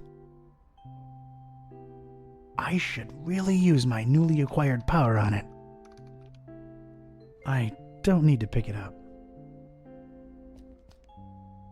Flamel's abode. Flamel's abode. Did I hear that right? I think so. Does it ring a bell? There's one famous Flamel I know of, and he's, well, was an alchemist. Looking it up. Pretty useful thingamabob, that laptop. 51 Rue de Montmorency, Paris, France. 14th century alchemist Nicolas Flamel's ancient home. Alchemist, huh? Could tie into the whole balancing chaos thing. Alright, looks like that's my destination. European road trip. So, when do we leave?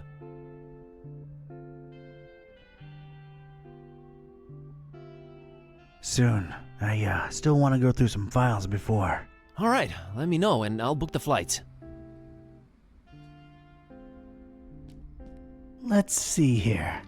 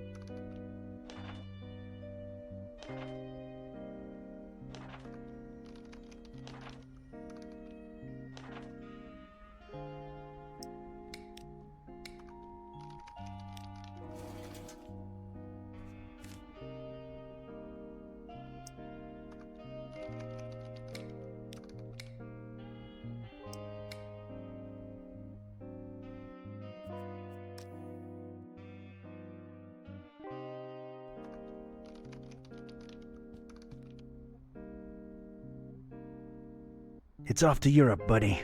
Radical. Yeah, radical.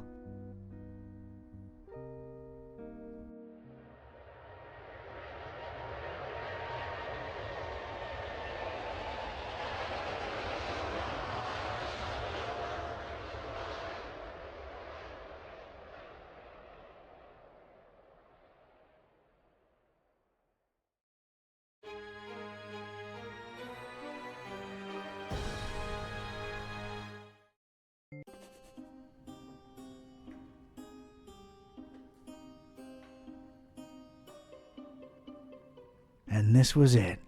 Paris. I stepped out of the downpour into Flamel's hutch just in time. What followed was some kind of meteorological insanity. Hurricane Herbert baffled weathermen and struck anywhere in the world without warning. That was far from my biggest concern, though. You see, during the long cab ride from the airport, I'd taken some liberties with my walk dogs, what with the kind of march a gumshoe puts them through. Bumbled up and explaining to the obnoxious cabbie in my very approximate French that, no, I didn't want a detour to gawk the big old oil rig they planted downtown. Fate sucker punched me right in the gut. I, left my shoes in the cab.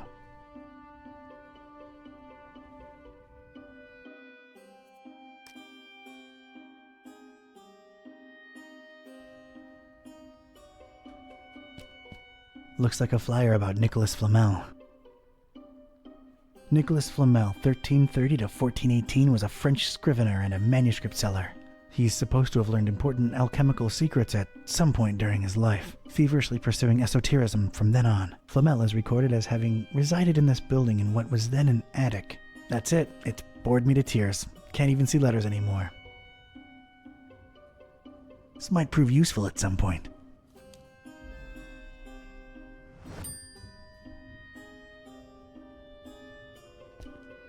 It's an old portrait of, I guess, that Flamel fella. He's looking kinda surprised for some reason. I guess people were all scraggly back then. I'm not hauling that around. A beautiful depiction of Flamel indeed, Mr. Olmstein. Your penthouse quarters are ready, right this way. Olmstein, huh? Nice, familiar ring to it.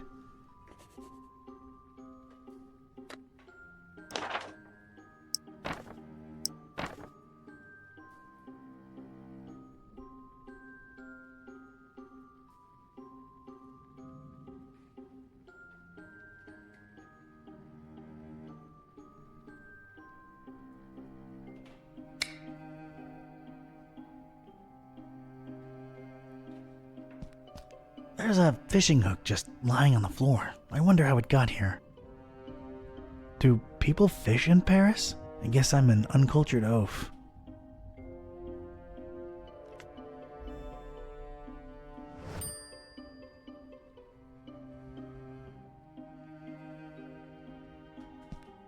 That's gotta be my destination, but I don't exactly know where I'm going.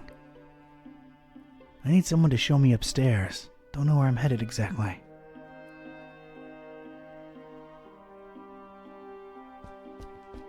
Shiny summoning thingy.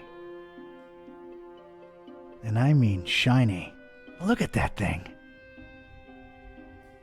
I could ring this all day long. I'm sorry, I can't read Ancientish. It's probably Latin. That's as good a guess as any. No use for this troglodyte.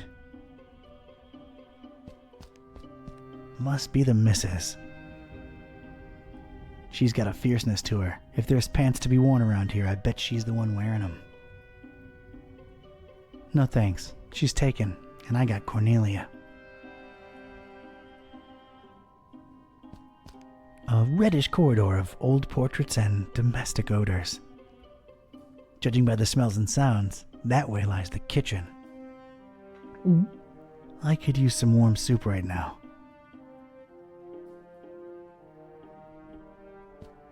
That's a lot of book right there. Not everything's gone digital, I guess. I find that strangely comforting. That's the concierge's prerogative. Been a while since I've seen one of these. The world has changed indeed. I don't think I'm getting any calls here. Hello, darkness, my old friend. I've come to lurk in you again. That's all I can remember.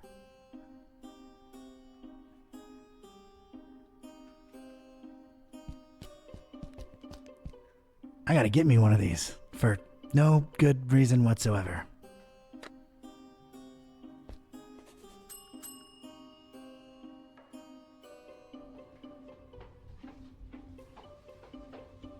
Good evening. Good evening, monsieur. My name is Serge, and I'm the concierge here.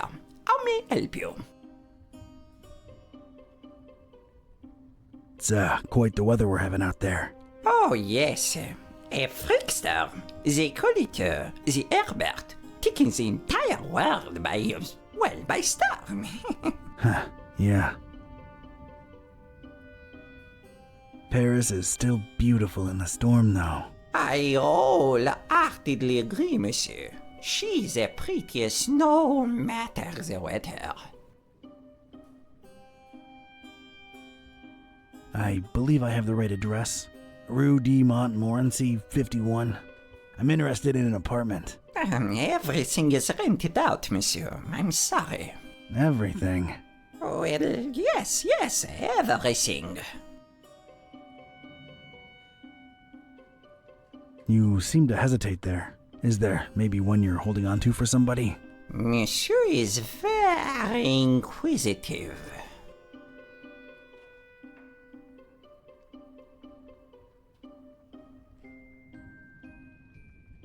I'm a flooring inspector. Came here to look into a certain apartment. Floor issues, you understand. Structural integrity. Monsieur, permittre license? Those are obsolete. Everything's digital nowadays. A flimsy excuse if I've ever heard one. My interests are scientific in nature. I understand there's some historical significance to this building. You are correct. Sir Nicolas Flamel, the famed alchemist, lived here for a while. On the top floor. May I see that apartment? I'm afraid not, sir. As you well guessed, it is being held onto. Held onto, huh? Any chance it's a mysterious person interested in stabilizing volatile elements and such? Monsieur is very inquisitive. Does the name Olmstein ring a bell, Mr. Serge? I do not know who you are or what are you seeking, but this conversation ends now. I have some soup on the stove and I must tend to it. Au revoir.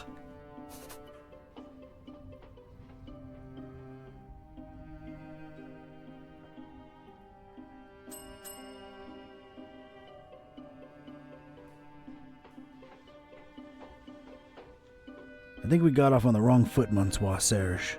Makes no difference. I cannot show you the apartment, and that is final. I can pay handsomely. It is not a question of finances. It is about loyalty and respect. Overrated concepts in today's dog-eat-dog world. Perhaps, but I choose to hang on them all the same, jeune homme. Loyalty to whom, Mr. Olmstein? Oh, your inquisitiveness grows tiresome. I have things to do. Now, if you'll excuse me, please let yourself out.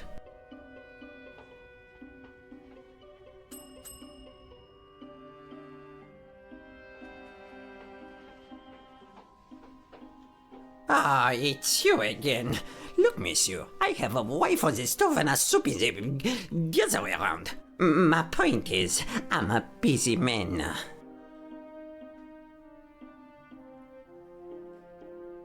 Soup? There are more important things than soup. You are technically correct, but it is too late in the evening for roast, even in Paris. I just wanted to come clean. It's Olmstein who sent me. I was just testing you before. Oh, really? I never saw him with anyone else before, let alone sending someone. Allow me to remain suspicious as to your truthfulness. The fact that you know his name does not mean you represent him or are even his friend. You have the right to your opinion. And the right to ignore your apartment visiting insistences. I'm here for the thing Mr. Olmstein left behind. I'm sure I can find a way to convince you that I'm his representative. Fine, I'll play along. Let me think. Something that only he and I would know. Aha! All right. Could you perhaps tell me, Mr. Ketype. Mr. Ketype, do you know what his nickname for me was? That only he and I knew? And if you tell me that, I'm fully convinced he really did send you and hand you the key to Flamel's room.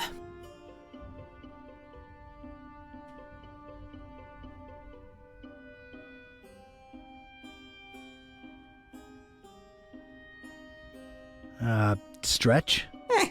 No. Sergio Leone? Not even close. Gramps? Not by a long shot.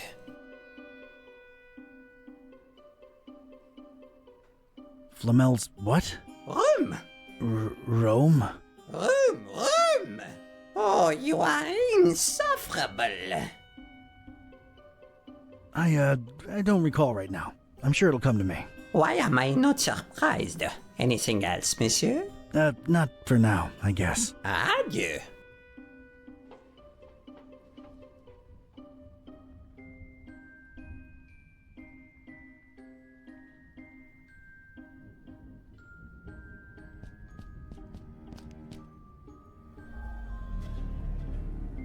Oh, wow.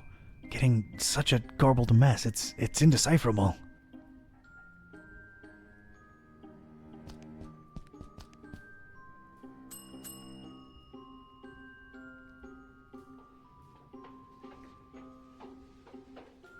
Oh no, do you not have anything better to do with your time than torture me, Mr. Ketype? May I inquire about a book you have here? You may. It is our Flamel Memorial Guest Book. I have been keeping it for more than 30 years now. So it's one of those things you write your impressions in after visiting? You should be a detective. How can I give my impression on Flamel if you won't let me visit his rooms? I don't know. Does this lobby elicit any historical enthusiasm in you? Alright, I'd like to jot down my impressions of the place. I'm afraid I can't let you personally do that, but I will be happy to write down whatever it is you wish. Alright. By the way, what a beautiful quill you've got there. Actually, it's a fountain pen, made to look like a quill. Is the feather real? Quite a real Corvus Corax feather, yes. A fine present from someone very close to my heart. What shall I write? I, Donald R. Ketype. Yes?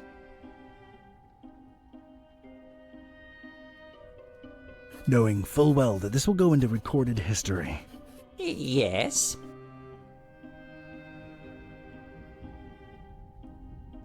I'm compelled to record into written history.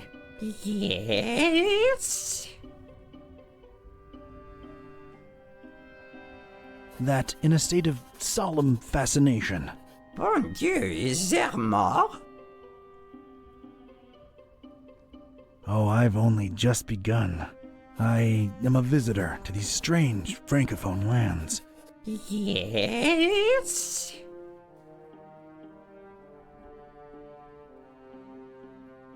So I staggered through the rain-slick streets of the metropolis. In the name of all that is sacred, is there more?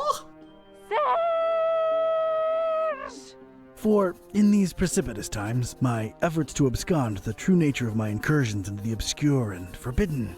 Monsieur, you'll have to excuse me. I will be right back. Je viens, je viens.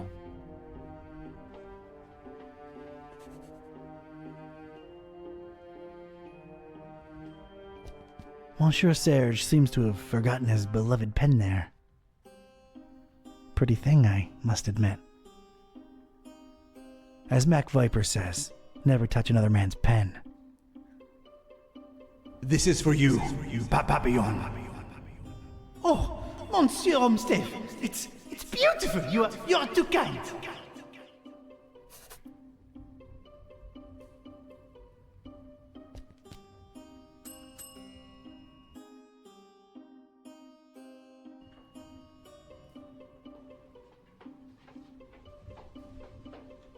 I might have known it was you. What is it now?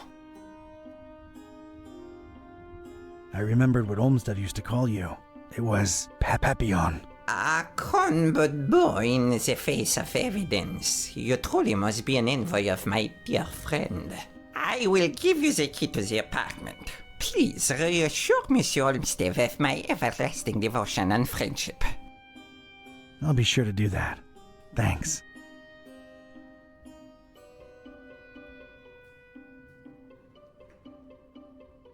Is Flamel's, thing still up there?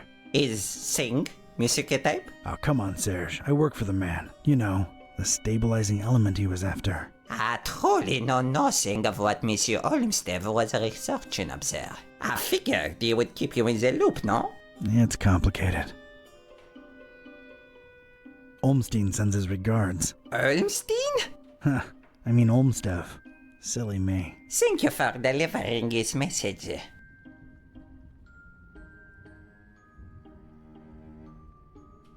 Thanks, Serge. I'll come to bother you if there's anything else. No bother at all. Anything for Monsieur Olmstein.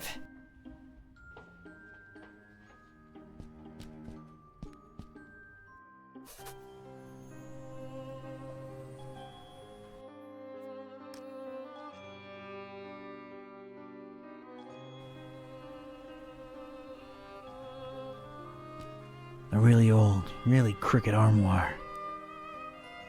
It looks, well, ancient. A big vertical crack in it lets me know it's empty. Ah, Paris, the city of lights. More like lightning now. Looks just as dreary as any other town in a thunderstorm. Wish I could have visited under different circumstances and weather. We'll always have Paris.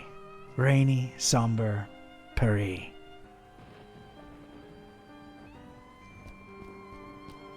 Strange little pyramids of grayish blue dust. Probably alchemical in nature. No time to look into it. Not gonna pick any of this stuff up. Who knows what it is, and does. A big vertical crack in it lets me know it's empty. Not gonna pick any of this stuff up. Who knows what it is, and does.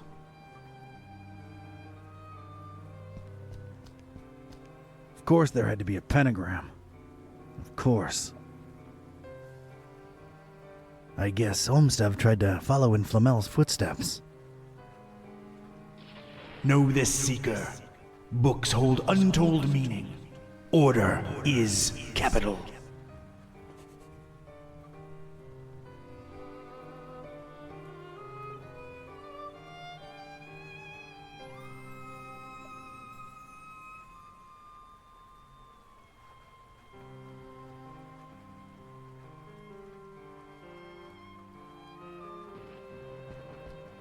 I, or the Roman numeral for 1.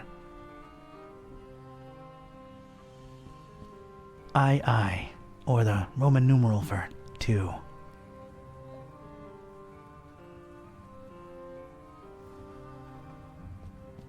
I, or the Roman numeral for 3. IV, or the Roman numeral for 4. V, or the Roman numeral for 5. Ancient books rotting away in this forsaken attic. So much for anyone ever reading them. They're no use to anybody anymore. These particular books had somehow survived. They seemed to be in alphabetical order. I was gonna have to make some kind of informed choice here. Choices, actually.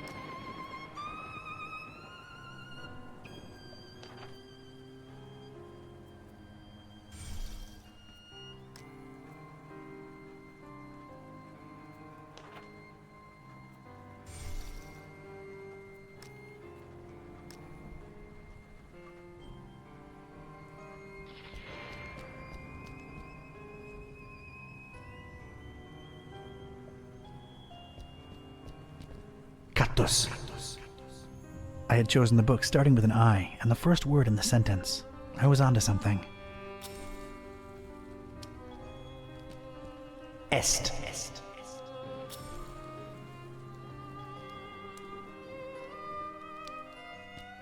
Draconi.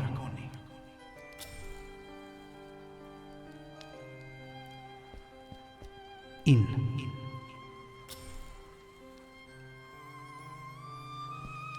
Finem.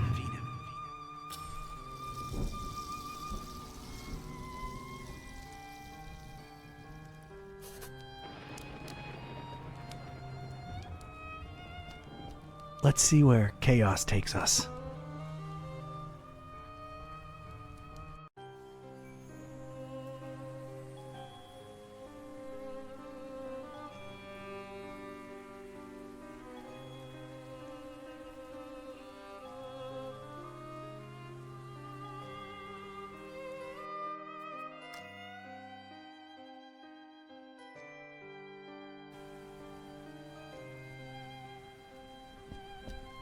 Still Paris, still in the rain.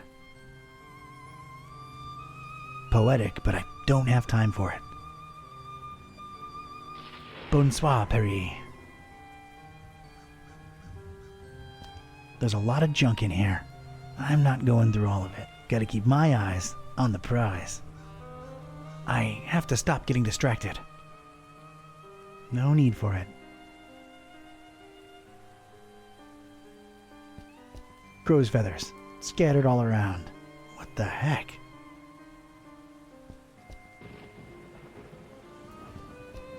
I'm sure there's some kind of significance here, but it escapes me. Wait, Olmstein gave a crow's feather pen to Serge. What does that mean? Everything has to be hermetical, doesn't it? I don't really need them.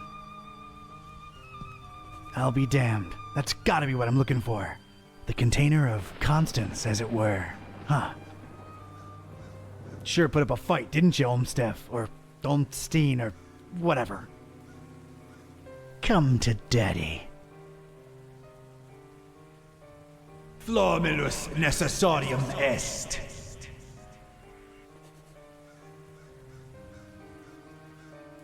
There's no apparent latch or handle, and it looks firmly locked.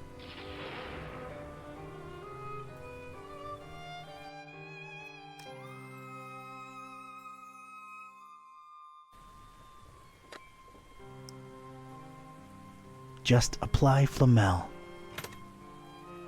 Hey, it worked! Huh, a solitary page. Looks like it was torn out of a book. Is this it? Really?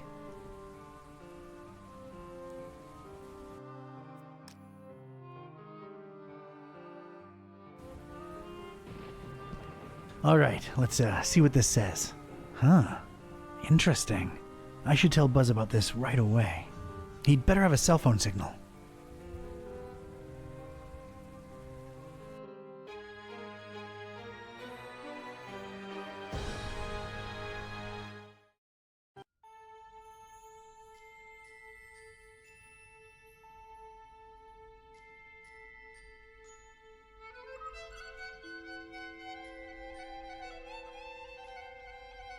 Ugh, not having phone signal or internet sucks so bad. Rare occurrence like that helps us any. Sure, took a lot to get from Bucharest to this Forum Maris place. More than crossing the ocean, I might add. It's this blasted storm that defies the laws of physics popping in and out of nowhere all over the world. Did you hear the driver saying it was messing with the GPS? Wait, where'd that accent come from? This? Well, what are my ancient stomping grounds doing to me? Kitteh, I think this is the real me. It never ends. Well, we're here. Charming town, your ancestral home. You will, of course, understand my apprehension and distrust of this place. Me being a black cat and everything. It isn't still the Middle Ages here, dummy. And as long as you're not excessively loud, people tend to not notice you can speak. Let's find peace. Right behind you.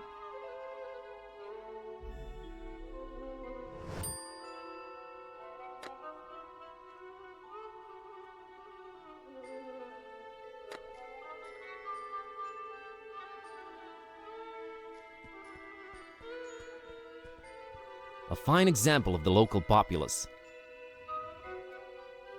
He looks very, determined? Okay, I've made up my mind. I like this dude. Hi. No, serus, mă.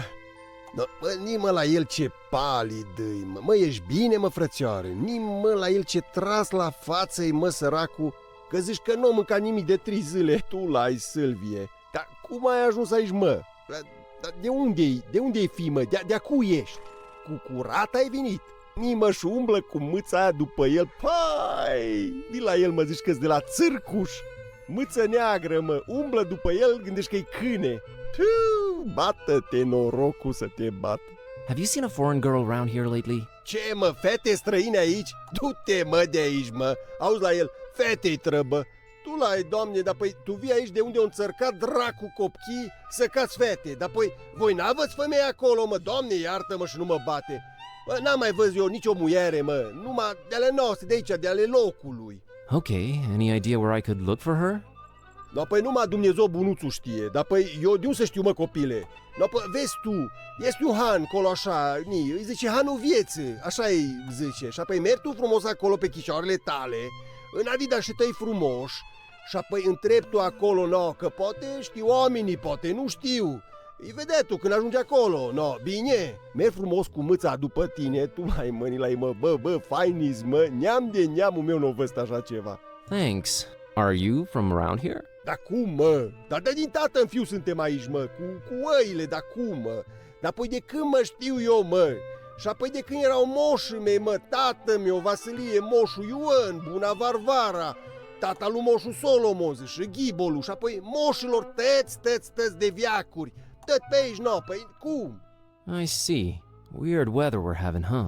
E, mă, zici tu bine ce zici, mă, tare dubașă vreme, mă, eu de când mă știu așa ceva n-am văzut. Apoi când plouă, când îi soare, deci vine țarușcă mea așa jos. Când se supără sunt ilie și apoi trântește o furtună de să cacă ciorile pe ele, mă, de frică, nu mai știi cum să te îmbraci. Doamne feri, că așa ceva de când mămuca m-a făcut, eu n-am mai văzut. Ascultă tu la mine. Alright, bye.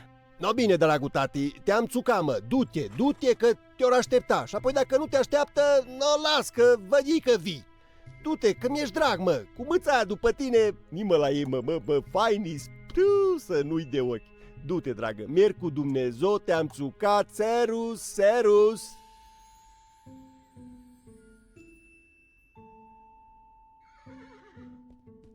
It's literal trash. You'll probably pick it up. Maybe I will. Oh, I'm convinced you will. Okay, I'm picking it up. Good. Great.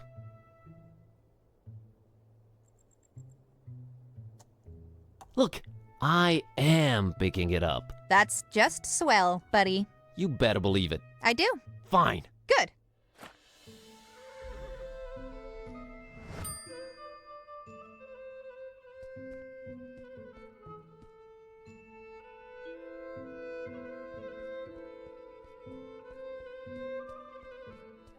A man in what I think is a traditional mask. He looks really distressed as far as I can tell. Man, that's one cool looking mask. I'd wear that mask everywhere if it was socially acceptable. Masks absolutely own. Good evening? The castle must make it to the castle. Castle? Must reach castle, must defend castle. I'm afraid I can't help you with that, sir. Hi again. I must reach the castle. I must defend the castle. Okay, see you later. Best not involve her unless absolutely necessary.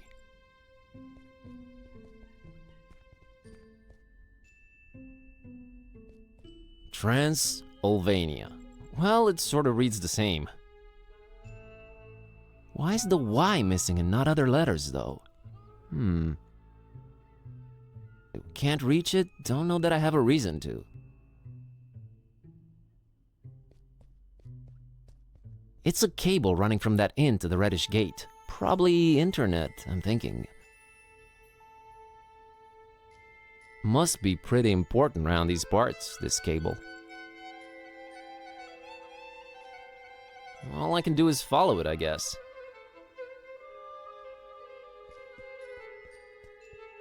A conspicuous ornate gate with an intense red glow emanating from behind it.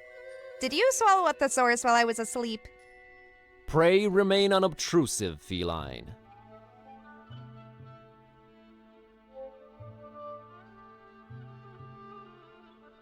There's a sculpture of a bird above it. A raven or a crow, I think.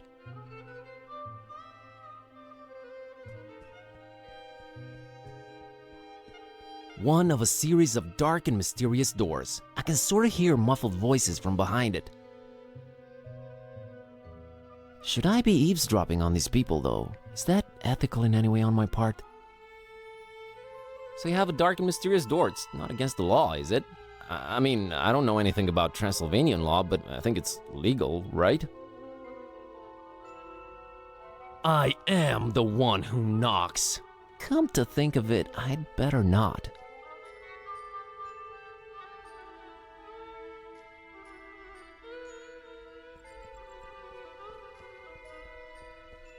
Things are definitely bird-themed.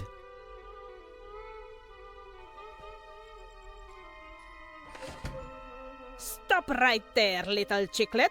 What's your business with the Corvins? Are you talking to me, ma'am? Why, yes. Yes, I am, sweetheart. You are trying that door over there, and it's for me to decide who goes or doesn't go through it.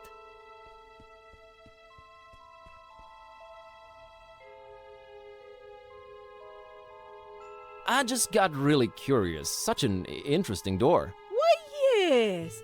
Yes, it is. Very interesting. What business have you with the Corvins? Okay, I lied. I just need to go in to follow that cable there. Trying to restore the internet and GPS to the place, you know, doing some good. Oh, so you're with the people that come fiddle with the cables every once in a while? Exactly. Well, they all know the answer. So tell me this. How many pieces did Corvin's heart break into? 386.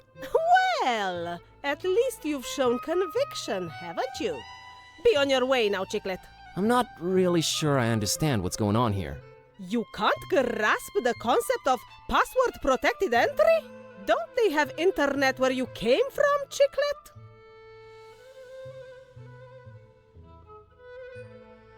I seem to have forgotten my password. Any suggestions on how to proceed?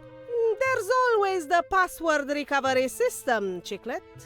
Oh, cool. How do I access that? Ah, Lord knows where he is right now. It's a he? Yes, that's my husband, Ewan. He could be anywhere right now, but he's probably hanging around the inn, like always. How do I recognize your husband? Big silly black hat and bigger and sillier white mustache. Thanks. Why can't you be the password recovery system?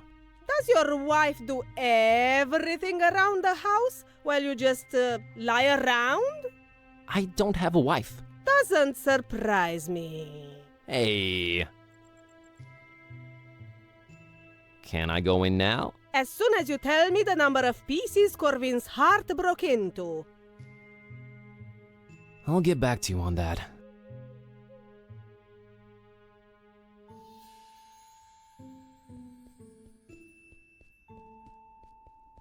It's where the mayor of Photomatis toils away, serving the citizens.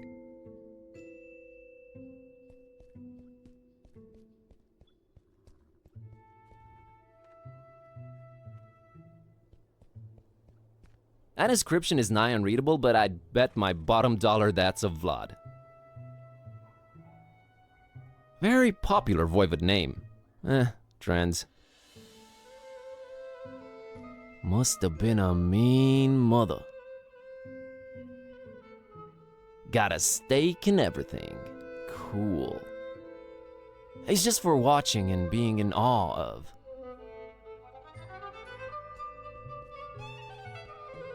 Lights on. Must be a lot of work managing this quaint little town. I'll just leave them to it.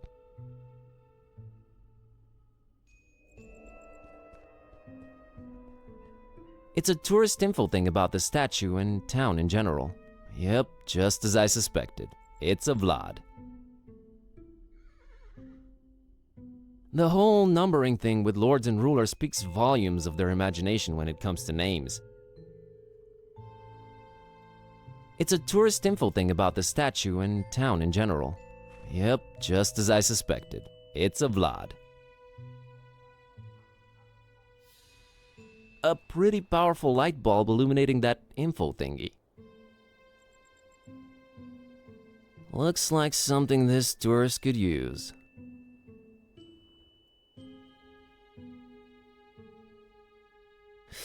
It's way too hot to touch and I don't see a light switch.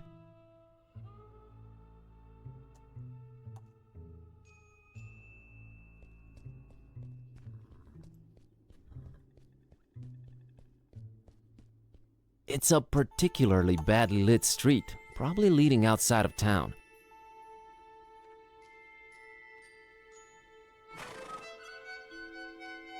Intriguing, yes, but it's sure not inviting. Not without the protection of some kind of vehicle. Whoa, an authentic, cool-looking Transylvanian castle. Man, I have to say, as far as background scenery goes, can't beat a castle on a craggy hill. You just can't.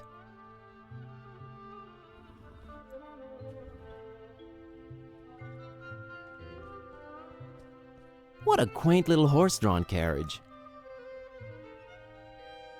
Good to know there's a functioning vehicle around here. That's a good horsey. I can't drive this. Coachman has to be around though.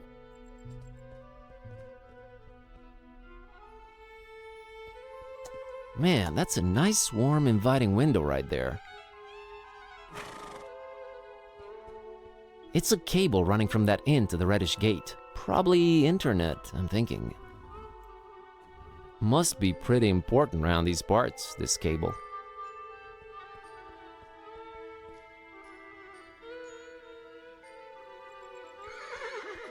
It's like something out of a fairy tale.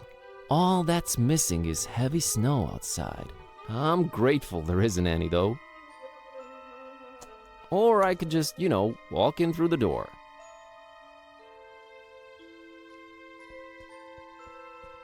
That's most definitely a sign saying in something.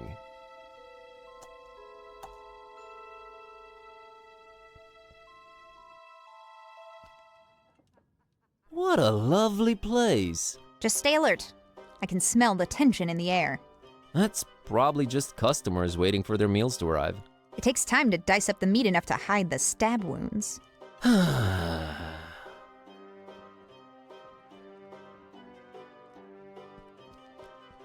Okay, there's a thick glove that somehow made its way up there. Can't imagine how that would happen, but there it is.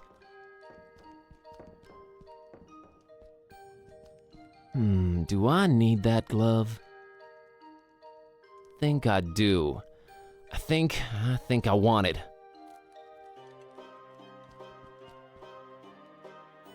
Yo, Kitteh, I need your climbing skills to get that glove up there. But do it stealthily, okay? Gotcha.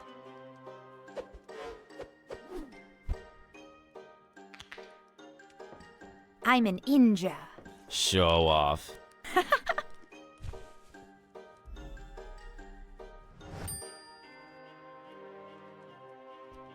Looks like a vial of vinegar. I kinda want it. Watch out! What? What? You just said watch out. I did? Oh, I did. What? Oh, watch out! That there is not vinegar. It's not. What? No, it's a powerful solvent. I mislabeled it. Silly me. Nearly killed myself with it. Not to mention me. Can I still have it? What? Yes, take it. Just don't put it in your salad. What? What? Oh, darn it, now I'm doing it too. Thanks.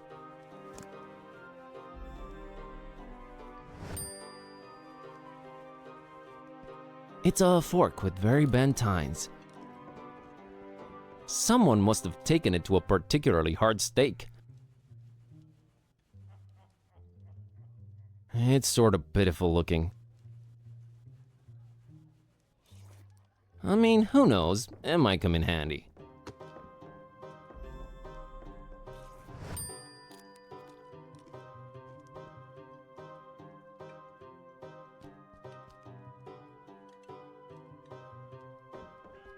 I'll bet that guy spends hours in the mirror daily. I mean, look at that beard. It's perfect. Man, I'll never look that tight. Evening. Yeah, hello. Do I know you? Please go away. My name's Buzz, and I'm a tourist. My name is Vasile, and I'm the alpha male. I'm not bragging. I don't want it to sound confrontational, just putting it out there so it's crystal clear. Okay, Vasile, I can respect that, I think. Have you seen a girl called Peace around? Not since I've been sitting here. And you can trust me. If there's anything I would have noticed, it would be a girl. Is she pretty? Never mind. Nice beard. Of course it's nice. It's only seen the inside of the best-rated beard salons in the country. You have beard salons in Transylvania? Oh, 'cause we're Transylvanians and we should just let our facial hair grow out like animals, right? Bigot. Hey, I'm Romanian too. With that sad excuse of a 5 o'clock shadow? Please. Oh, brother. So, what's up? Look, man. I'm kind of busy trying to get the waitress's attention. Would you mind bothering someone else? Sheesh, fine. Wait a minute. Maybe you could help. Really? How? Come stand next to me. That way I'll shine even more by contrast, you know? Thanks, I'll pass. So this waitress... Anna. How do you plan on getting her attention? Other than my stunningly styled hair, impeccably waxed beard, and rock-hard abs? I think that's as far as this plan goes. That's it? What if your interests are completely opposite, or your characters don't match? Wait, what do you mean? We both look good. Are you interested in anything other than her looks? I don't think I understand your question. Never mind, dude. See you around.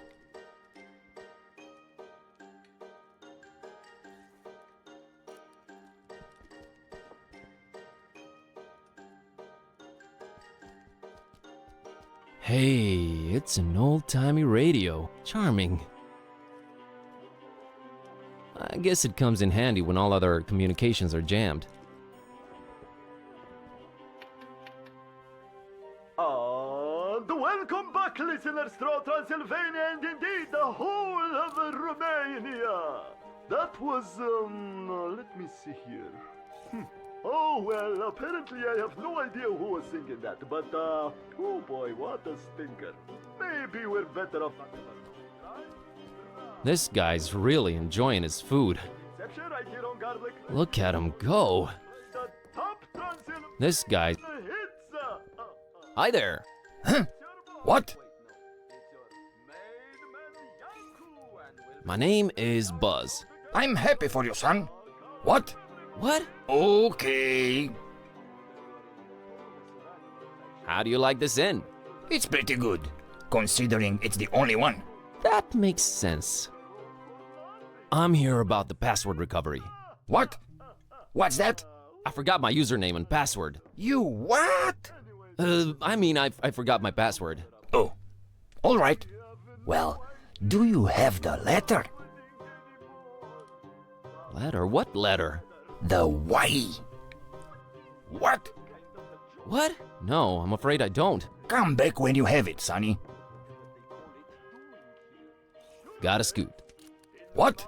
All right then. Not only that, apparently it's messing with the GPS and internet in certain areas. I'm told Forum Maris is I think they're the owners of this fine establishment. I hope you receive Nice couple. Seriously. a garlic. Hi. Hello, foreigner. Greetings, stranger. My name's Kerwan, Buzz Kerwan. Rodica. And this is my husband, Istvan. Wait, did you say Kerwan? Yes, I'm actually half Romanian myself. Dulai, doamne, ești? Are you thinking what I'm thinking? Yes, dear, and I don't like it one bit. What? Nothing. Never mind. Oh, why does everything have to be so mysterious and complicated?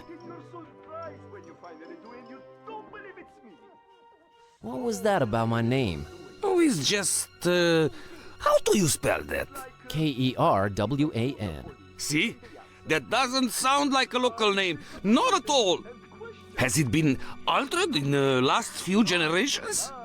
You know, I really have no idea. Wait, altered from what? Istvan, let it go. It's the gentleman's business. But Cor... Shush. Cor what? Enjoy your stay in scenic Transylvania, my friend. I'm looking for a girl. This is not that kind of inn. No, a particular girl. Her name is Peace. Is this some kind of social commentary metaphor you're trying to pull? Pretty beautiful if it is. No, I mean it in the most literal way.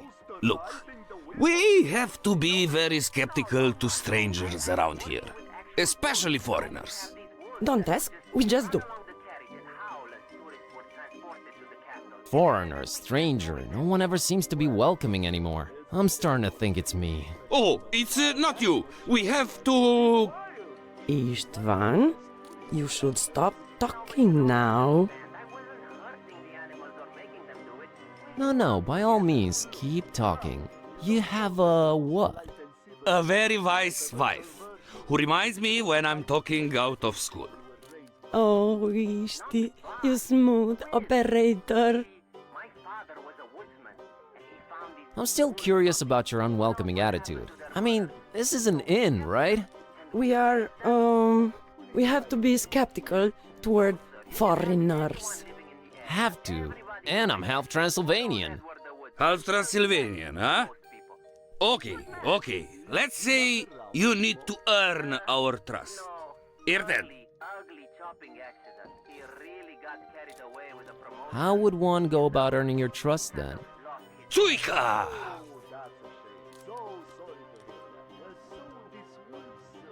Gesundheit. You said you're half Transylvanian. Tsuika is our local drink. 60% alcohol. 60? And you expect me to ingest that? I can't trust a man unless he drinks with me. What century is this again? It's our tradition. So, we drink? Hit me. Norok!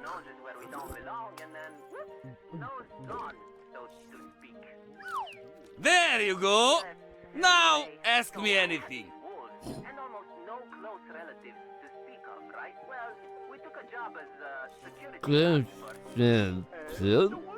I don't understand. Come back when you're sober, eh?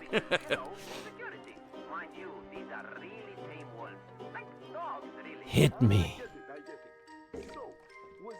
Norok!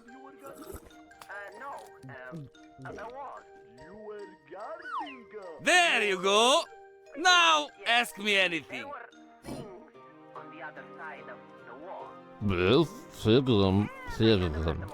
I don't understand. Come back when you're sober, eh? And then that one we lost too. And you know why? No idea. Another wall? No. Talk to you guys later. Servus. Too dangerous. One, These guys really love their pictures. Nicely decorated, too. fear and excitement. I must admit, they really add to the rustic charm. Feel for you, Johnny. Yeah. I kinda like the green one. How can I look my wolves in the eye? I don't think I need any pictures right now. Know what to say, brother. Anyway, gotta go. Apparently there's going to be this meeting and I have to be there. There's this new kid A quite voluminous guy, unlit pipe in his mouth. I kinda like this guy. Nice hat. Hey, greetings, my skinny friend. Oh my, hey there. Good to meet someone friendly. Have you been talking to these grumps around here? Don't judge them too harshly. That's standard foreigner procedure. Standard procedure? This must be a cultural barrier thing. I'm baffled. I am afraid it's not for me to explain. So, let's just leave it at that. So, what is it you wanted to talk to me about, Sonny?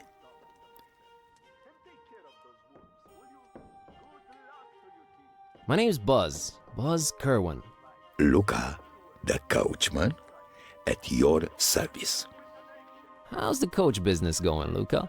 It really depends on where you want to go. It's been several days now that we have no GPS signal.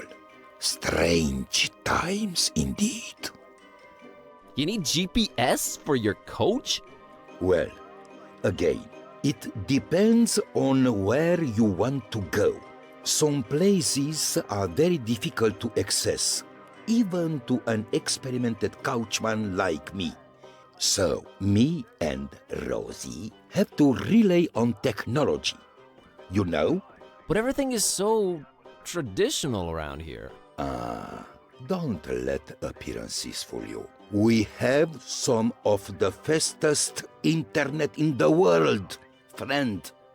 It just sort of went away locally, along with the GPS signal. Just went away? You didn't look into it? Everyone who was good at computers moved away years ago, sadly. Tech support should be on its way. Unfortunately, with no GPS and the treacherous terrain, plus this weather, who knows when they'll arrive. What if I told you I'm tech support? Well, you'd make Luca a very happy man. See, my love life. Yes? Why am I about to pour my heart out to a stranger?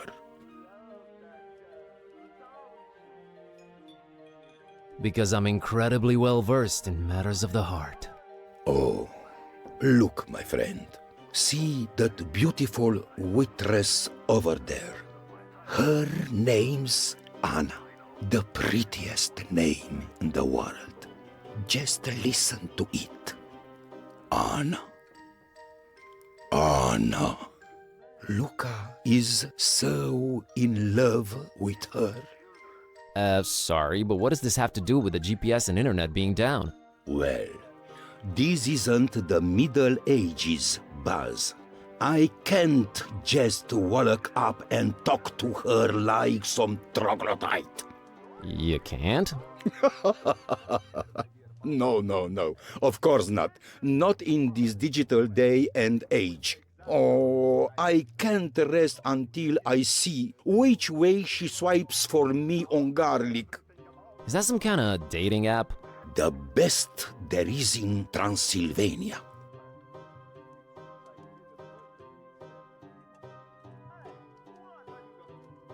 What if she's just not into you? Oh, Luca will just look for another girl, I guess. But I need to know first. Can't make any moves before that. Huh, That's a very mature way to see things. Nice.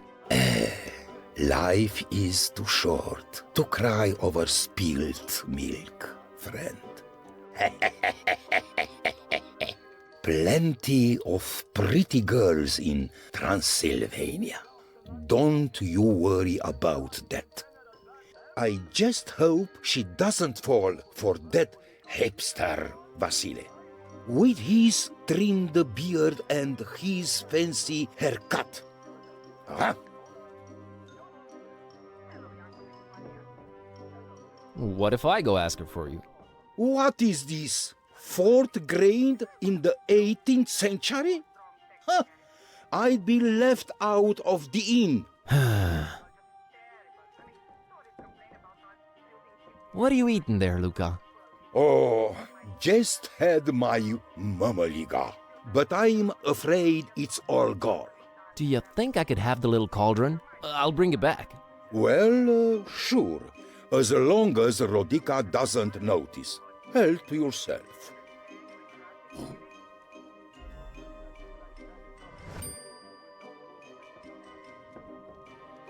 Nice pipe. Thanks. Tell you the truth, I haven't smoked in 24 years, but I feel it gives me some facial balance. Okay. Luca, help me out with this Tsuika thing. No. Thank you. Got to keep a clear head when steering the couch. I meant, do you have any idea what I could do so it doesn't hit me like a freight train? I remember reading about that on a forum recently. But my memory isn't what it used to be. If only the internet was working. See you later, Luca. Talk to you soon, Buzz. With this bloody rustic vampire business model, what are we offering to the world? A cable that seems to run outside. Probably internet, I think. And we'll try to answer them after these words from our...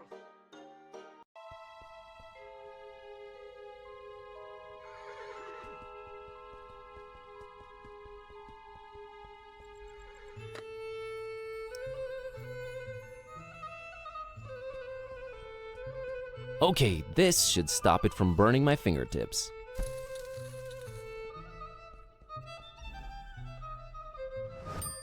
Wait, what do you think you're doing? What? I need this bulb. My folks are from around these parts. Oh, sure. Silly me. Why don't you grab the statue while you're at it? Hey, I'll bring it back, okay? I need this. For such a goody two-shoes, you sure do borrow things a lot. Shut up, cat.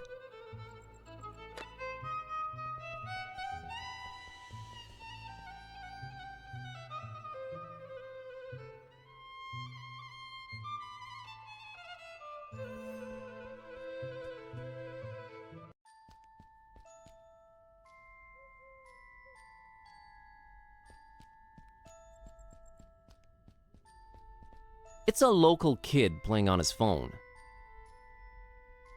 Man, he is really into it.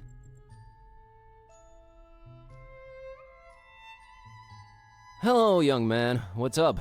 Playing on my phone. Do I know you? Just being friendly, that's all. Uh-huh. So, what are you playing? Call of Duty 6. I thought shooters sucked on mobile.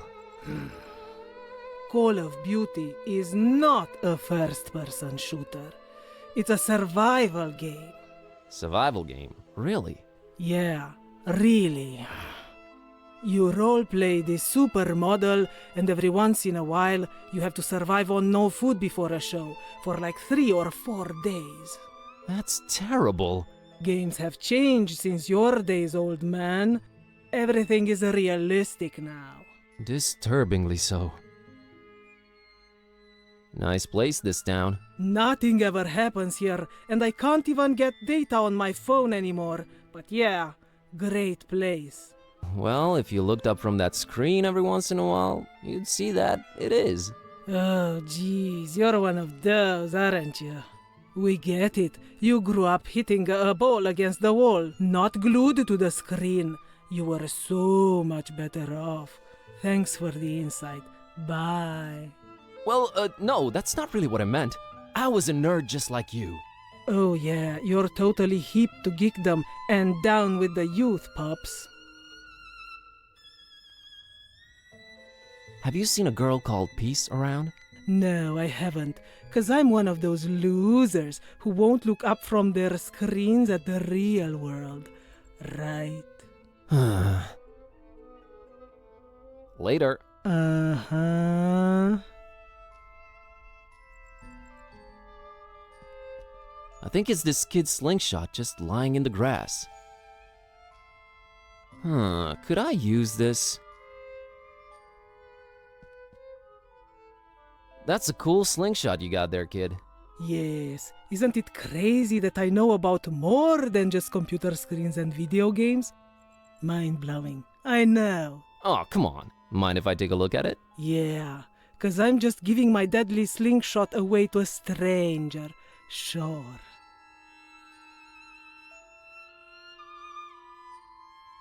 That thing does not look deadly. It's only made from the toughest wood you'll find around these parts, and a virtually unbreakable rubber band. And I've used industrial-grade glue to put the thing together. Not only is it deadly, it's indestructible. Okay, I believe you. Good. Now leave me alone, please. Thank you. That slingshot of yours.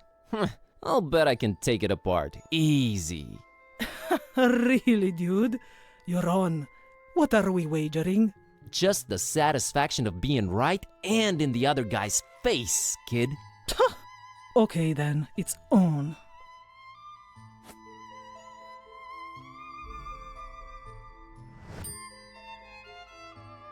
Later. Uh-huh.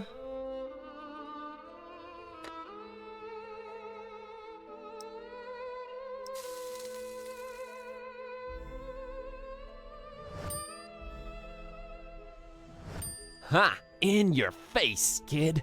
Man, that stuff was powerful.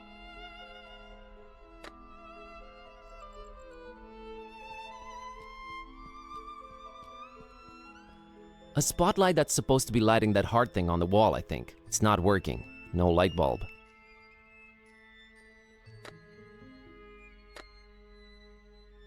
I don't think it's busted, it just needs a light bulb.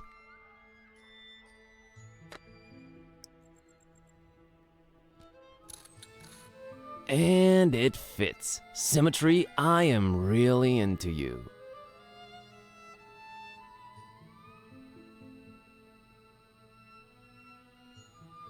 Huh, a heart-shaped mural. It's got like a circle in the middle and, yeah, I have no idea what this is. The heart is right next to that faded portrait, as is the brain. What does that mean? It's a withered portrait of a man with a fiercely intense stare. There's something about him, something strange but familiar. I can't put my finger on it, but I feel like I know this guy. Well, not know, but I feel like I've seen his face before. But where? Man, this is really frustrating. Who the heck does it remind me of? A friend? A neighbor? Someone in my family? Who cares? Stop dwelling on it. I really feel drawn to it.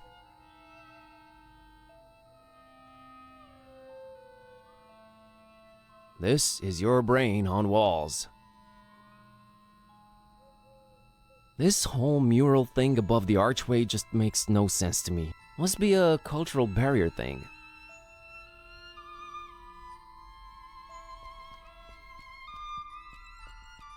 Don Imagos, artist, creator, director, actor, visionary, modern-day Viking. Brought important contributions to the art of indie game making to Transylvania from the distant lands of the New World. Looks like a motivated dude. Also, he's holding a controller. That's pretty cool in my book. Good to have you aboard, Don.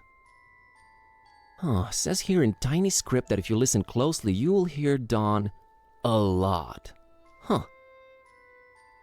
Star Mazer for the win. Thank you for your contributions in the field of indie game making, Don Imagos. We salute you. Yeah, thanks, buddy.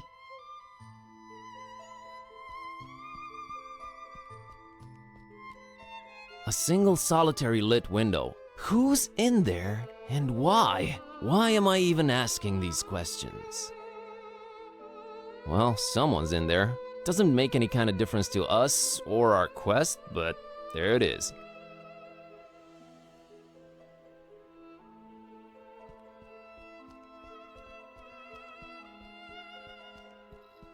Oh no, not another tourist info point. Thankfully, this one seems to be abandoned. Apparently, they were pragmatic and just gave up.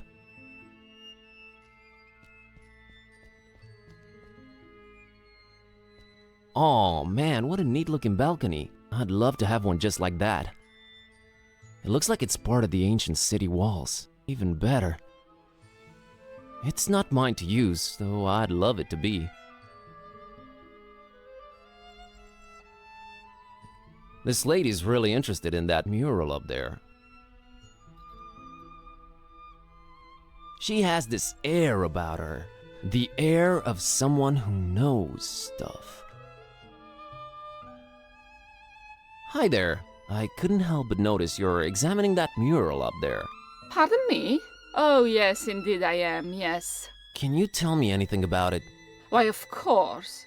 You see, there is a certain ambiguity in regard to the vivacious and decidedly histrionic undertones of the disjunctive perturbation present within the artist's essentially transitional brushwork. Wouldn't you say? Of course, you must not let this hint of overspecificity on my part overshadow the obviously resonant spatial relationships between the reductive quality of the lines and the commitment to a rigorously formal approach on the artist's behalf. Actually, what you must understand is that the work echoes its own edges with its obsequious interior dialogue, and even replicates itself, paradoxically denying any allusion to a juxtaposed mythopoetical reality.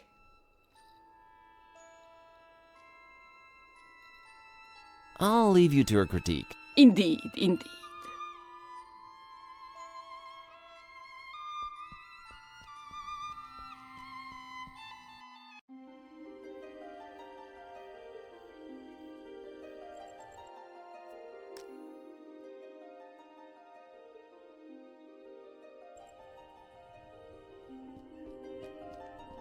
A senior citizen enjoying his time on that bench. He seems really peaceful.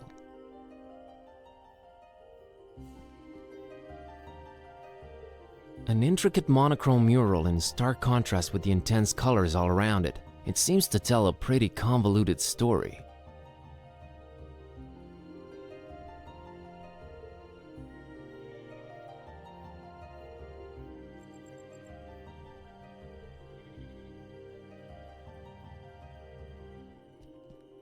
It's the city's ancient walls. You can almost feel hundreds of years of history, leaking from them?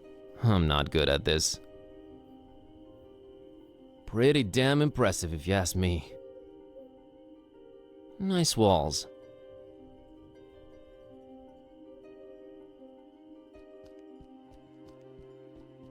My word, that's gorgeous. This is my homeland, Kitteh. She doesn't care. Kind of makes you want to retire, live a simpler life. Tend to the cattle, squeeze milk out of their, never mind. Gorgeous, but I have stuff to do. Good evening. A good evening to you, young man. Such a pretty town, Forumaris. Yes, and an old and storied one, too. Oh, if these walls could speak. The birds, the deaths, the wars. Maybe it's better that they can't speak. Boy, what a sight, huh? Yes, yes, it is superb. The rolling hills, with their scents of hay and white flowers, the gently grazing herds. Sometimes I wish they placed this bench the other way around, but I guess this way you can admire the mural. Is there a story behind it? Yes, there is. But do you have the time to listen to it? Yes, I do. Now, legend has it that a long, long time ago, on top of a mountain overlooking Forum Maris, a Solomonar, that's an ancient wizard, was conjuring thunder and rain when, below, a terrifying Balaur, that's a dragon, attacked the town.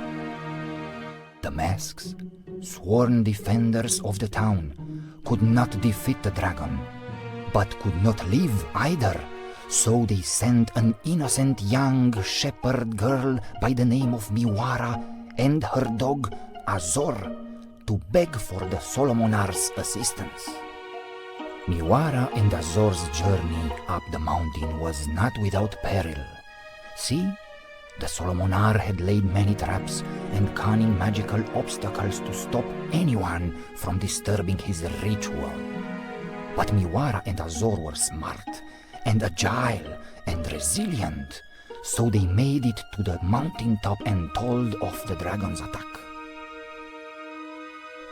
But the Solomonar was red with anger and could not see beyond the fact that a girl and her dog had conquered his defenses. And since they had proven to be smart and agile and resilient, he transformed Miwara and Azor into a black and a white cat, forever cursed to roam the hills and mountains without ever resting again. Then he did make his way down to Forum Maris and found it in smoldering ruins, and the masks all but defeated, making their last stand against the beast. He fought the dragon for 3 days and 3 nights, and finally crushed it down into the mountain, burying it in the bowels of the earth. Afterwards, he cried tears of remorse for foolishly cursing the shepherd girl and her dog, and erected a monastery in their remembrance. That castle above the town that everyone fears, its steeple is all that remains of the monastery the Solomonar built ages and ages ago. It became corrupted, and some folks say that it's from the evil that the remains of the dragon still hold. I hear the masks are once again guarding the castle now that its rightful heir has returned. But who would risk going all the way there to see if it's true? Not many, dear. Not many.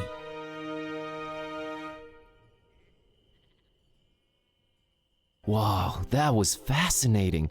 I'm glad to hear you say that, young man. I'm still here to tell the story, but for how long?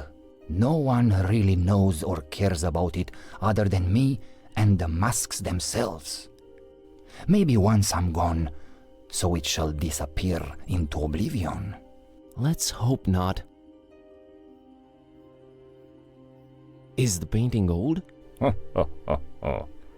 Old, yes. Older than most things in this town. How old exactly, though, I cannot tell you. I'll be off now. Have a nice evening. You too, young man. Goodbye.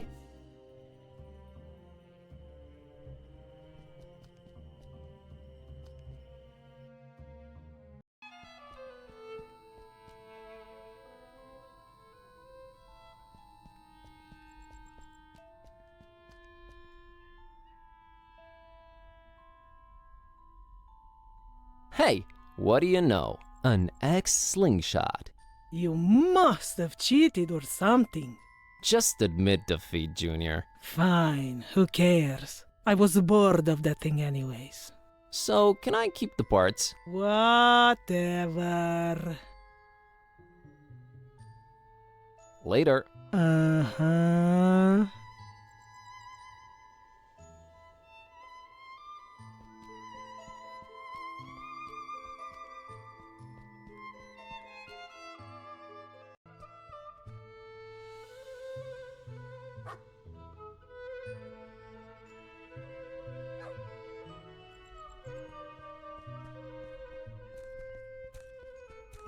It's a girl with a cat on a leash. That's an interesting cat there. Behave, Kitteh. I know, you haven't said or done anything. Just saying. Why am I staring?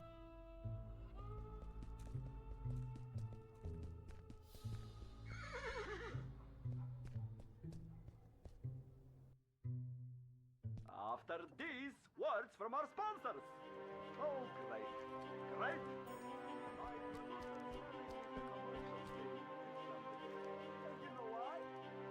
I've got the letter. All right. You'll need the illuminator. What? What's an illuminator? Thingamajig. Makes light. What?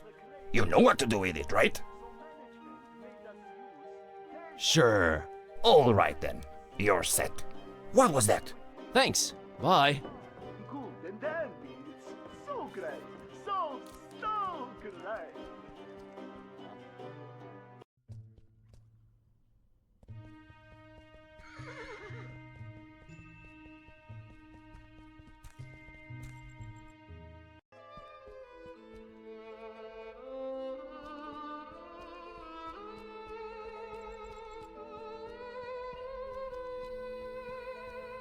She's pretty bright, but it wouldn't work.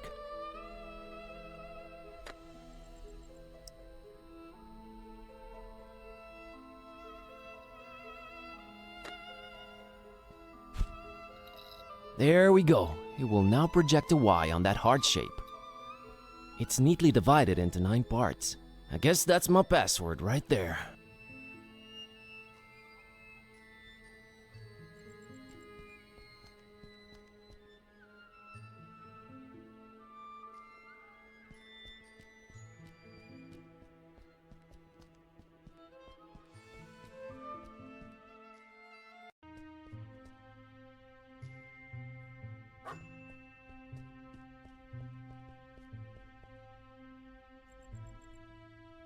Hello, little girl. Hi! My name's Buzz, and this is my cat, Kitteh. Nice to meet you. I'm Maria, and this is... What in the name of all that is sacred and holy? Your kitty can't talk!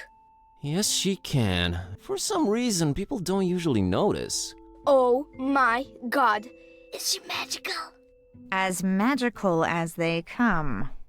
Cool! That's a unique-looking doggy. He's not a doggy, silly. Can't you see he's a kitty cat? We're really stretching the definition here. But how come he barks? Well, he was raised by a doggy. Duh. His adoptive mommy was a Carpathian sheepdog. Oh, nice. An actual son of a... That's a very cool and unique story. So his name is Kiskus. Uh-huh. That's how you get his attention. I want to name him something else, but I haven't come up with anything better yet. I understand. Kiskus. I am now the second most embarrassed cat around.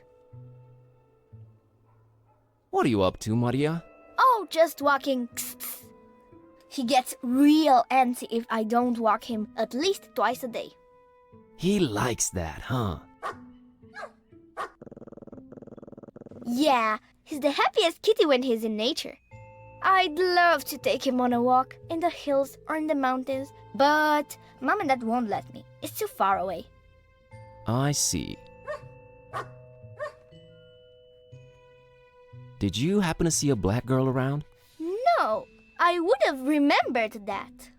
Almost everyone around here is pasty white. It's so boring. Well, it hasn't been sunny in a while either, has it? No, and weather's been crazy lately. Thunderstorms out of the blue.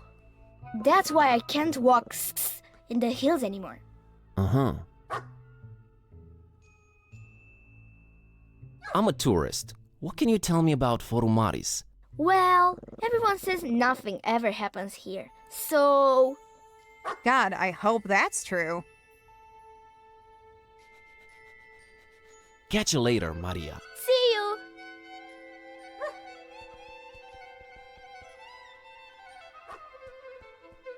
It's that old lady that won't let me in the red glowy place. Man, she's a meanie. I mean, okay, she's just like doing her job, but still, meanie. 9 pieces. That's right, Chiclet. Go on in, then. Wait! I look at you now in this light and... Oh! Oh? Corvinus! I... Forgive me for doubting. You know, of course you know. You are back, Corvinus! I'm sorry, is this some access-granted ritual I'm not completely understanding? Corvinus redivivus! She's gone.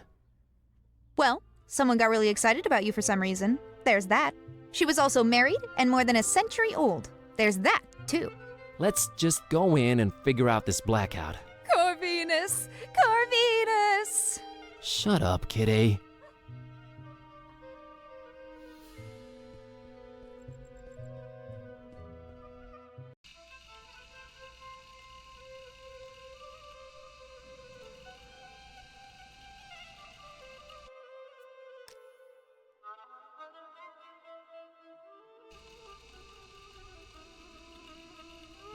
A severely battered bust. I think it's supposed to be the guy in the portrait. Who would deface it? Why are there swords driven through it? Did the populace really hate this guy? What's the story here? The bust is incomplete, but if this is the guy in the portrait, there's a strange familiarity here. It's unmovable, and I'm frankly afraid to touch it. There's like swords sticking out of it. It's a withered portrait of a man with a fiercely intense stare. There's something about him, something strange but familiar. I can't put my finger on it, but I feel like I know this guy. Well, not know, but I feel like I've seen his face before. But where? Man, this is really frustrating. Who the heck does it remind me of? A friend? A neighbor? Someone in my family? Who cares? Stop dwelling on it. I really feel drawn to it. Holy wow, someone really doesn't want anyone to get past that door. That's by far the most secured ancient Transylvanian door I've ever come across. What secrets lie beyond this bard? Well, that's an understatement. But seriously, what the heck is behind this door? I guess we're not supposed to get past it. There is no way in heaven, earth, or purgatory I'm getting past that door. I mean, I'm curious, but no way we're ever opening this.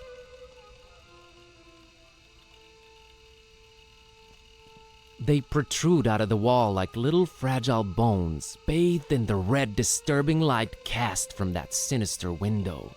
Easy there, Lovecraft. This was definitely a very convenient ladder at some point. Not anymore, though. Had they still been a ladder, yeah, definitely.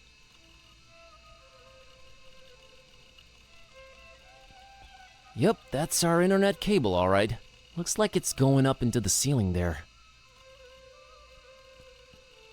Uh-huh, so that's where the cable goes. Oh, I can sense it coming. Why couldn't it just be an eye-level hatch? Why? I just hope it's not locked. It's not, right? Not exactly short, but that hatch is way out of reach. Go get that hatch, girl. Fine.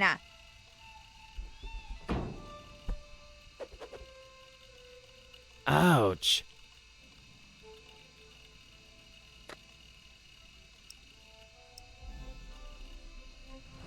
What do you know? Got myself a cute little makeshift helmet.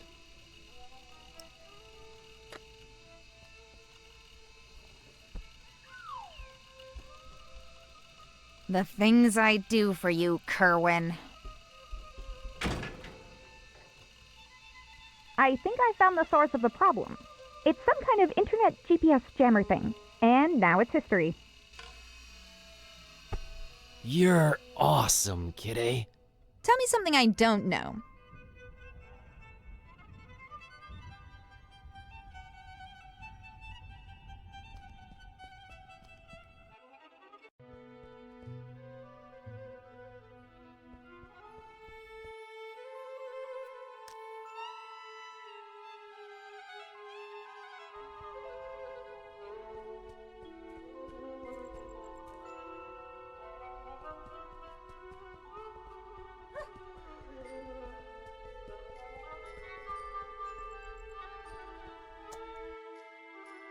And do you know why that happens, dear friend? You wanna know why? Luca, the internet's back on. Oh, yes. I was just getting on garlic. Let's see here. Oh. Oh man, what is it? Is it bad? Well, kind of, but in a way, not really. Did she go for you or Vasile? Neither. She's into girls. Huh. Who knew? Oh man, sorry about that. Hey, don't worry about it. Plenty of fish in the sea. At least that hipster Vasile doesn't stand a chance either, right? Right. But could you look up that thing about Suika now? Oh, sure thing. Let's see. Alright, here it is. Buzz says here that swallowing a spoonful of vegetable oil before drinking coats your inside so that alcohol doesn't absorb. That might actually work, but don't try this at home and all that. Never underestimate your audience's intelligence, friend. Here, have some of mine. Norok.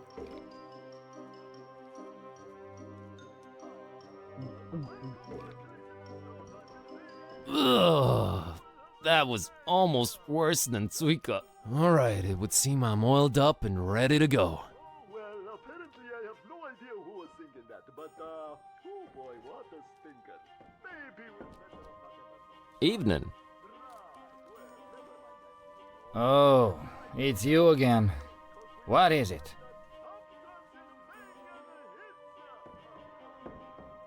See you around. Main man Yanku, and we'll be spending the next hour or so together, so buckle up, everybody!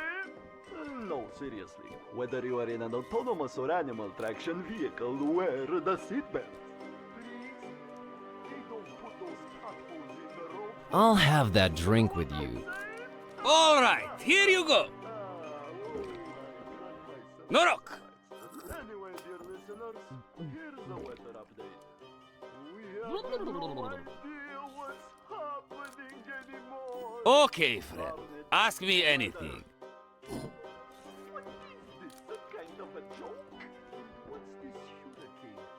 Alright, what's with the nasty attitude?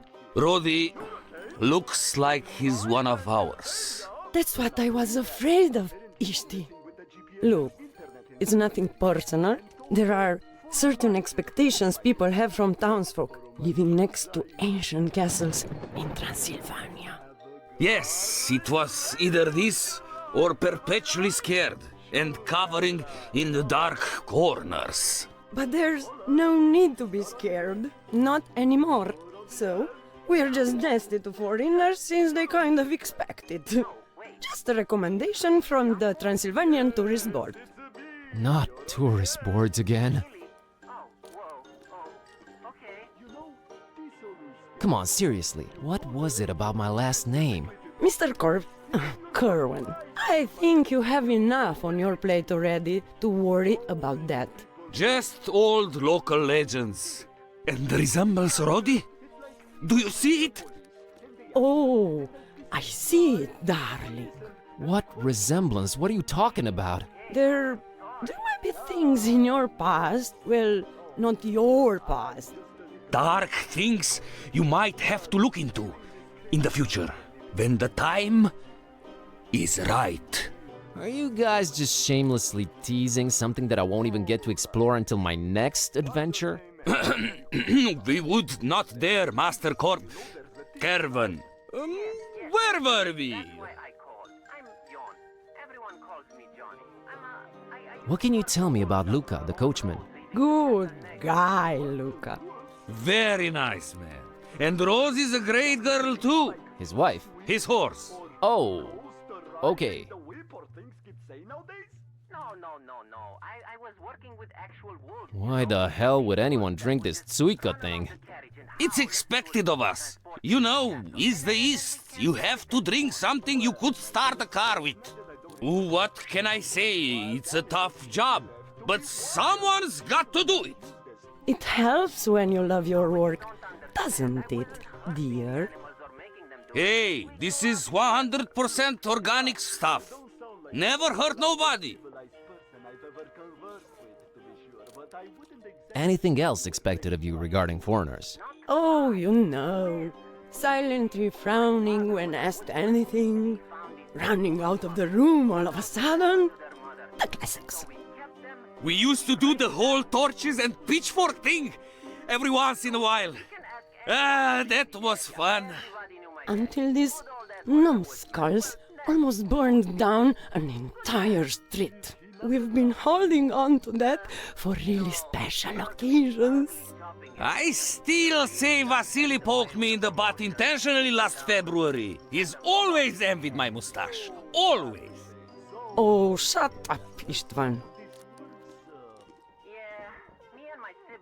What did you mean by nothing to be afraid of anymore? The ancient castle up on the craggy hill. It's got a pretty bad reputation. Actually, so bad that no one ever even claimed it for hundreds of years. Until Baron Ferenczi came. That is. Him and his strange sounds and experiments. Well, that all lasted until one night there was a big boom. And no one ever saw the Baron or his men again. Huh, weird. How does this Ferenczi look? No one ever saw his face. Always huddled up in a huge trench coat and his face hidden. We're all glad to be rid of him. If rid we are. Curse him for messing with our superior Transylvanian broadband. This is all fascinating, but I'm here looking for a girl named Peace. Yes, she was here. She got some supplies and left. For the castle. And you know why? No idea. Another wall? No. Tourists. Is it me, or there's a thunderclap every time the castle's mentioned? The castle? I don't hear it. Roddy? I've mentioned the castle a lot and I never hear any thunder. Must be my imagination. Then I need to get to the castle. Talk to Luca. He'll probably take you there if there's GPS again. Is the castle abandoned now that Ferenczi's apparently gone? Oh no! Its rightful heir, Vlad, has since returned. Vlad, huh? Indeed. Tell me something about this Vlad. He loves... Yes? to battle! Oh boy. What else can you tell me about the castle? Well, it actually was an old monastery, hundreds of years ago. It somehow got corrupted sometime in the past, and they tore it down. Yes, nothing but the steeple remain, and they build the castle around it. Interesting. Well, thanks for everything, Rodika and Ishvan. You're welcome. We're just glad to be able to be our own hospitable selves again. Isn't that right, Ishti? It is! And the sooner you get the heck out of our town, region, and country, the better for everyone. Enjoy your stay in a beautiful, scenic Transylvania. Thanks, I will. Garlic Station? That's it.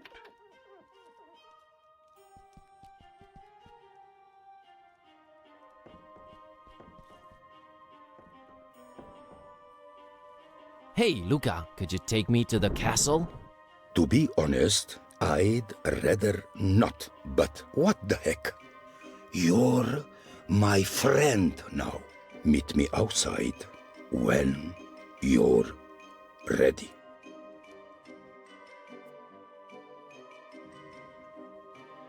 See you later, Luca. Talk to you soon, Buzz.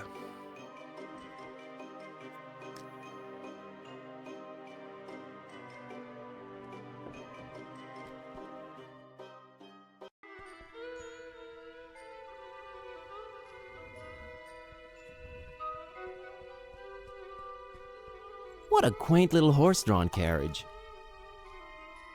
Good to know there's a functioning vehicle around here. That's a good horsey. Well, Kitteh, I guess it's off to the castle. Yep, Vlad's castle. let's do it. So you were apprehensive around the town folk, but a guy called Vlad in a dark castle on a craggy hill that's actually a desecrated monastery just gets a, sure, let's do this? Don't take this personally, Buzz, but the fewer humans, the better. Well, maybe except Luca. He seems marginally better. Good guy, Luca.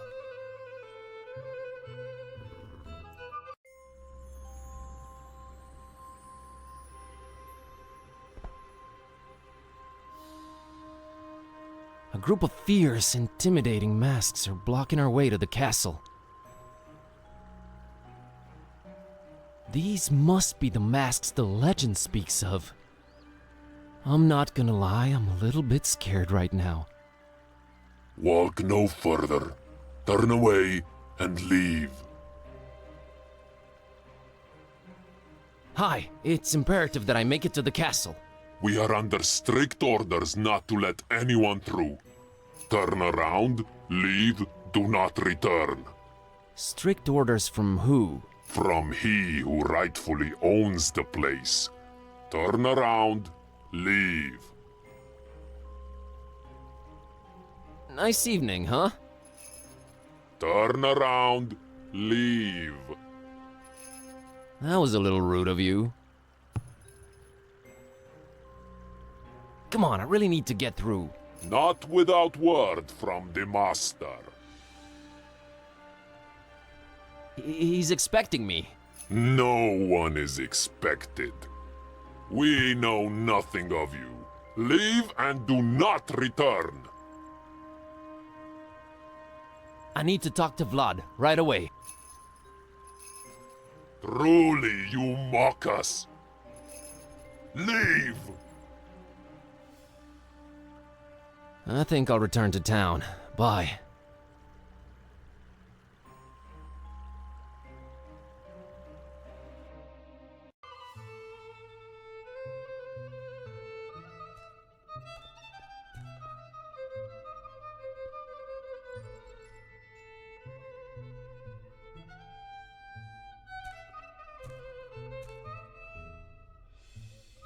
Hey, Maria, here's an idea. Why don't I walk Kiskis in the mountains for you? I'm headed that way.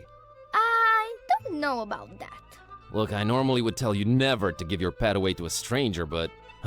look, I'm on a magical quest, and I need Kiskis' help. What do you say? I'll bring him right back.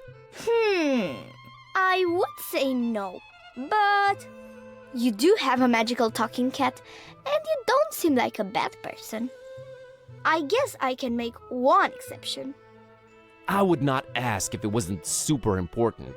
And Kiskis will enjoy the mountain air. All right, bye-bye. Hold on right there. I may be young, but I'm not dumb. I hold on your passport until you bring my kitty back. Thank you. You're all right, kid. Come on, Buzz, fork it over. Okay, everyone know their roles, right? Yeah, I'll do my best.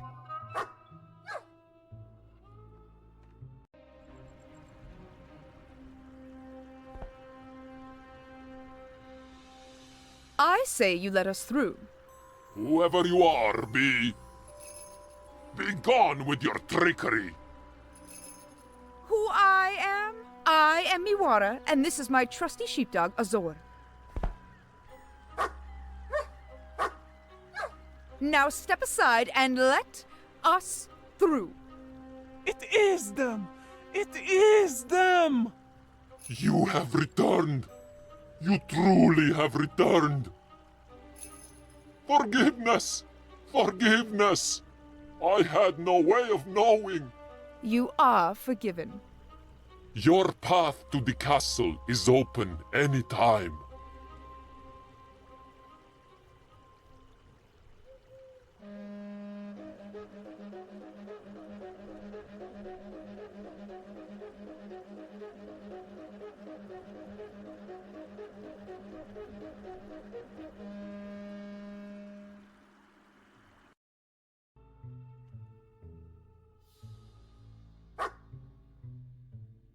Here he is, as promised, safe and sound.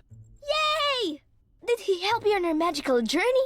Him and Kitteh defeated an army of scary masked people all by themselves. Wow, really? How did they do that? Well, we're cats, so we did what we do best. We outsmarted them. And I think I have the perfect name for your kitty. How's Azor sound? OMG, it's perfect! Azor! Excellent.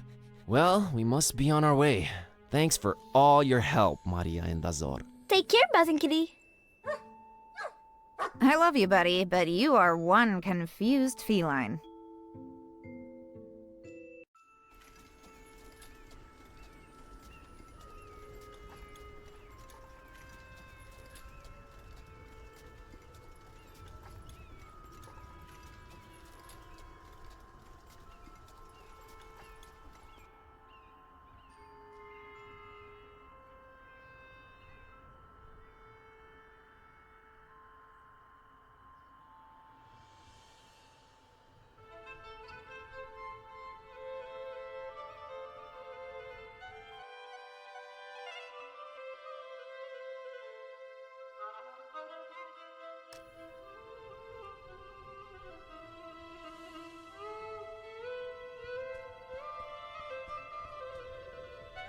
That was one visually impressive and otherwise terrifying ride. I'd rather not experience it again soon. Let's just say I'm glad we arrived.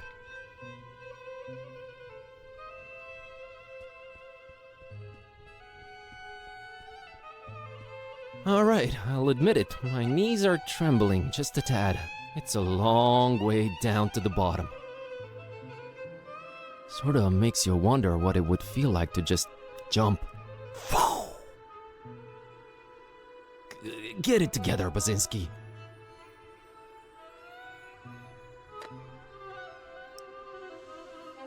I just picked this up to spite Kitteh, and all it's been doing is stinking up my pockets. Sorry for the littering, folks below.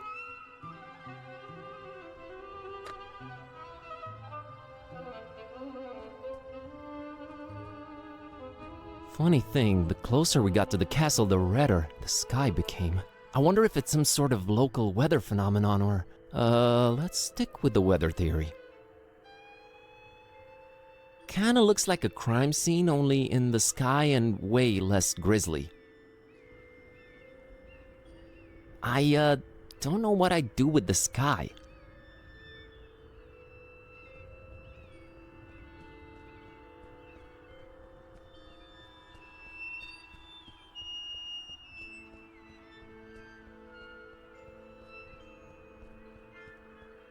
A pretty standard model as gargoyles go. Man, Steve the Gargoyle over at the library is way creepier than this one.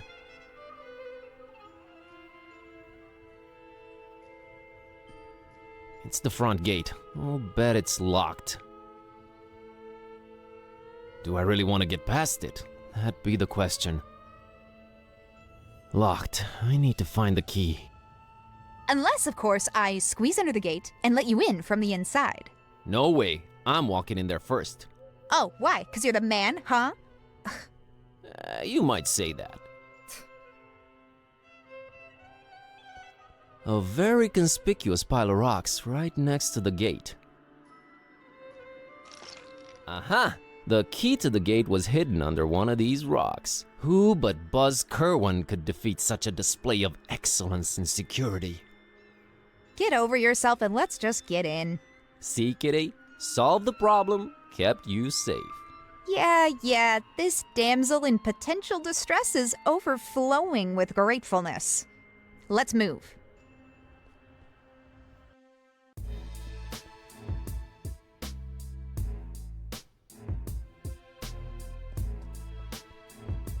The entire place is lit by flickering candlelight, a total fire hazard, but very atmospheric. Nice and warm and flickery. I can keep staring, sure. Is that the Lord of Light? Okay, enough of this. This place is plastered with depictions of what I can only assume are ancient Romanian rulers. A little bit cobwebby, but hey, big castle, hard to keep clean.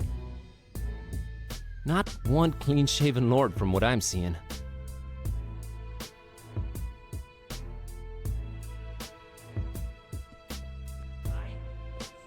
What is it with this movie and rappers, seriously? What is the fascination here? It's... I don't know, man. Yeah, it's your little friend. We've met. Well, we must be interrupting, but hey, adventurers got adventure. No time for movie watching now.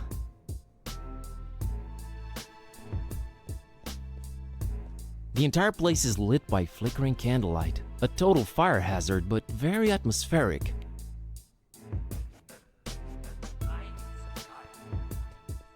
That is the ruler of the castle. He has a very, urban vibe around him.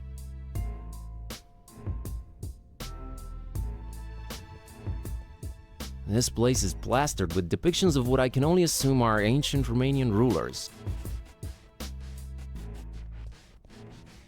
I'm pretty much convinced I need to get myself in there.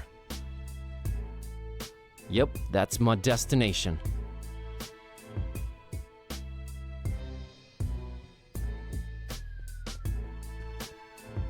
Sick cornrows, though, I have to admit.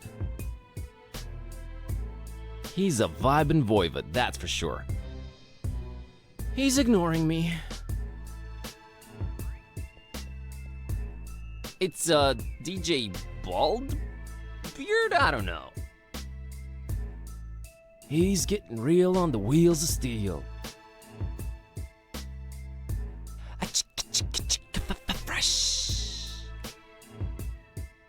He's way too focused for me to disturb him with chit-chat.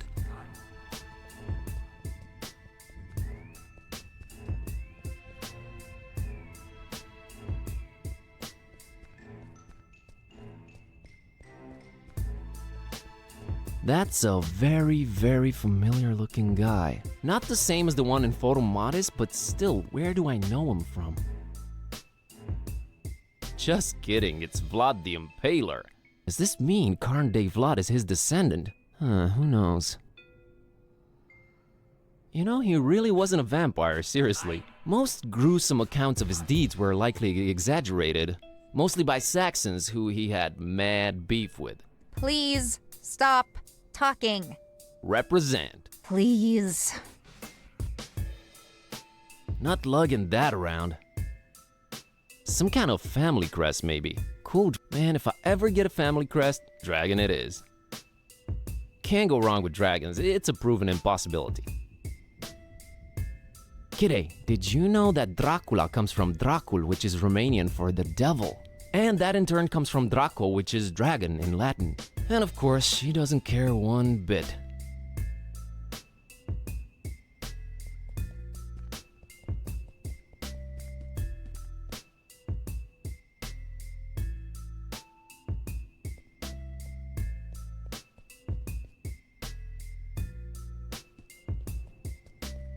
There's that cool dragon design on these banners too.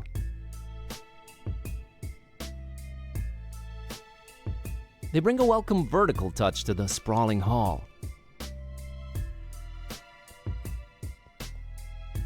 Kitteh, did you know that Dracula comes from Dracul, which is Romanian for the devil? And that in turn comes from Draco, which is dragon in Latin. And of course, she doesn't care one bit.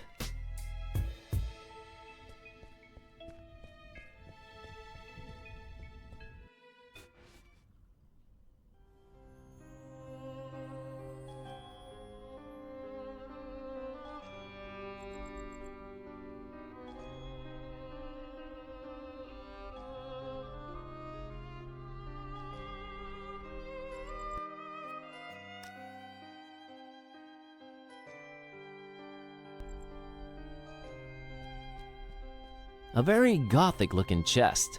Nice. I kinda wanna look inside it now. As shoddy as it looks, there's a lock here. Looks like I could take it down easily with the right tool.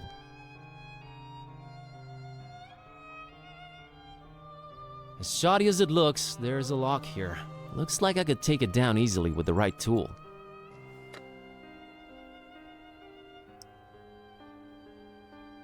Yay, unlocked. Let's see what's inside here. Some vinyls and a gauntlet. Ooh, I like gauntlets.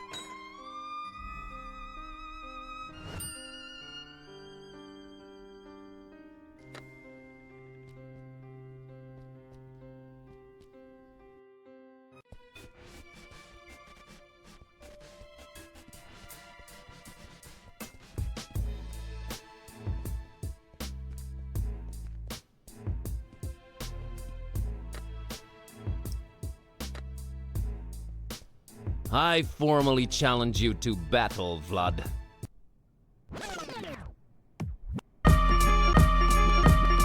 Yeah, here's the thing I'm telling all contenders all the time. First of all, you gotta have a throne before you go for mine. You just need my cellar for replacement. Ever since back in the days when your mama kicked you out the basement.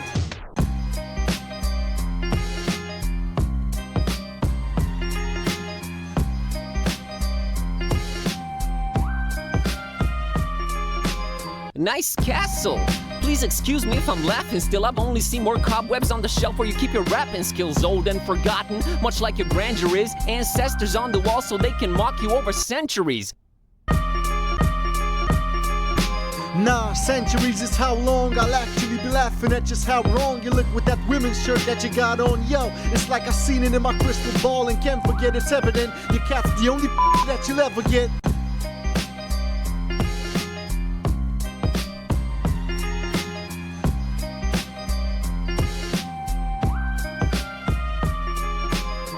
What's with the outfit, dude? Eyesight playing tricks? Hell, your clothes are like booze and decisions. They don't mix well. Your looks all over the place. I call him like I see him. Let me just channel Indy. He belongs in a museum.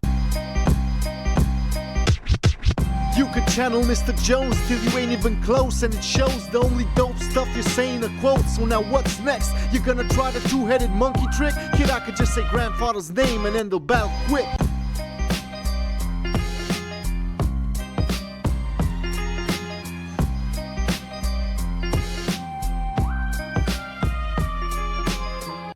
In battle with you, not with your family name. Your only claim to fame is who your grandpa was? Lame. Highborn don't make you high-skilled automatically. I don't give a fluffy cat's butt about your pedigree. Yeah, it's not my fault you're weak, can't accept your defeat. Your name won't ring any bells, there's no buzz on the street. Return to the library where you can't belong. This ain't a game, nerd, you're better off reading the Necronomicon.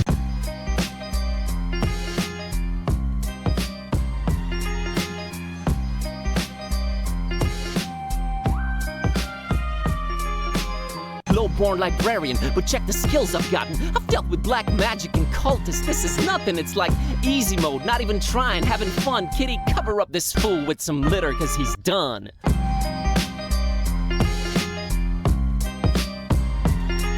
I can't stop rhyming.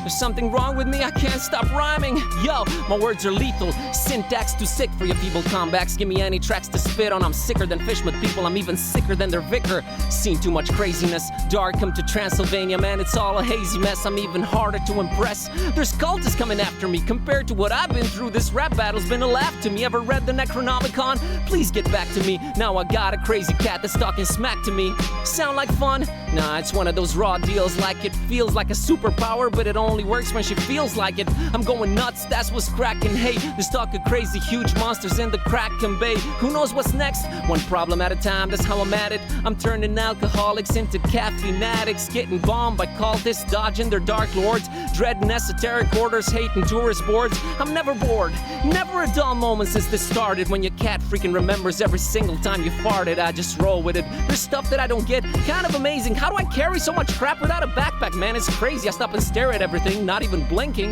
then rubbing everything on everything. What am I thinking? Whether in Darkham, FISHMOUTH, or Romania, just stop and talk to random people, it's a mania. The crap I have to pull just to get some answers, like dividing hearts, counting pieces for some crazy passwords. If it ain't one thing, then it's another. Like drinking vegetable oil and firewater? This world is crazy, surreal, freaking foul and dark. Solomonars, masks, and cats that growl and bark. Anyway, I'm out of here. Gotta find my cat a remedy. Peace, I'm on my way to more insanity. Cat, let's dig deeper into the bowels of the castle and find peace. Roger that. I'll scout ahead and... Not so fast, Kitteh. I'm going in first. I need to make sure it's safe. I can take care of myself, Kerwan. Plus, I'm stealthy, so... Nonsense. You're a girl, after all. It is my solemn masculine duty to keep us both out of harm's way. Oh, God. Fine, you dingus. Go ahead. Lead. Watch closely. You might learn a thing or two.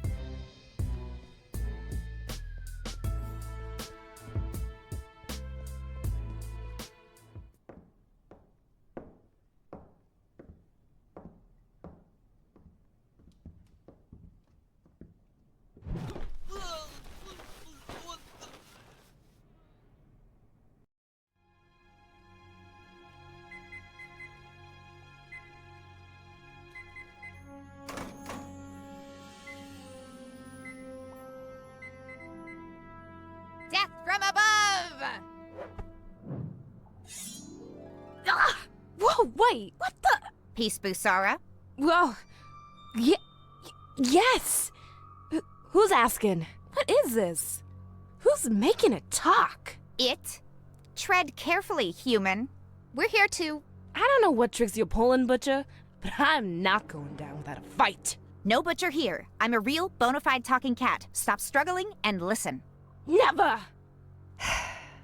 I tried.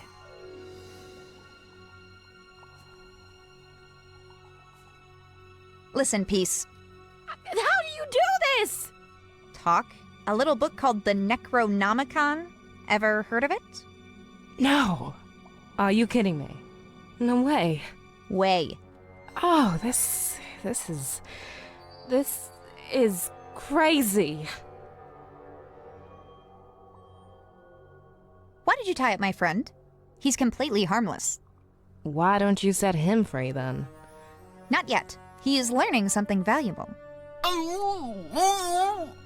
Uh-huh. Got anything out of your weird buddy over there? As a matter of fact, I did. Like the whereabouts of Baron Ferenzi? Maybe.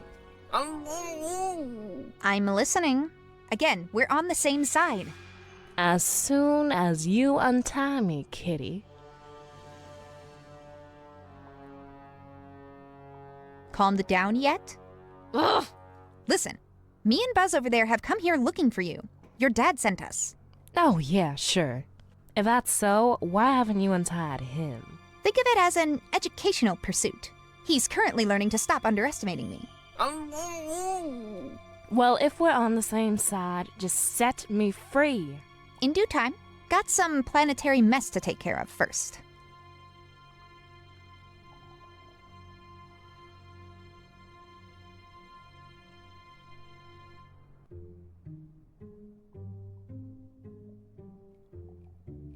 Greetings, biped. Up to the left then, up to the right then, up to the middle and back up to the right. Hello, kitty. What was that singing about? Oh, just directions to Grandma's house. I have bad memory, but strong legs. Right.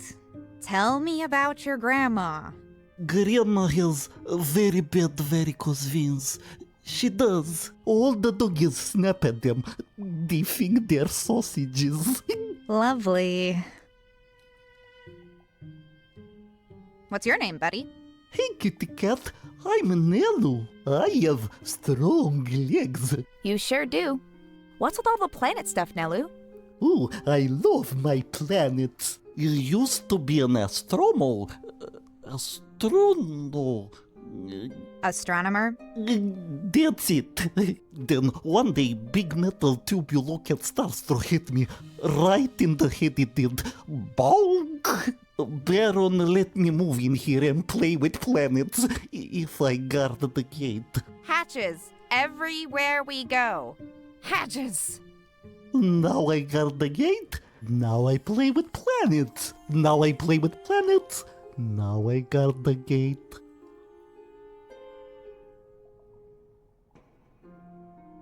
So, how do I open this gate, Nelu? Oh, I'm not allowed to tell, little kitty cat. Baron says no one allowed. Only they look for it down there. All right, I've heard enough. Look for what? I don't know for sure. Big bat, I think. Big bat. Sure.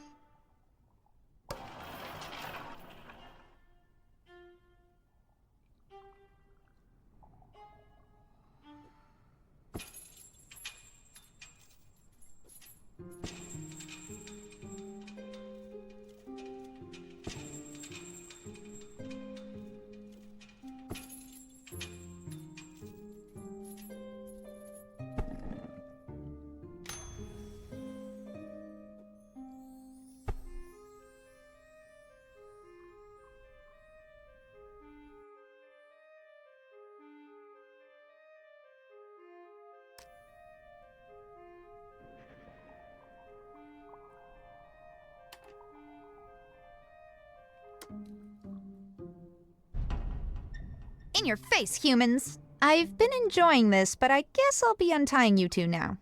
Please tell me what is going on here. Alright, let's take it from the top. So this bozo walks in one night with a weird book and starts reading from it. Thus realizing he was singing the sequence to push the capstones in, thus yet again proving feline superiority. Anything you want to say, Buzz?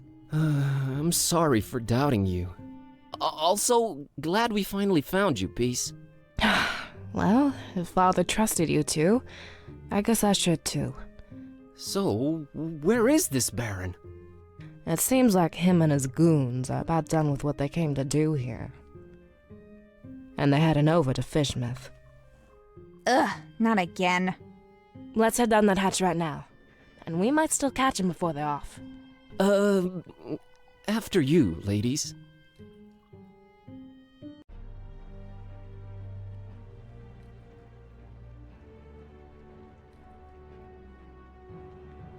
Looks like we're too late.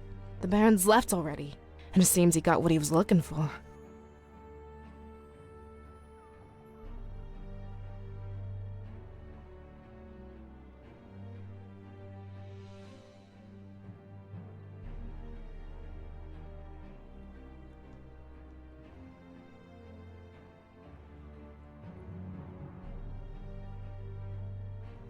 Who's this Baron? Why were you looking for him? What is he after? Baron Ferenci. Just one of the many names the Butcher goes by. We're both looking at the same thing here. What do you think it is they've dug out of that rock there?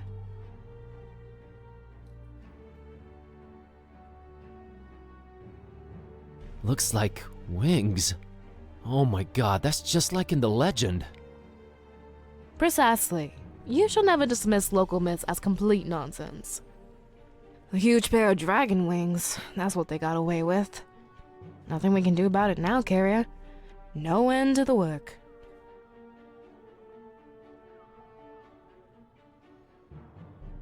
Was it you who installed the communications jammer? I was trying to sabotage the Baron. Much good did that do. You gave us quite the headache. Literally.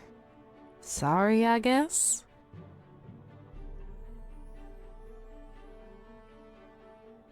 How did you get past Vlad and his DJ friend? Did you have to bust out some dope rhymes? What?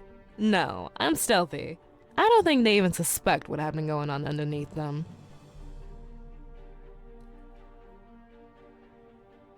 Dragon wings, just like in the legend, but hey, I'm prepared to believe anything at this point. What does this guy need him for? They do call him the Butcher, so I can only assume the worst. Oh, right. No end to the work? What does that mean, Peace? How much of the book have you read? I read a bit of it once. It made Kitty start to talk. I was frankly too terrified to examine it since. Open it at the very last page.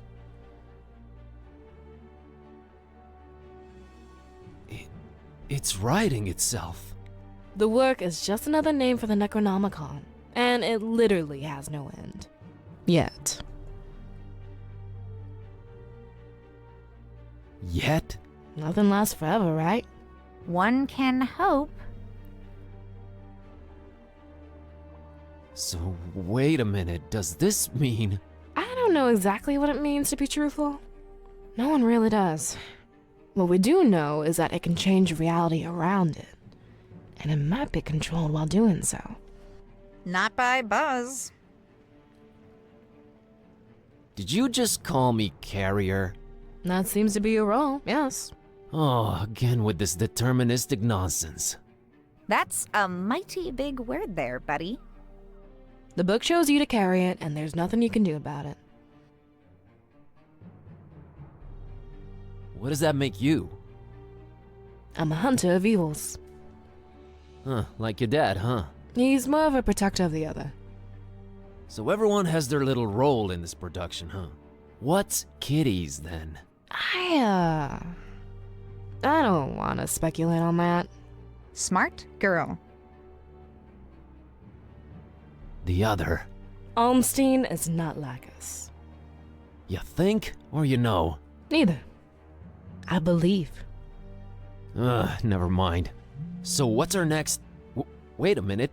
My phone's ringing, but we're deep underground. Everything's upside down around here. Dawn, is that you? Finally. Where the heck were you guys? I've been calling forever. Long story. The butcher was here, but he gave us the slip. We did find Peace. She's here with us. Hold on, I'm putting you on speaker. Hello. Yeah, hi. So I found what was hidden in Flamel's abode. The stabilizing element. Yeah, a piece of paper with one phrase written on it. What phrase? I have it right here. One sec. A terrible storm, and 3 bells ringing throughout it, shall awaken the beast.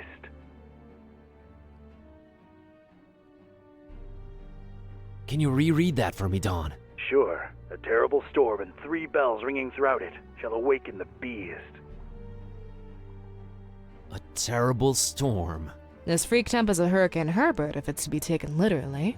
I seem to just nearly miss it every time I get somewhere. Until one day you won't. Can you reread that for me, Dawn? Sure. A terrible storm and 3 bells ringing throughout it shall awaken the beast. 3 bells. There's a bell in this castle. I wonder if it has anything to do with this. And there was a bell above Flamel's place where I found this. So we look for a 3rd one, right? If awakening the beast really is what we want. Good point. Well, is it? Oh, it sounds exciting at least. I have enough excitement in my life already. Shall awaken the beast? Yeah, that part is a little unnerving. It is a little, true. I feel the same. It probably still needs to happen, right? Most likely, yes. It probably does, whatever that means.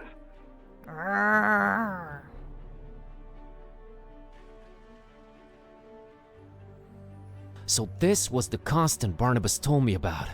The stabilizing element. If only we actually knew what that meant. The Necronomicon is ever-changing chaos. If Olmstein wrote it down, whatever this phrase describes will probably happen, for better or worse. This is all fine and dandy, but what do we do next? I'm convinced the butcher's left for FISHMOUTH, with a pair of dragon wings in tow. FISHMOUTH. Their evil festival should be in full swing by now. You and Kitty shouldn't be showing your faces here again. It's my turn to follow this butcher deep into FISHMOUTH's stinking guts. Not without looking like one of them creepy cultists, you're not. You need to see the voodoo gentleman about a disguise, Mr. Ketype. The password is Fidelio. Tell him Kitteh says hi. Alright, kids. Head on over to my office. I'll meet you there once I'm done with the butcher.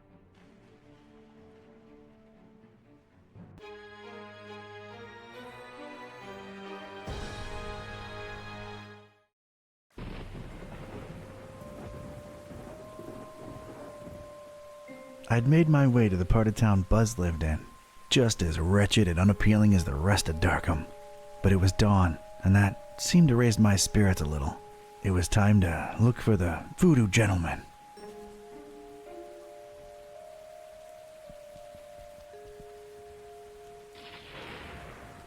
It's closed. It should open pretty soon, though. I could wait a bit if I really wanted in. It's closed. It should open pretty soon, though.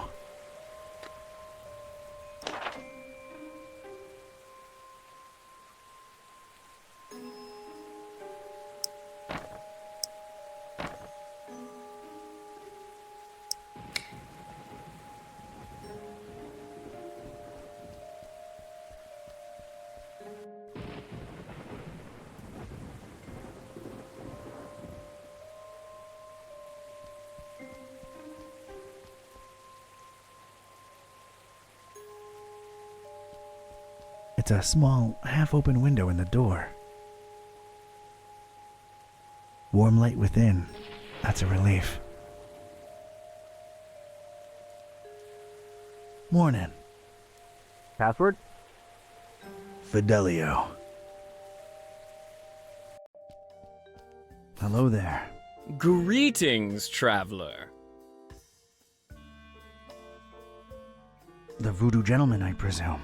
You presume correctly, sir. And you are? Ketype. Don R. Ketype. Friend of Buzz's. He was here a while ago.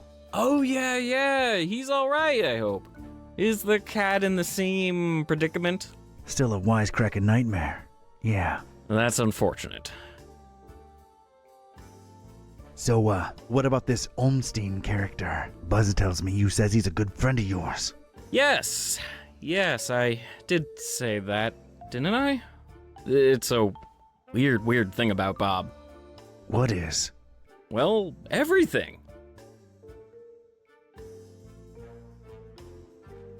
I understand he's some kind of authority in occultism. The extent of his knowledge is splendiferous. He knows a lot of stuff about a lot of stuff, right? But it's all... I can't put it into words. He's different, Bob is. Well, that went nowhere. What does he look like? What's his deal? You probably won't believe me, but see here, it's strange. I've been friends with him for decades now, or at least I'm convinced I have. And yet, it's like one of those dreams where you see the person clearly in front of you, but yet when you wake, you can't for the life of you describe them. Oh, come on. I'm serious. Bob is, well, he's something else. He's the one person I can really say has changed me. I mean, in his presence, I always feel, volatile, inconsistent, vibrantly fluctuating, inevitably equivocal. So we're just listing fancy words now. Do you have a picture of him? Is he on, whatchamacallit, the social, Media? I don't think I've ever seen Bob in a picture, and he's undescribable. A true mystery. Not that you'd care, but none of that helped. Like, at all. What can I tell you, Mr. Ketype? Some people are just hermetical like that. Has Bob ever gone by the nickname The Butcher? Oh, no. The Butcher's a horrible person, whoever he or she is. Care to, expand on that subject? Not much is known about the Butcher, even in my circle. He's rumored to be into god-awful, unnatural experiments with the dead. Ugh, horrible stuff. Bob can't be the Butcher, or at least I don't think so. Getting onto something else. Wait, before that, there is something about you. I get this feeling that you are somehow marked. All right, I'm impressed. Yeah, I touched something called the, shining trapeze... The shining trapezohedron! Yet you stand here before me. So it's true. You have the Haunter's mark. Forgive me to throw such a cliche at you, but you truly are chosen. Why, thanks for noticing. Mom always said one day I'd show 'em all who Don Ketype is. Of course, you know, with great dark powers come great dark responsibilities. Oh, yeah. Tenebrous forces consuming and corrupting the mortal soul and all that. Not really a surprise, to be quite honest with you. Wait, about Bob. Let's not go there again. The more I think about him, the more confused I get.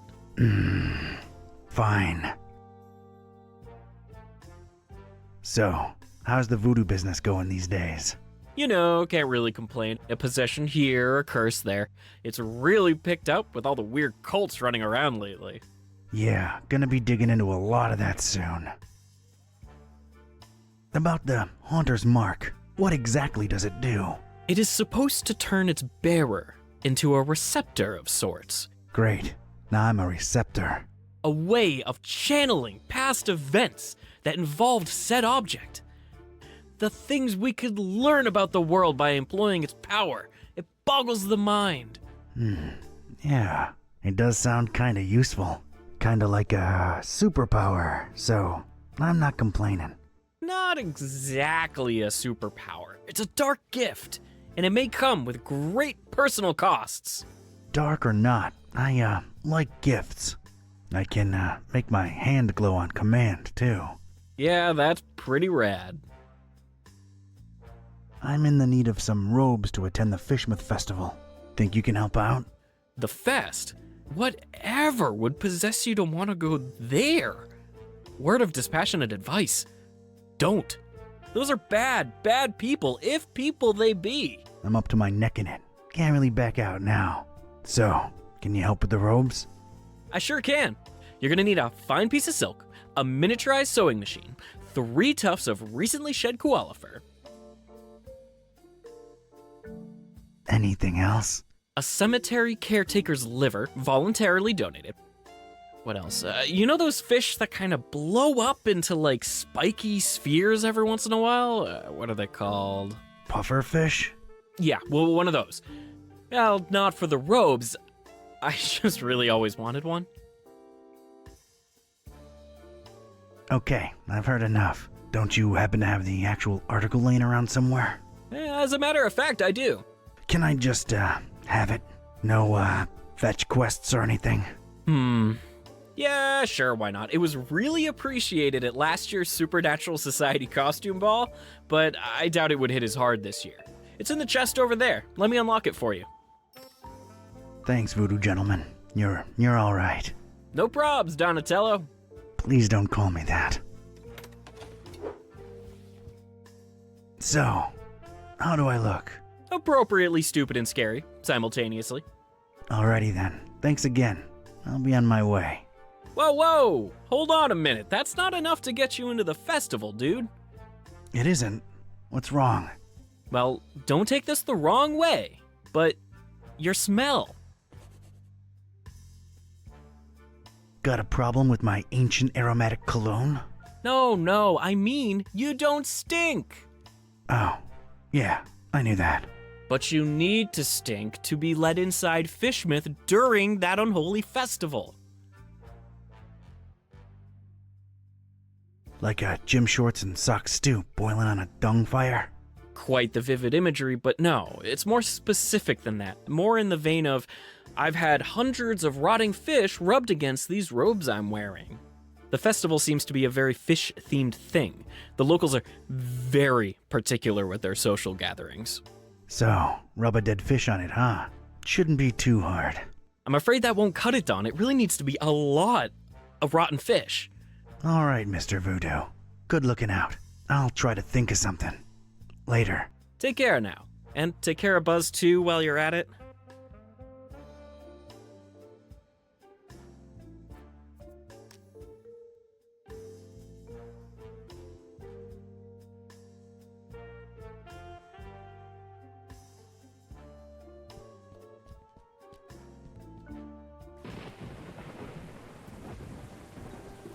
It's a bright glimmering dame sat down at that bench there. All alone in the rain. What say I leg over there and see what the deal is? Hey there. What's a nice girl like you doing in this part of town? Charmer, huh? Not really. I try, but I get called out on it a lot. I'm Don. Well, dressed like that. I'm honestly not an evil cultist. It's for a costume event. Carnival of sorts. I'm Margot. It's nice to meet you, Don. Yeah, likewise. Got business with the voodoo gentleman? Why do you ask? Oh, I'm sorry.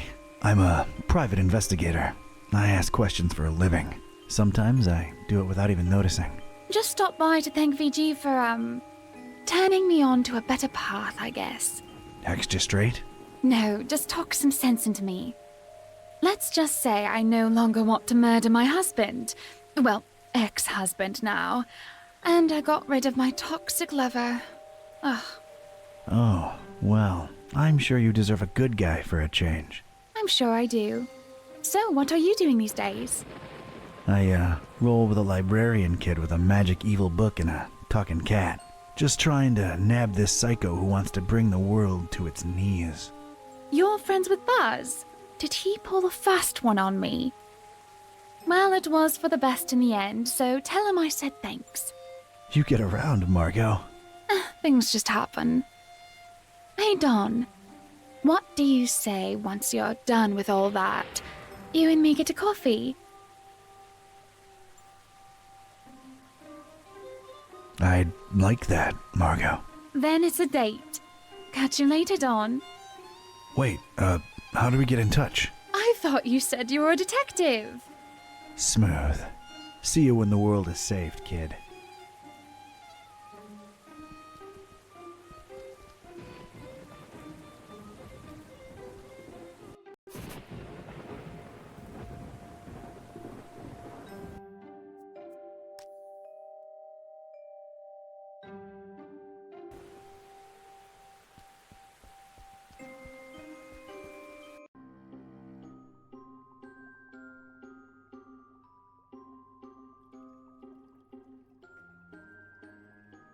Looks like where the fishmonger lives.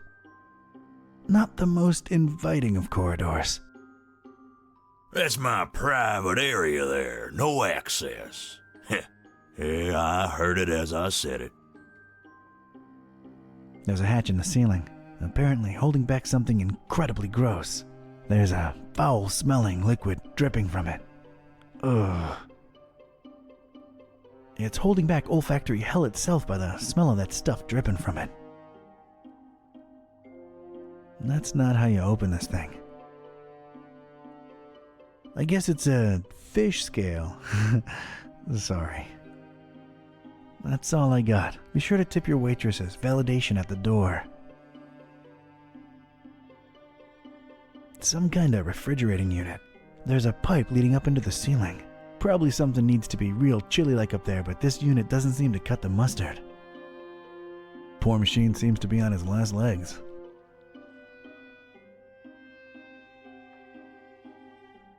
Oh, that is foul. Oh my. Oh, you God. There's more death, despair, and gunk in there than I've experienced in my entire life. Poor devils. How undignified.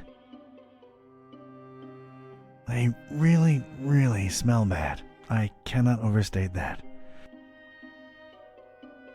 An assortment of fish and other sea life. Well, ex-life now.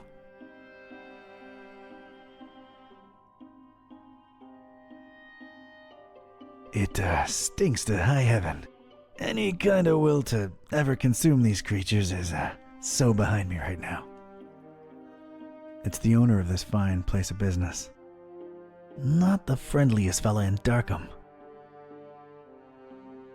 Morning. Brother. Brother. Okay. Yeah, I need fish. Sure thing, brother.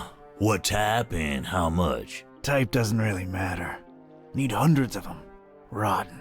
Oh, that's suspicious. What you need 'em for? What do you care? I got the milk. I can cover it. Can't sell your rotten fish, sir. Sir? What happened to brother? Anyone can wear a robe. And when they start making dubious demands, how do I know you ain't one of them health inspectors? Do I look like a health inspector? Maybe you're undercover. Yeah, undercover health inspectors. That's a thing. I ain't risking my license revoked. Brother. I don't know about that. Oh, come on. We bros. You know it. I straight up and down don't. What's the deal with the hanging chain? All due respect, sir. That's none of your business. I detect a pretty strong smell coming from up there. Could it, perchance, be where you keep all the merch that's gone bad? Now that's presuming a whole lot, sir. Not exactly a refrigerated environment if we go by olfactory clues. What olfactory? There's a smell, Brother Fishmonger. And nasty stuff dripping from the ceiling. That's my damn business, if you don't mind. Say, you look familiar. What We all look the same to you Darkhamites, don't we? Racist. Racist? Not at all. There's just something about your features, your eyes, maybe. You think I don't know the stereotypes y'all throwing around about us? Fish face, bug eye, and all that sort. Well, I'll have you know, before you make any kind of ignorant comment about my eyes, I've got a sleeping condition, all right? Well, I'm sorry to hear that, bro. Is that bad? Are you taking anything for that? Yeah, it's bad. And no, drugs don't work. Do you, take sleeping pills? Ain't working for me. I can take a fistful and it'll be like chugging some Joe. Yeah, dog. Life ain't at ease if you ain't got those Z's. Yeah, like you give a rotten fin about my problems. Just trying to empathize here. I still need those rotten fish, Broham. And I still can't sell you any. So drop it, Brosif. Do you happen to have sleeping pills around? Yeah, got mine right here. They're yours if you want them. They're no use to me. So what do you do about your sleeping problem? You sure curious. Well, it can't hurt to tell you. Been experimenting with hypnosis and suggestion lately. Hypnosis? Really? Does it work? Well, it ain't been long, so I don't really know as yet. Doc been suggesting stuff to me for some sessions, and the payoff's still to come. What's the payoff? He calls it the catalyst. It's a secret spoken command.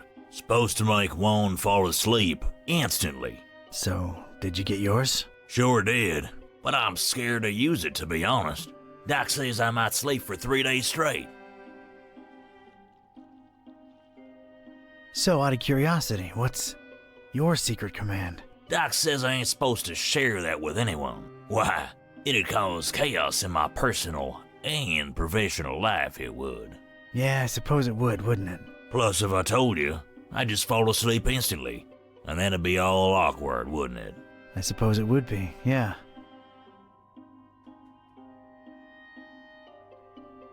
So, how do you find Darkham? It's alright, I guess. But their smell just... ugh. That's why I mostly keep to my shop. Smells like home in here. Oh, yeah. FISHMOUTH's gonna be a blast. Still need them fish, bro. I ain't selling you rotten fish, and that's final. I bet I know what your command is. I'll bet you don't. Angel tummy. Why, what's this? I was all sleepy all of a sudden. But wait, could it be just 'cause of you boring me to sleep with your cutesy guessing game? Ugh, you had me there for a second. Fuzzy cushion. Huh, that ain't it. Baby butt. Cute, but it ain't that one. Never mind. Catch you later.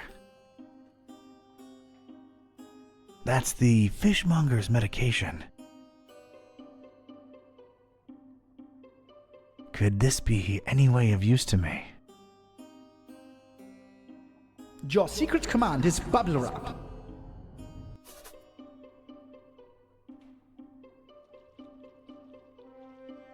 I bet I know what your command is. I'll bet you don't. Bubble wrap. How'd you?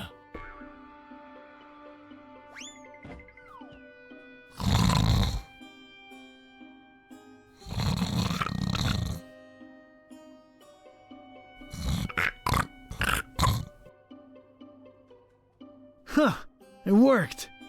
I have to admit I had serious doubts, but it actually did. And it was time to get my robes dirty, so to speak.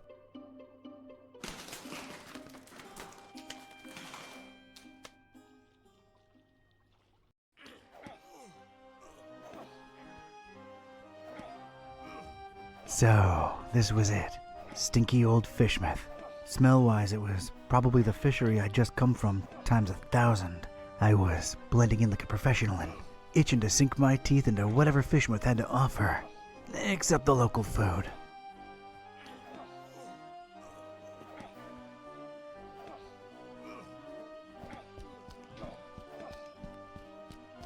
Oh, an open barrel. Whoever could resist the primal urge to peek into its dark recess.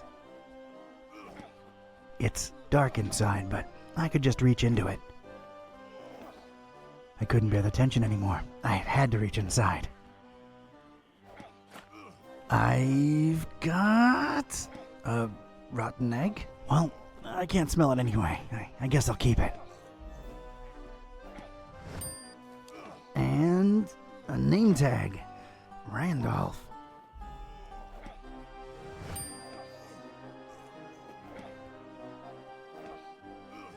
Hey, it's a door blocking my access to who knows where. Looks sturdy. And locked. Hello there. Go away. So, I take it you don't participate in the festival? Go away. That's that, I guess.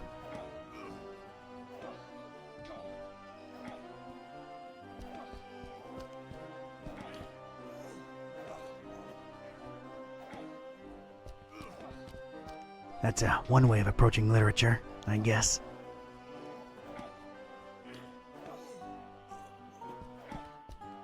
Well, this is just... I don't even want to know.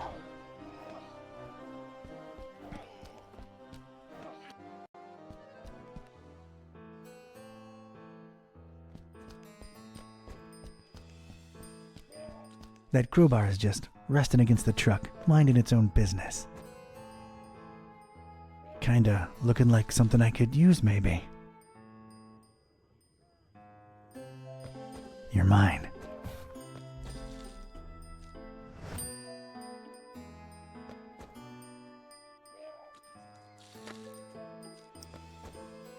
Sturdy crowbar could prove very useful. There's a small engraving on it. If lost, please return to GF.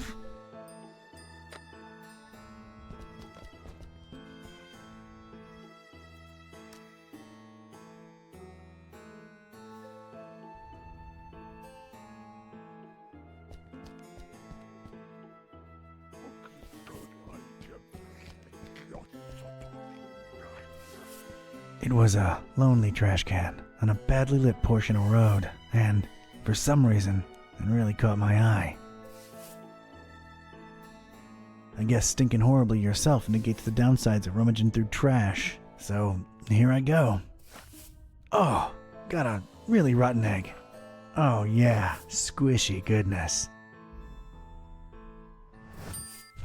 And a boot. Okay.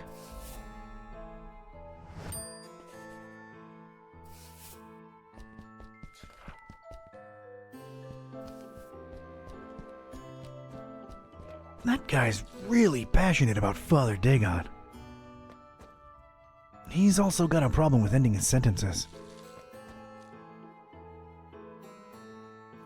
You see, Father Dagon and Mother Hydra are our...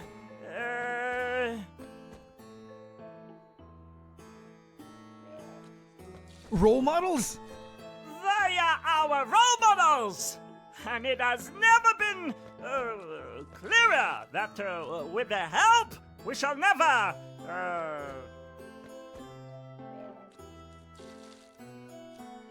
lose? We shall never lose this fight for our evil identity, or know any other gods. Look around, brothers. Cast your eyes on the person next to you. What do you say? Well, I see a group of, dedicated followers? A group of dedicated followers, like I've never seen before, and our numbers are always rising. Make no no mistake. Our endeavor is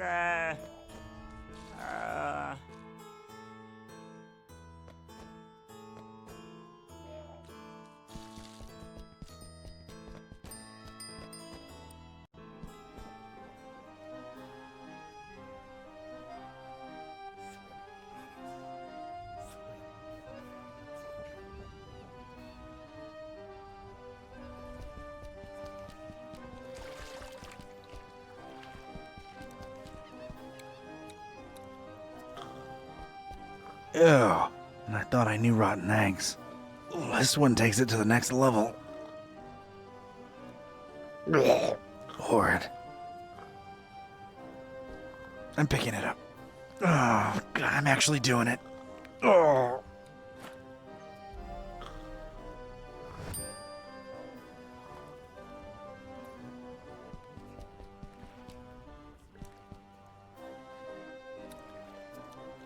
Evening, sir. No offense, but you don't really look like you belong here.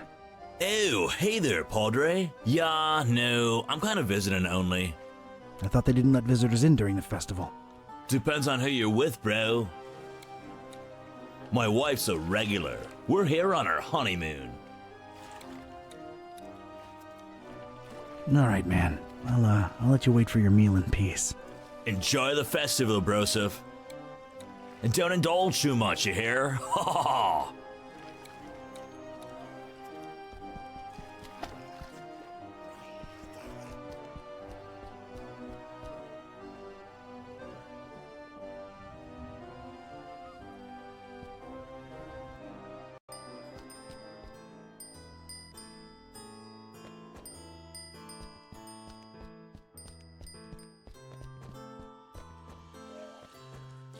You see, Father Dagon and Mother Hydra, our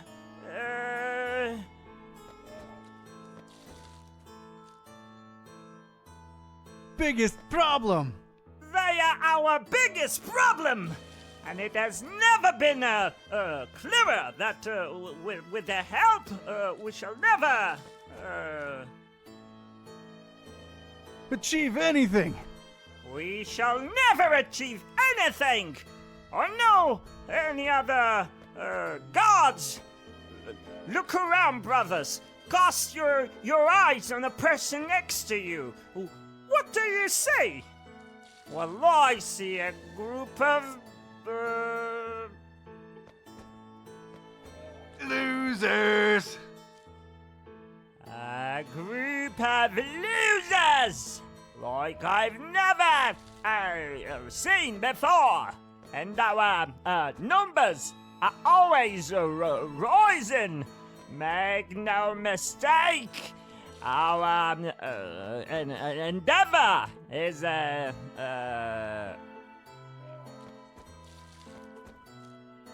waste of time. Our endeavor is a waste of time. Fear us. World, take a good, hard look at us, for we shall bring, nothing but,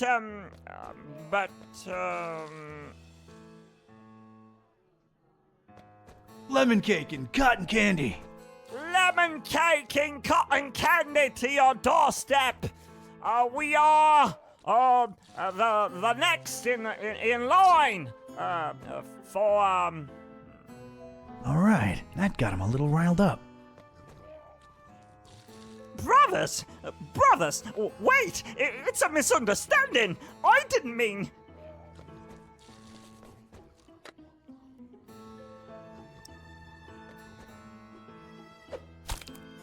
They're a bit more excited now.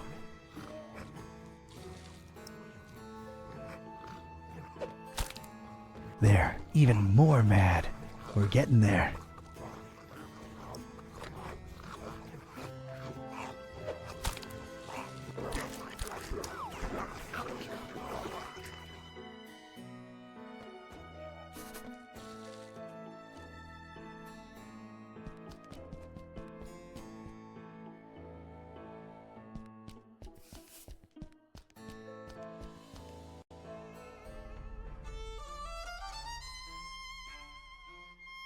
Seems to be the guy in charge of these guards.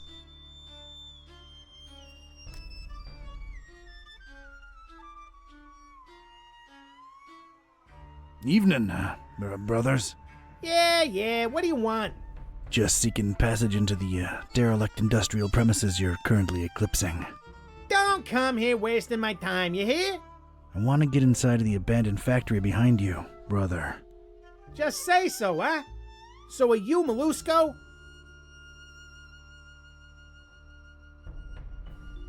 Me? Molusco? Huh. Mr. Confused Identity over here. Well, who are you then? Pescatori? Yep, in the flesh. Oh, good. You're finally here. I tell you, they say the worst that could have happened probably happened. I always knew we shouldn't trust that psycho with the meal. The meal? Are you serious? Oh, I see what's going on. You're questioning my clearance level, huh? No, that's not it at all. Ah, come on. I wasn't born yesterday. Don't worry. These guys are hardcore, but they took a vow of silence. So, I'm level 3 clearance. I pretty much know most of it. Oh yeah? Tell me what the meal is then.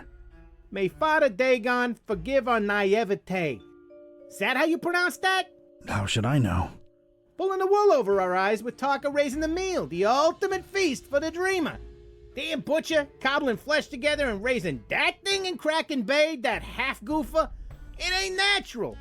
We talking GMOs here, or, I ain't in the mood for joking. He played us good, Pescatori. The dreamer yet hungers, brother. Yeah, Cthulhu for Dagon. Not sure I follow. Stop acting the fool, Pescatori. We raised that thing for the dreamer to feast on, and now we just might have to face it.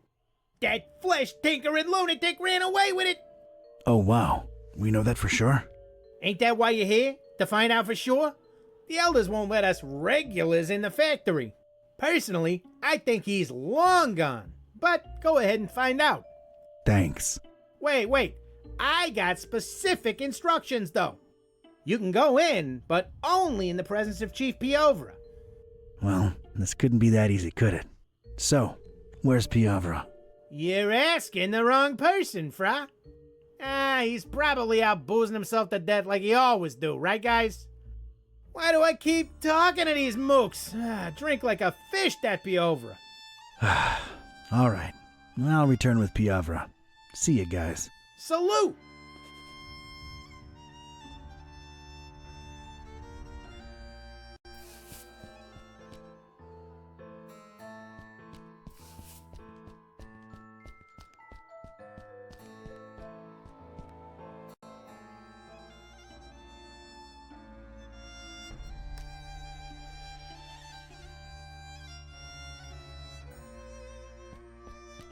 I took a long, hard look at Finman and could instantly feel my skin creep. This guy was shady, to say the least. Just being in Finman's presence made me uneasy.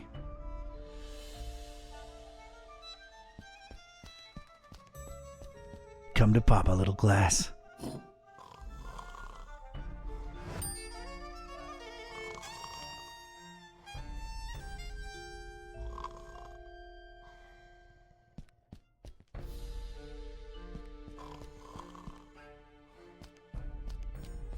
What a creeper.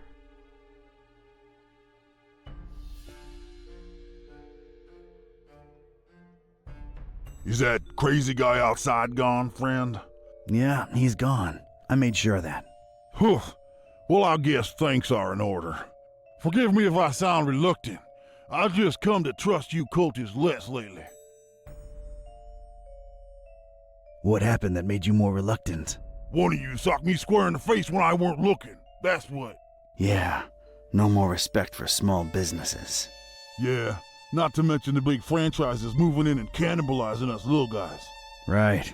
Cannibalism. Ugh. I mean, I'm just trying to eat here, you know? Oh yeah, absolutely. So, what can I do you for, friend?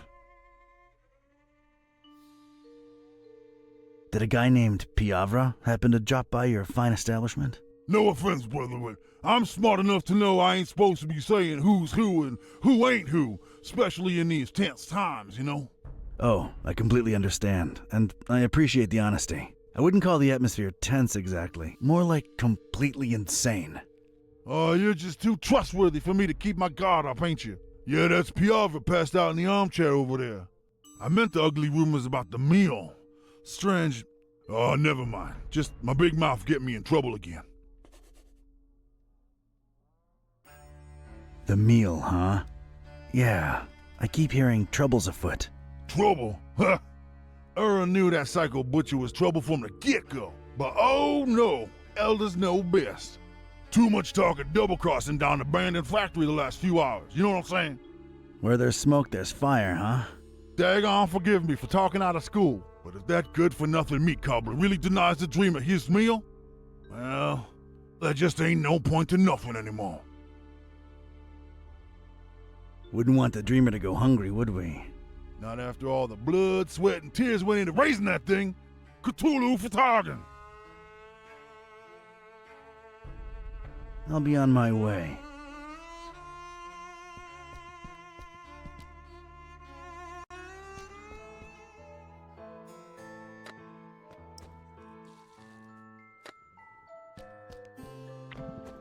Got myself a glass of oil. Neat.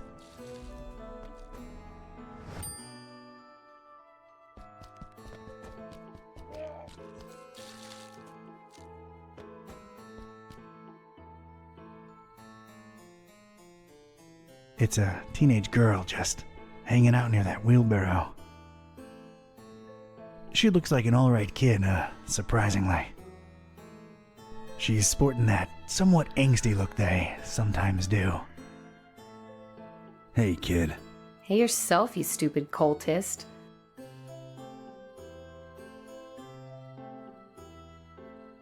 You dare disrespect the cult? What cult? The fish cult? Don't you mean the order, you dum-dum? Gosh, they'll just let any mouth breather in your little Girl Scouts club. Yeah, we've been lowering our standards lately. And there you stand, living proof. So, how's things? What's with the wheelbarrow? What's with the wheelbarrow? Nice conversational spark up, square. A square? Me? Yeah, man, you're like square squared. Sick burn, dude. I know, right? Well, you do have a wheelbarrow. Yeah, so? Can't be cool next to a wheelbarrow, 'cause you said so, Pops? Sheesh.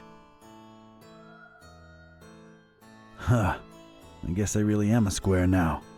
Man, I used to be one of the cool kids.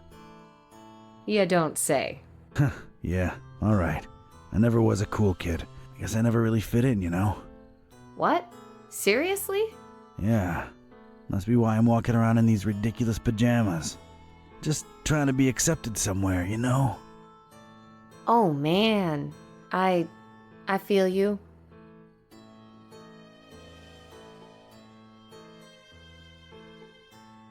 Why you, hating on the order, though? He's all street now. Your nomenclature's all over the place, buds. You guys are a bunch of fish brains for worshipping that imaginary tadpole dad of yours. He's alright. Yeah, right. Dream on, Pops.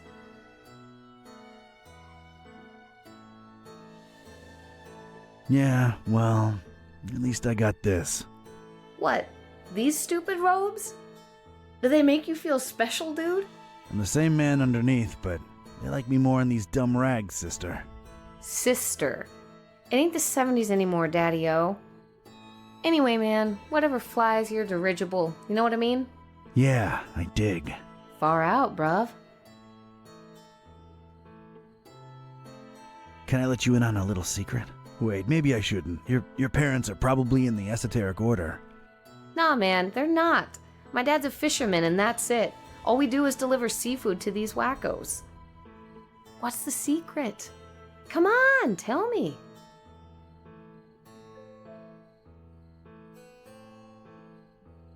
In a minute.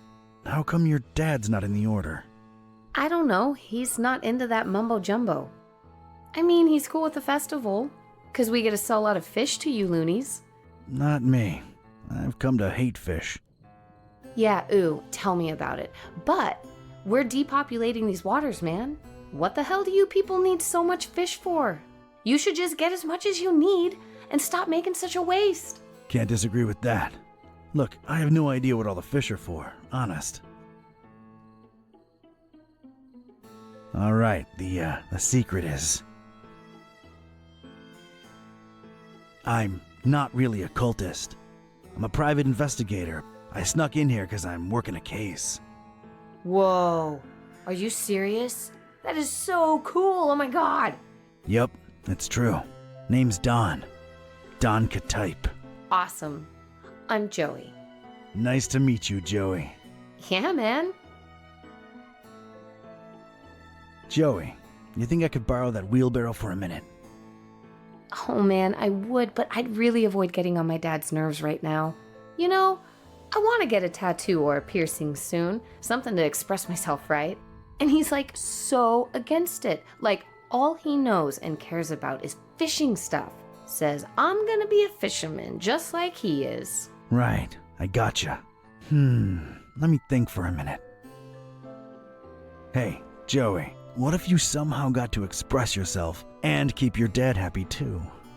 How would I do that?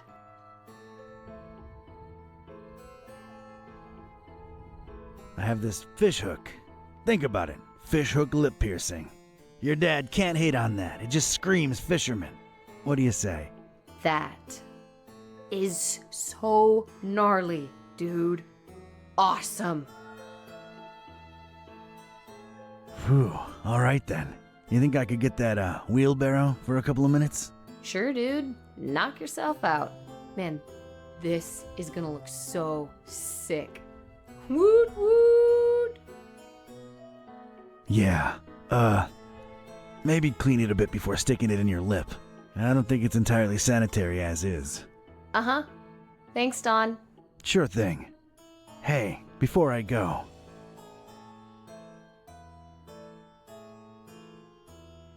You ever heard of someone called the Butcher? Psst. Who hasn't? But officially, I have no idea what you're talking about. There's a lot of whispers of betrayal and all kinds of crazy stuff, and everybody in the EOD's a lot more on edge than usual, but none of them are right in the head, so who knows, really? Yeah, this place is crazy, no doubt. Do you know anything about the Dreamer? Oh, man, don't say that out loud. They don't like that. Well, paradoxically, they speak his name out loud all the time, but geez, careful. You mean Dagon? Bigger than Dagon, Broham. Much bigger. Anyway, it's just a dumb delusion like everything else the Order worships. But it keeps them popping business, so, you know. Uh-huh. What do you know about the meal? Look, man, I shouldn't either know or be telling you this, but a lot of the fish that my dad and most fishermen in town catch go straight into the meal. The fish or the meal? No, you square. The meal is what they've been raising over in Kraken Bay. Duh. Oh. So, what is it? Don't know, don't care, and I wouldn't look too closely into it if I were you, just saying. Later, Joey. Don't blow my cover, alright? Watch your back, Donnie boy.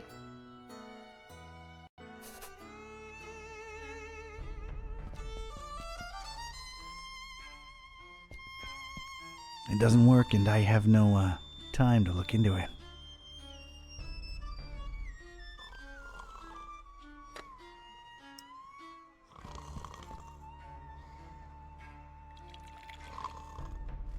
Alright. That seems to have loosened the armchair's grip on Piover's rotund frame. Time to pop a cultist out of an armchair.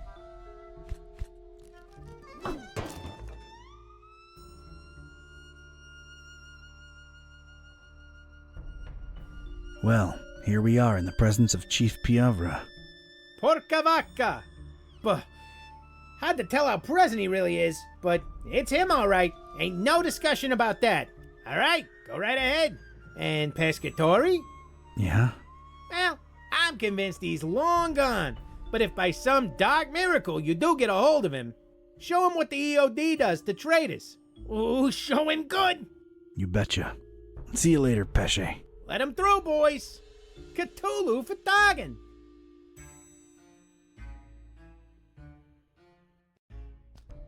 All right, I was in.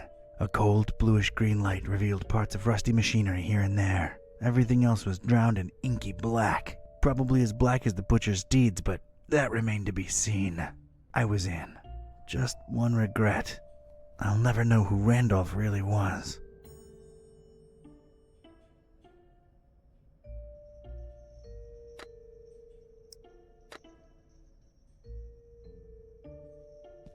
Let's pop this baby open. All right, got myself a power tool.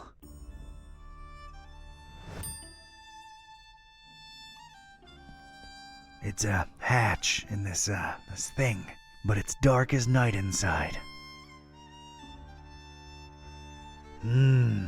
This means there's gotta be some way to get inside it, whatever it is. Can't reach it. Huge engine. From what I can make out, it seems to power the suspension mechanism above. There's a lever for that.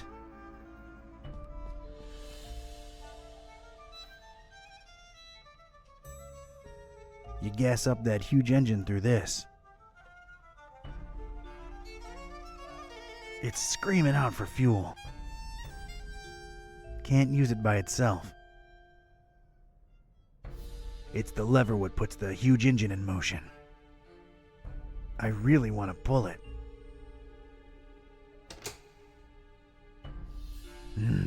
Nothing happened. I think it needs fuel.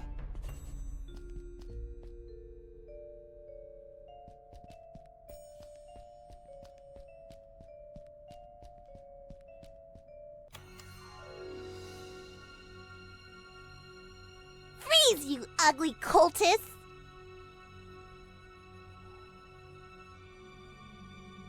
Okay, I froze, but I'm somehow a little warm at the same time, too. Ew!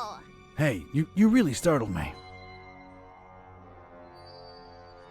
Isn't that assuming a bit too much given how dark it is in here? Don't push your luck when there's an angry little kid pointing a hand cannon at you, batty! See, now that is concerning. I don't know that I want to live in a society where an innocent child can easily get her hands on a... Would you like for mice to really appreciate you?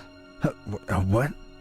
Unless you really do, don't make me turn you into Swiss cheese! I'm not moving. Good. Okay, now what? Now you get to explain just what you're creeping around in the dark here for, cultist. I'm really not a cultist. Honest. Okay, let me see here. Cultist robes? Check. Lurking around in an abandoned factory? Check. I'm a private investigator, in deep cover. That's not the only thing you're deep in, creep. What are you up to here? Don't lie. I can tell.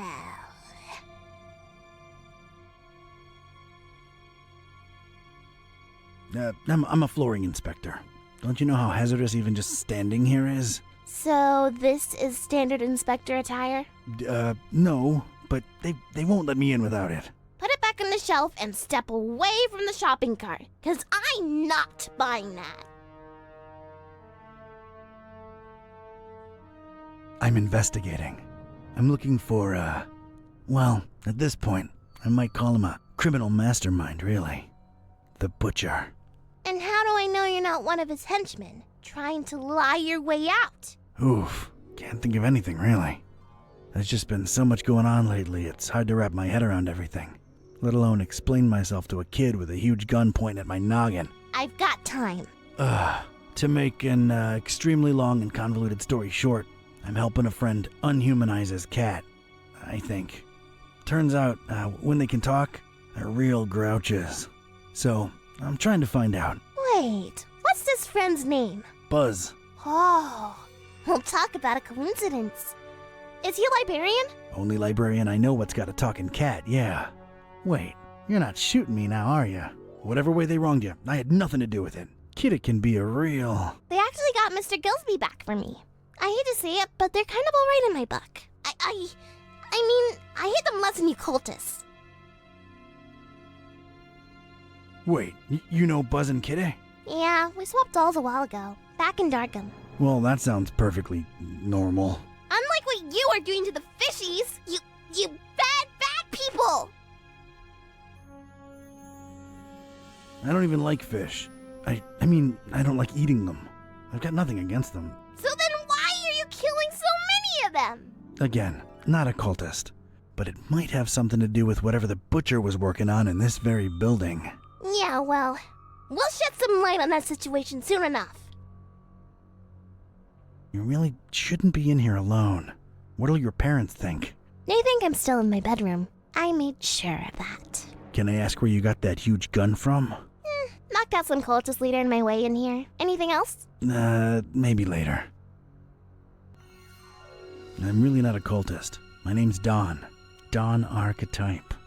Don doesn't sound like what a cultist name would be. I figured they'd all have names like... Algius? Nah. Do you believe I'm not a cultist now? Not entirely. You'd better actually prove it. Alright, I'm game, I guess. What are you thinking? If you're really here for the reasons you say you are, we're both looking for the same thing. The Butcher's Laboratory. Chop chop! I'll be supervising from up here. Sounds like a plan. Miss... Priscilla. Are you sure? I'm sure! Get to it!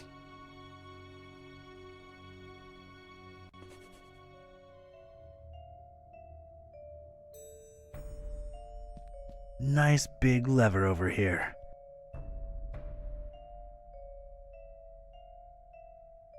Seems to control the suspension mechanism above.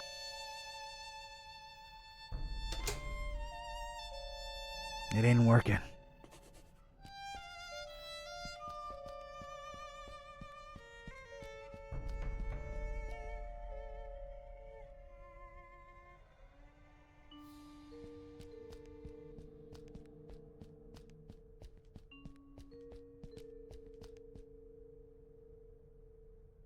Strange. There's a discontinuity in the pattern here. There's something here I need to take a closer look at.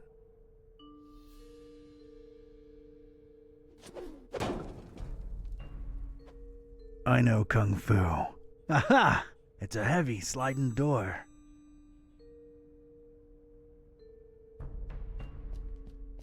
That's one impressive, gigantic door. I don't see myself forcing this one open.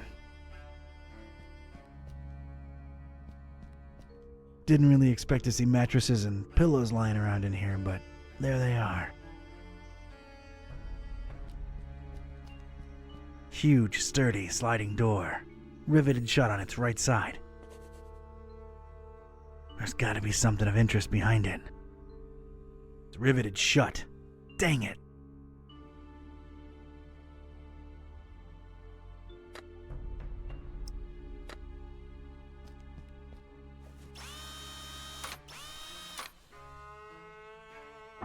Thank God for technology.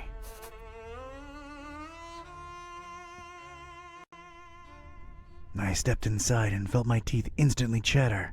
This was some kind of cryo room, and I didn't bring thicker underwear. Ugh.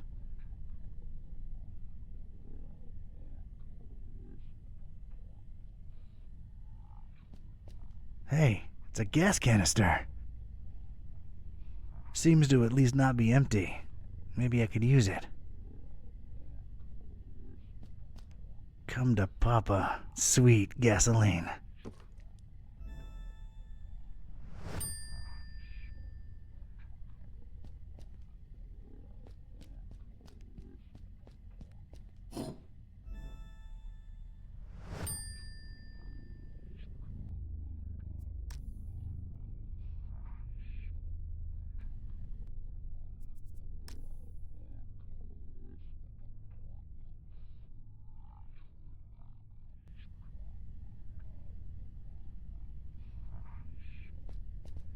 some kind of strange display with cycling buttons on both sides. It says Hudsurus above, whatever that might mean. There's a soft hum emanating from it, so I assume it's functioning. Nothing to report yet.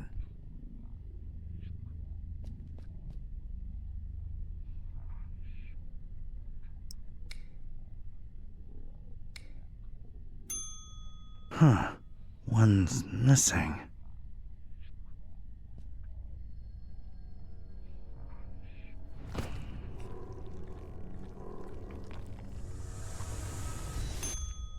A jolly good day to you, sir and young miss, if day it indeed be. You will forgive my disorientation, I trust. I've been holed up in here for quite a while. I suppose thanks are in order for opening that blasted door. Truly appreciate it. No offense, but, who or, what are you? Oh, do forgive my rudeness. Allow me to introduce myself. I'm quite sure that my name is Otis, but I'm afraid much of my biography is as much a question mark to myself as it is to you. I'm not wrong in surmising that this is the first time you're engaging in conversation with a human-octopus hybrid, correct? Yeah, I'm kind of at a loss for words here. Don't worry, Mr. Octopus Person. I like you. You're kind of a fishy, so you're okay. Haha, well, yes, young miss. I assume I am. Aren't I? Please, call me Otis. Nice to meet you, Otis. I'm Priscilla, and this guy over here is Don. He's a private detective. Yes, she believes me.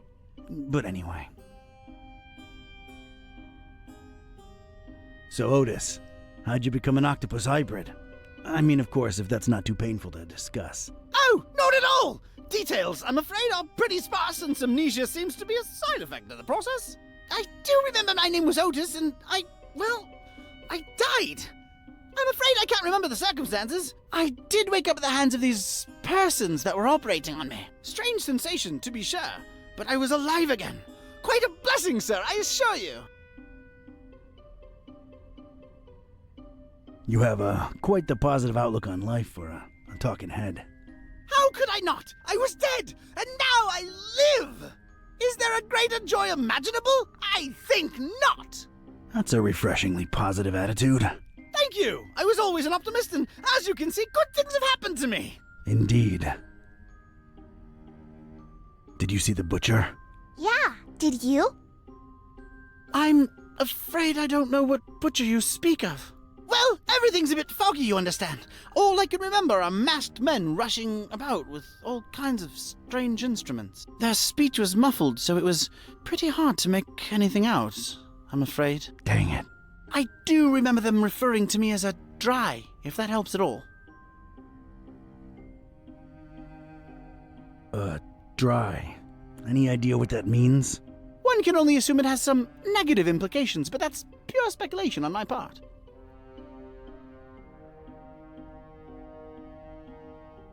Do you know where the laboratory is? Yes, I do. You don't want to go in there, do you? Indeed, we're chatting away when we should be getting out of here at this very instant. No one's going anywhere until we reach the lab. Oh dear, I must be frank with you, young miss. I intend to leave the premises as soon as possible and suggest you do the same. Come on, Otis, work with us. You ain't gotta go back in there, just help us get in. Oh, heavens. Well, all right. I suppose I owe you a debt of gratitude. The laboratory is right outside this chamber, and to the right.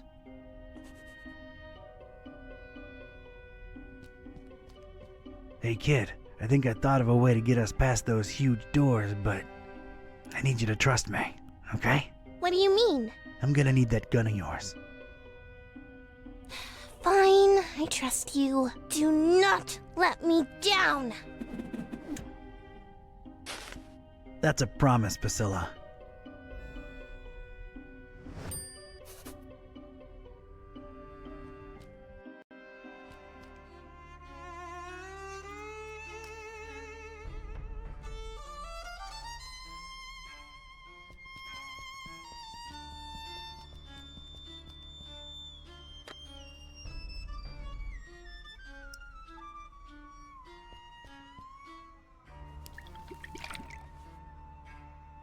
Drink up, big buddy. There you go.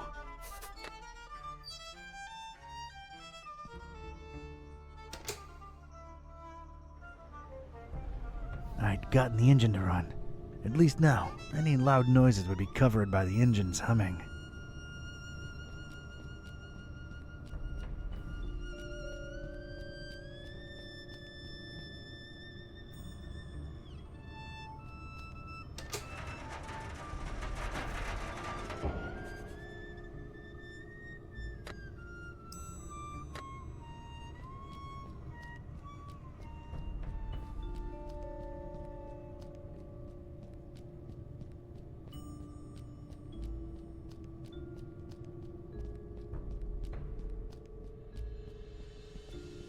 It's been a while, but here goes.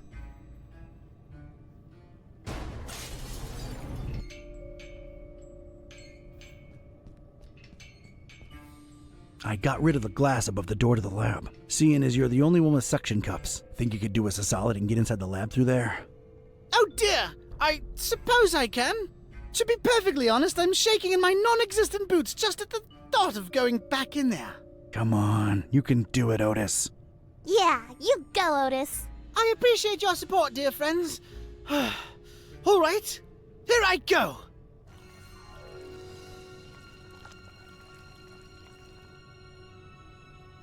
Oh dear! Oh Lord! Oh, it's all coming back now! The pits! The horrible pits! The non-dries! Their horrible gnashing and gnawing and... Oh, this is too much to bear! Oh God, what is that? Oh, what do you know? It's a coin! Oh, and of course, no pockets to put it in. Great! Oh God, the abominations! Focus, Otis, focus! All right, it's open. Wow. Thanks, Otis. You were incredibly brave. Yes, could I please go now? There are horrible things in there, and I don't wish to spend another second in their vicinity. Where are you headed to, Otis? It appears I really have no place to go, do I? Yeah, I thought that might be the case. Look, here's my office back in Darkham. The key's under the doormat. Make yourself at home until you, think things through, all right? How exactly is he going to make it there without attracting attention? You're right. Hey, I have an idea. Priscilla, you should mail him to my address. You know, like a pet or something. But I want to see the laboratory and save the fishies. You said it yourself. Otis is sort of a fishy, and he needs your help. Once you mail him, you can come back and we'll explore together. What do you say? I guess you're right. But don't explore too much without me, you hear? You can count on me, partner. Don't get ahead of yourself. See ya! Many thanks again! All the best! Oh, it's jolly good to get a second chance, isn't it? So many opportunities! Mike? Let's see here. Why, I could be on telly, my dear. The one true talking head out there. Yeah, I guess that's true. See, little one, always keep a positive outlook. Ew, ow. Just a second. Stepped in some oily thing here. Ew. Well, I guess it's slithered, actually, isn't it? You're funny, Otis. Well, that was surreal. All right, let's see what secrets this place holds.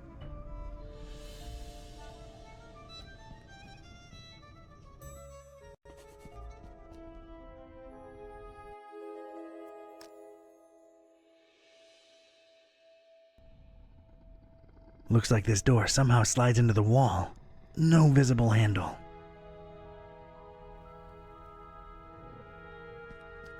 Its only feature is a big red button. I don't like my chances of surviving that. Gotta think of another way. Another pit. Another unseen creature writhing at the bottom.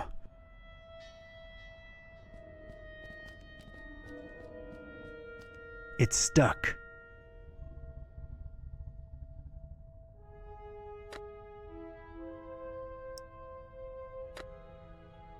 Ketype's got leverage.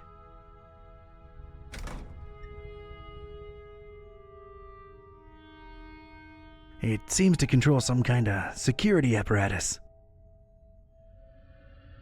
Probably put in place in case one of those creatures escapes. Looks like a view of this room, from above. And there's a cage hanging overhead. Huh. So the button opens both the door and the monster's pits.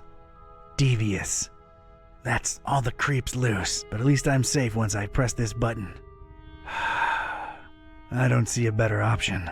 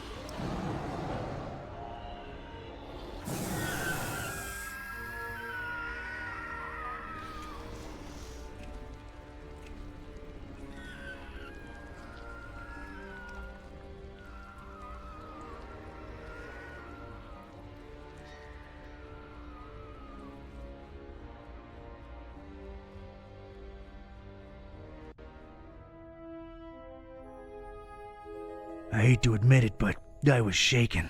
Experiments or not, scientific reality or abhorrent supernatural nightmare, these horrible blobs of flesh, limb, and rot existed. I could still smell their indescribable presence, even though they were all gone. God knows where. It really takes a lot to shake me, but I was shaken.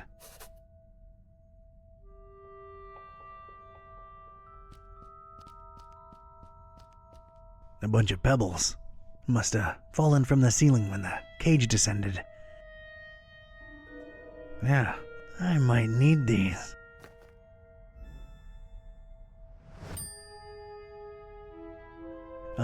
Slightly charred piece of wood. Who knows where it came from?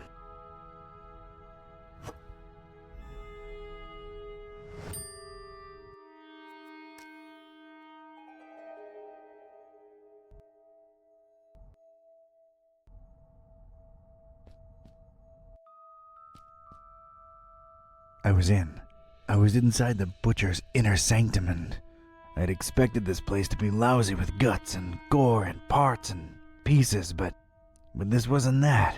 This was, well, colorful. Colorful in a way that makes a Joe uneasy, and it set me to wondering what this guy had for triangles. So many triangles.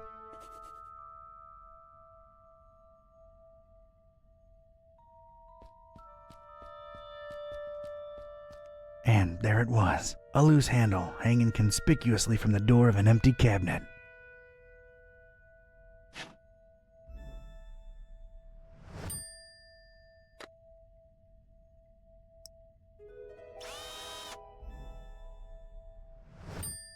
I've put a nice round hole in it.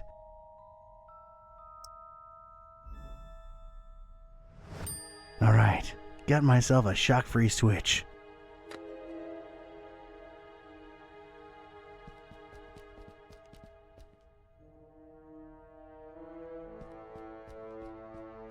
It's an uneducated guess, but judging by the number of cables coming out of this thing, it might be what powers everything in here.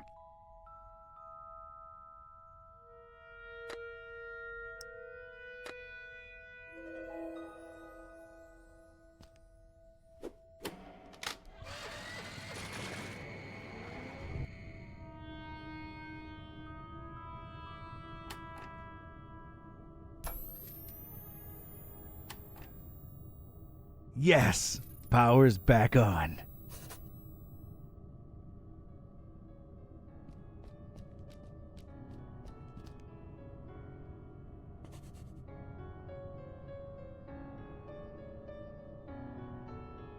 Is this wretched world prepared for him?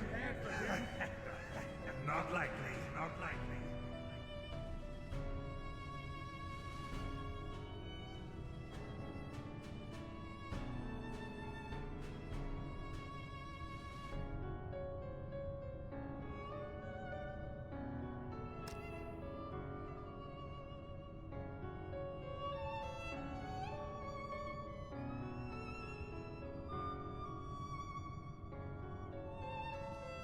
I stared at the Kraken head, and it seemed to stare back at me with its blood-red eyes.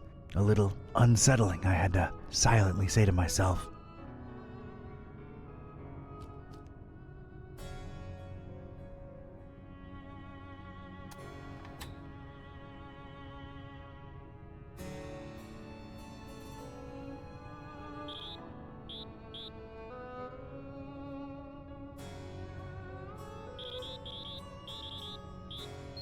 The perfect triangle.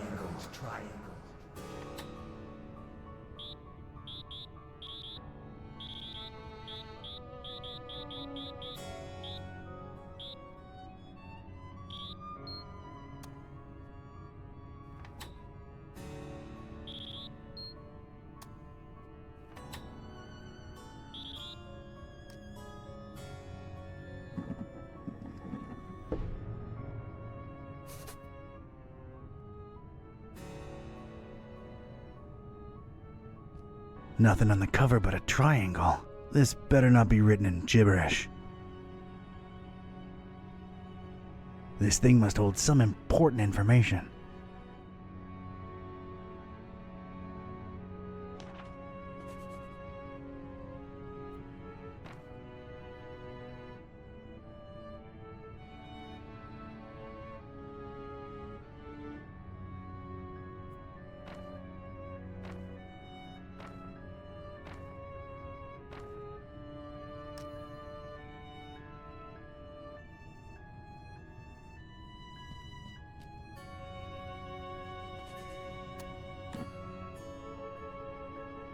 Food is plentiful, and the little one grows steadily.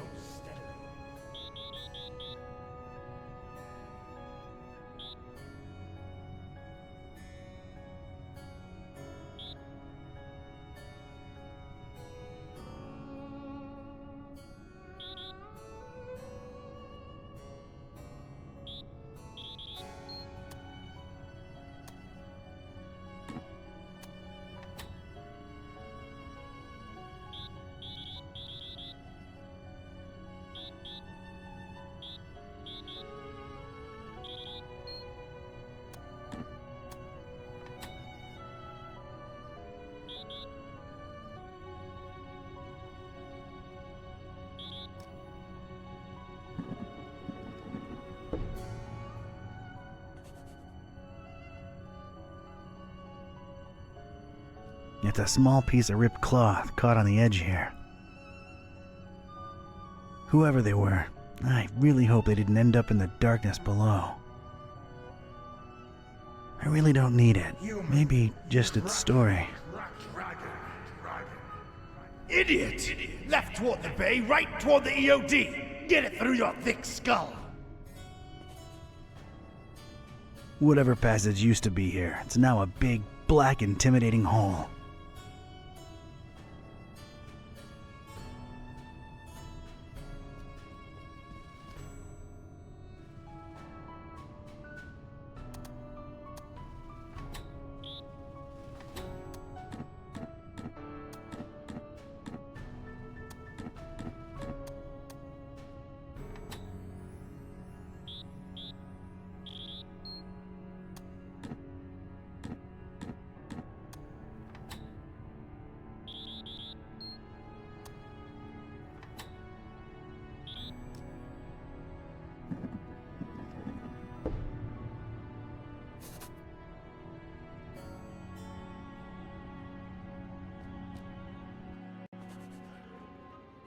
And what did we do?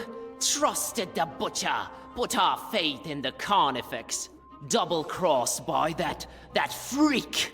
Denying the dreamer his meal, running away with it. That was his payment for our stupid, misplaced loyalty. How do you think this looks like in the eyes of Father Dagon, huh? And I tell you right now, it is as clear as pure seawater to me that the starry knowledge was always behind that lunatic. I know some of you do not see the starry fools as a threat. Ha! You think me mad? You think I am making this up? This very night, a false preacher was spouting blasphemies about Mother Hydra and Father Dagon right outside the Finman house. Good thing a true believer cast the first stone. Well, egg. And the crowd swiftly dealt with the poisonous snake. But it happened. Truly it has happened in our FISHMOUTH during our festival.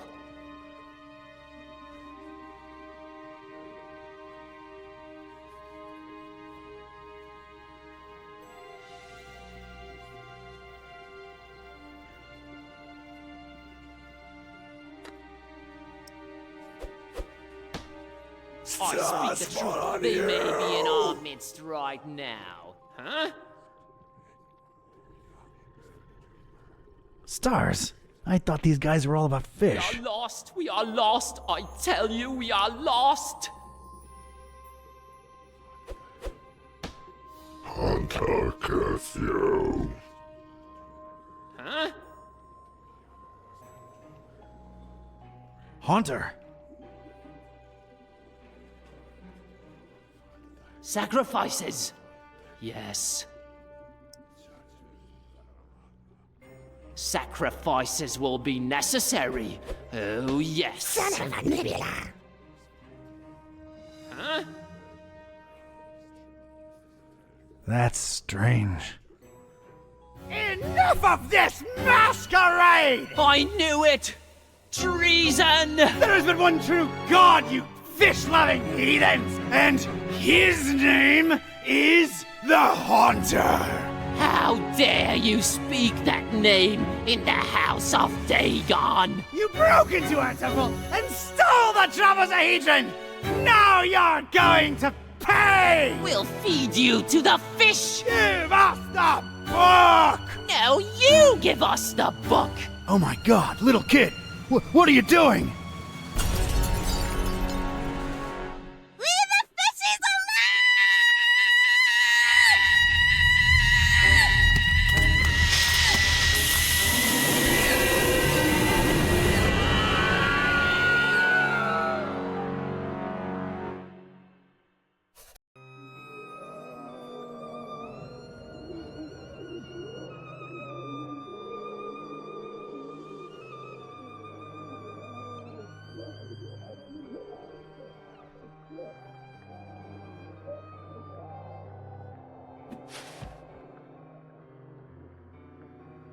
As Rome burned and Nero watched and fiddled, so too we witnessed the fish take vengeance on the fishermen. Not sure it's the right comparison, Mr. Bizarra. I'm just worried about the kid. No need, Gramps. I'm well and happy. No one's hurting the fishies anymore. And their bellies are nice and full now. You really shouldn't have witnessed that. Except you sort of made it happen. Well, it's all over now, Grandpa. Look, water's draining and the fishies are returning home. A perfect ending of the festival for everyone. Hooray! Don't call me Grandpa. Okie doke. I'll be on my way. Before Mom and Dad and Grandma notice that I'm missing. It's been fun. See you around. Take care, kid. Crazy world we live in, huh, Mr. Bizarra? Thank you for your business, by the way. I sincerely don't know whether thanks are in order. I'm more confused with each passing hour, but my resolve grows stronger. So, what are you doing in this building of all places? Keeping tabs on the esoteric order? Looking for Olmstein? Sightseeing? You might joke about the sightseeing, but that is part of why I'm here. All across this accursed world, the storm rages ever more powerful, and I strongly expect some kind of sign soon.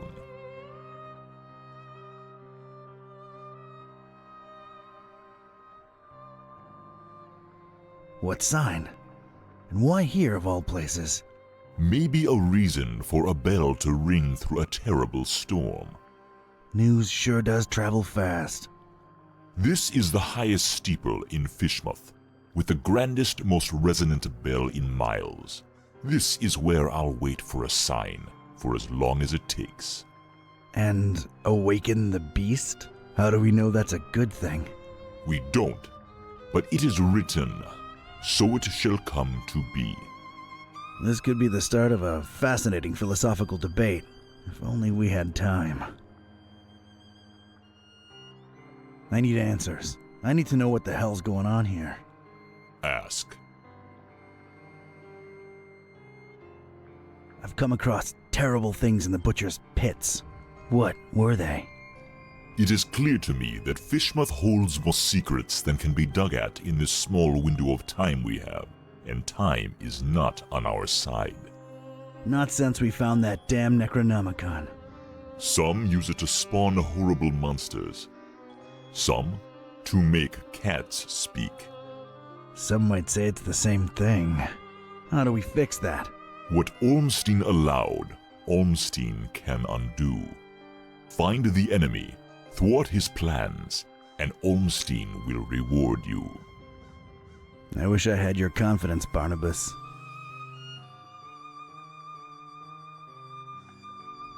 I don't have time for this. I've gotta go. I gotta meet Buzz in peace and try to put the pieces together. The other guide you. Do your best to find out where the butcher is headed and put an end to his plans, whatever they are. I will stay here and... wait for a sign. See ya, Barney. Don't call me that.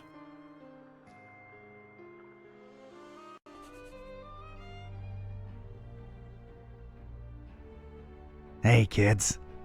He's back! Nice place you've got here, Don! Glad to see you made it all right, buddy. Scared the living daylights out of us. No offense, dude. None taken! Yeah, FISHMOUTH was interesting. Met your dad finally, peace. Oh yeah? Is he alright? He's good. He's in a steeple, waiting for a sign. Sounds like Dad. Can we please skip the niceties and put our heads together? Right. I made my way into the butcher's laboratory. Ah! Sorry, bad flashback. Would you please excuse me? Sure thing, Otis. Go get some rest. The butcher. He wasn't still there, was he? I just missed him. What did you find that could be relevant? MCHK seemed to be an important acronym. What's that about? I don't think I have enough data to speculate. Bummer. Either way, he apparently used the cult to get the monster bred and fed, and then ran away with it to who knows where. The half-goofa. What will he do with it? Huge biological weapon under your control.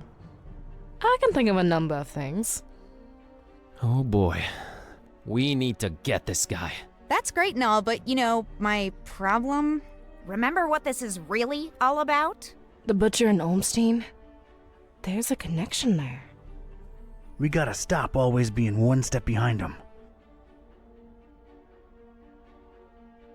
The festival. FISHMOUTH really knows how to party. What I can say for sure is that the Esoteric Order's been brought down a few notches. And so is the Starry Knowledge Cult. Nice going, man.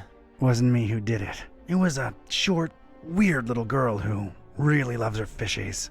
That actually makes a lot of sense.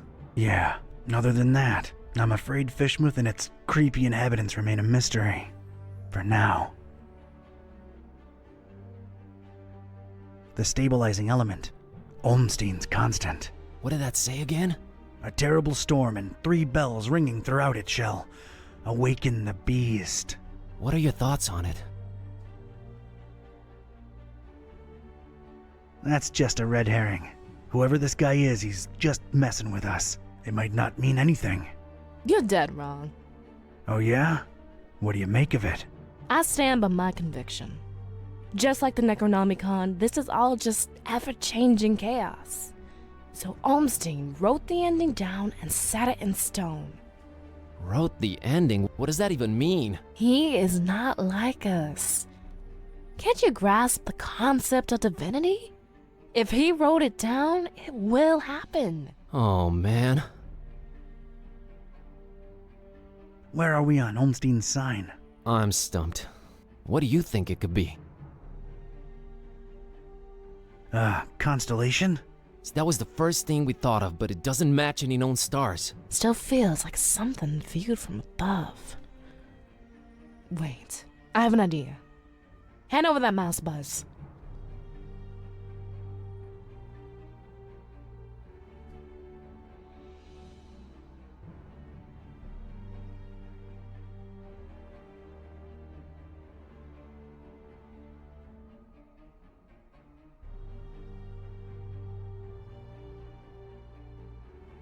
Maybe it's a map.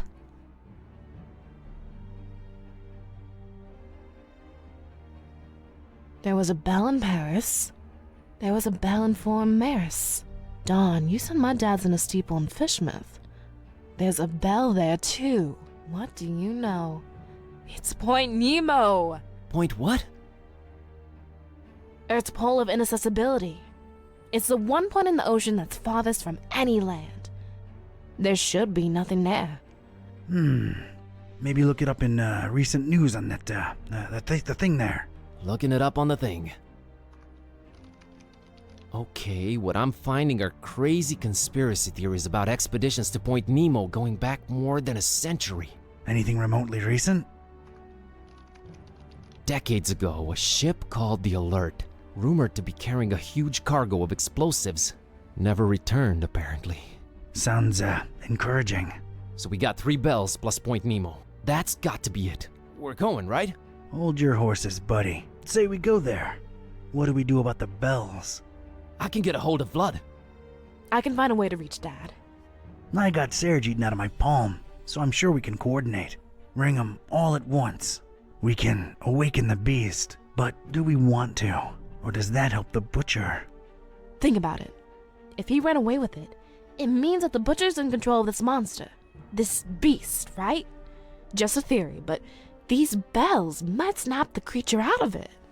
Yeah, 3 bells ringing thousands of miles away. Completely realistic. No, it makes a lot of sense and it fits the constant. Let's get in touch with all 3 of them and tell them to, wait for a sign. We're a creative bunch. We'll come up with something should we need to, right? Preparedness has always been our forte. What do I really have to lose at this point? The end of the world it is. It's just the farthest point from land. Doesn't really end there. It doesn't, huh? Tell me more. This is gonna be one long trip.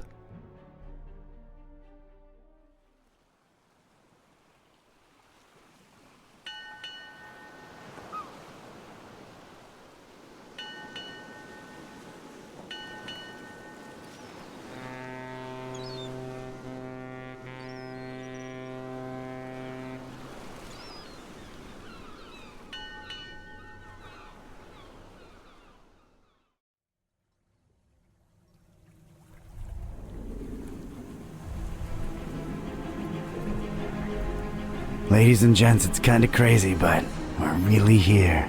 As far away from civilization as humanly possible. Not just humanly. Oh, right. 3 months worth of rent money says what we're looking for is on the top of that mountain over there. I don't know. Did you see that crazy looking beach? I think our best bet is to split up and... Search for clues? Well, yeah, actually. It might increase our chances of finding this butcher. Peace. How about we take the mountain? Well, Cat, I hope you brought sunblock, because it's time to hit the beach. Buzz, don't make this worse than it has to be. I'm sorry, I'm nervous. Nervous? Okay, scared. I'm really, really freaking scared. Let's do this. And whoever finds the butcher first? Actually, I don't know. Fingers crossed.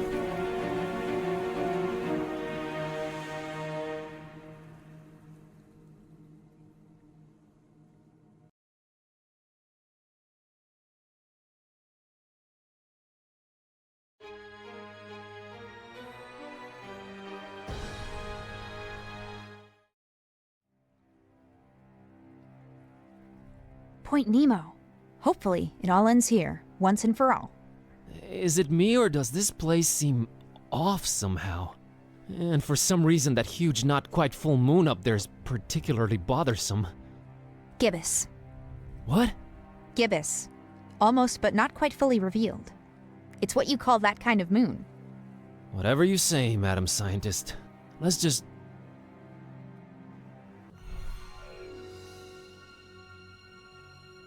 Whoa! What? What is this? I don't know, but you look repulsive. What is this? What have I turned into? You sort of look like discarded deli meat slapped together. No! What? This is not me.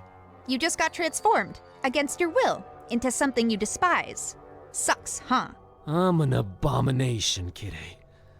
But I didn't even do anything. Oh God. Oh no. You think this is permanent? Apparently not. Oh! What now? What do I look like now? Basic? Blocky? Everything is squares. I'm squares. Ah! Whoa. Yeah, I kind of prefer the previous look, to be honest. What fresh hell? What even am I? Some kind of... You're like, I give up. I feel a panic attack coming. This place is really doing a number on you. Wait, I'm back! Oh, praise the infinite universe! I am back! Oh, that was scary as... I hate to be the ever cynical one, but I have a bad feeling. I think it's... What? Yep, it's cyclical. No, no, no! The bad news is you seem to keep transforming. The good news, it's only happening to you. What can we do, Kitteh? Suck it up and press on, Kerwan. You're right. Let's keep going.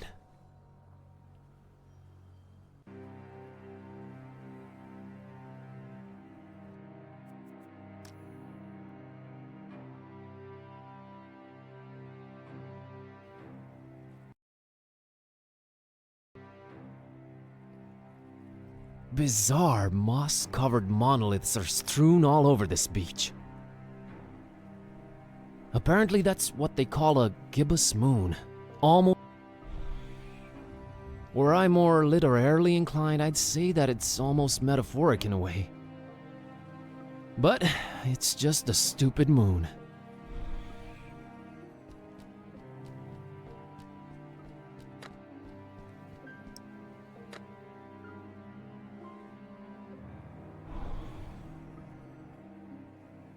Whoa.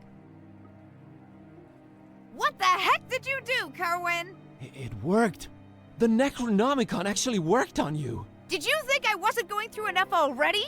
Look at me! I know, but this might be helpful.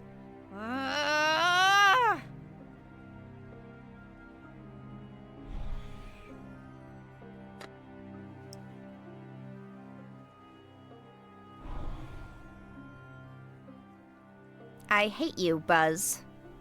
Good to know you stay the same regardless of definition.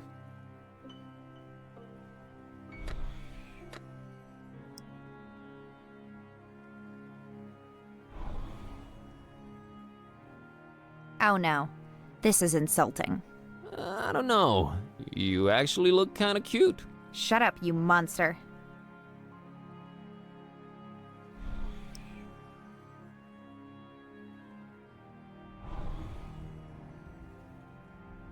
Well, at least you can turn me back to normal.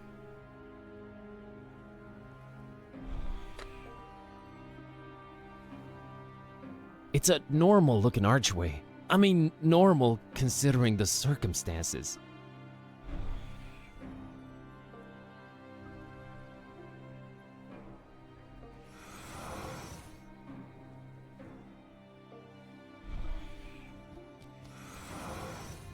Huh. Made it through. Come on, Kitteh.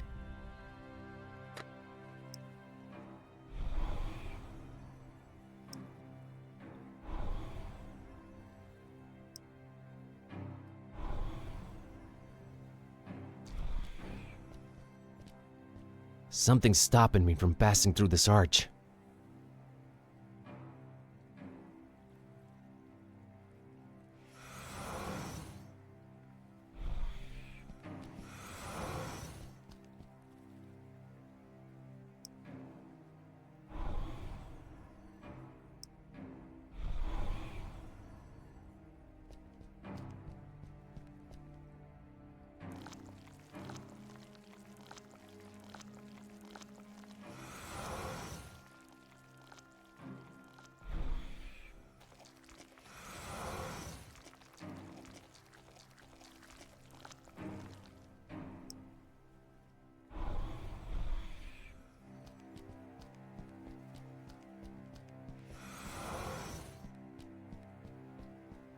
So, at least we're putting this insanity to use somehow.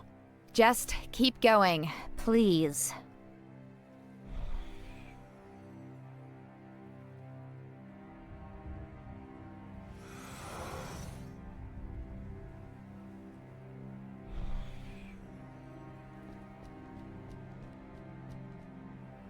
That's where we need to make it to. Man, I hope Dawn and Peace have it easier than us. Looks like quite the climb. Oh God, it's like a living, throbbing, organic archway. It's grossing me out, man. It's a really blocky arch thing. It's like it's not fully loaded or something.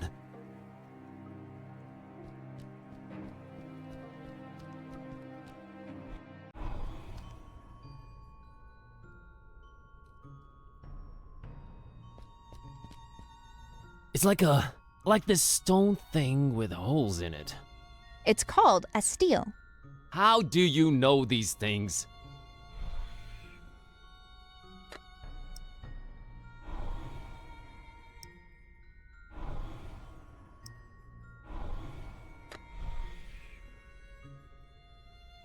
Those holes, though, looks like it might have a function.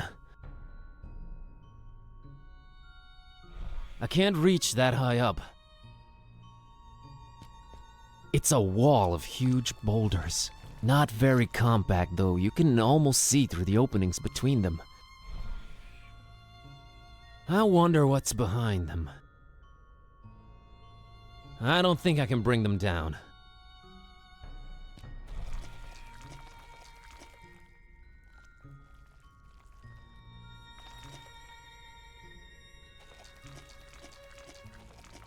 Hey, can you try and see if that thing activates?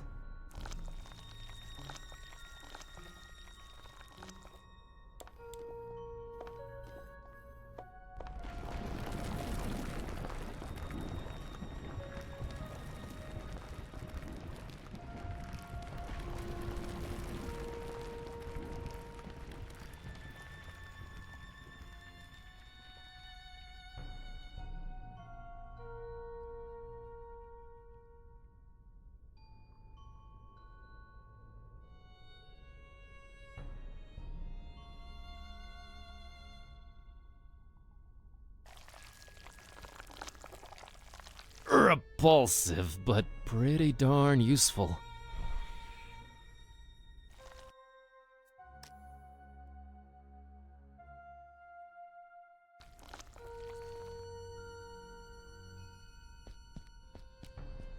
Looks like a statue of two strange-looking beings. Their heads are trilobed and weird. Trilobed? I'm impressed. They seem really interested in sword-holding dude. They're creeping me out, I don't want to. A pretty badly damaged statue of a humanoid holding a sword. That sword looks really neat. It's really weird. Whenever I look at it, I kind of feel the Necronomicon vibrating. I don't know how to. Half of a carved-out globe on some kind of pedestal. Is this supposed to be a planet? An asteroid? Kinda looks like one of those trilobe beings is peeking out from inside it. Eerie. I have no use for it. Where have I seen this branch before? Oh, it's killing me. Oh, wait, that's right. Painted on the wall right across from the dorm. What the heck? Dude, this is freaky. It looks pretty firmly attached to the spheroid.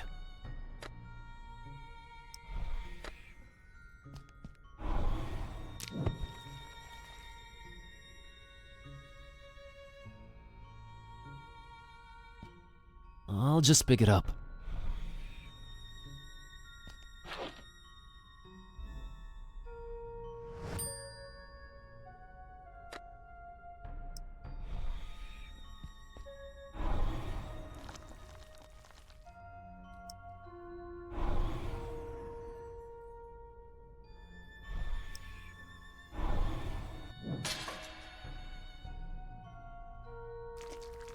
I'll just pick it up.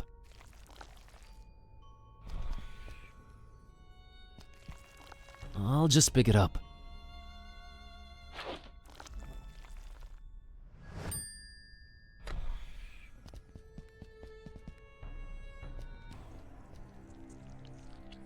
Oh, what the heck is this now?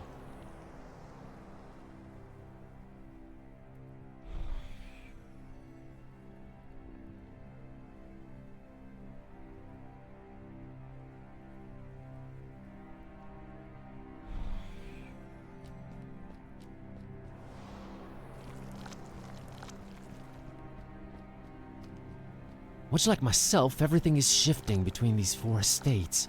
I'm cool with one of them.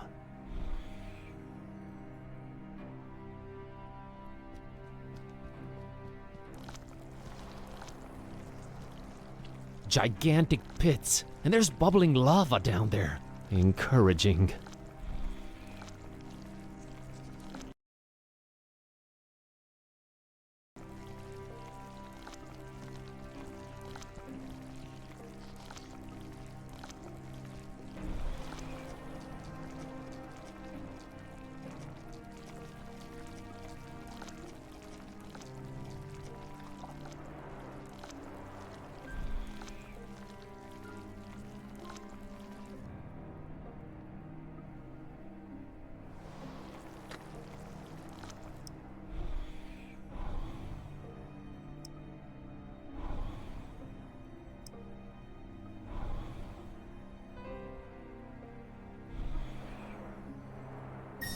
Doesn't seem to do anything by itself. I think we'll have to work together on this one, Kitteh. All right, I trust you. I'm officially in full collab mode. Oh, I think I got it. I still don't get it. It's the states. The states need to fit. Come on, we got this.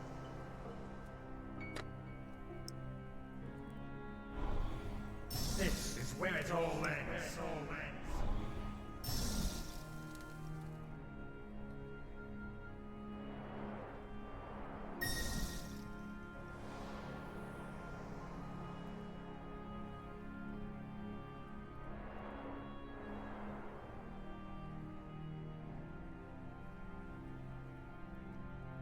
Looks like a magic circle on that collage-looking island.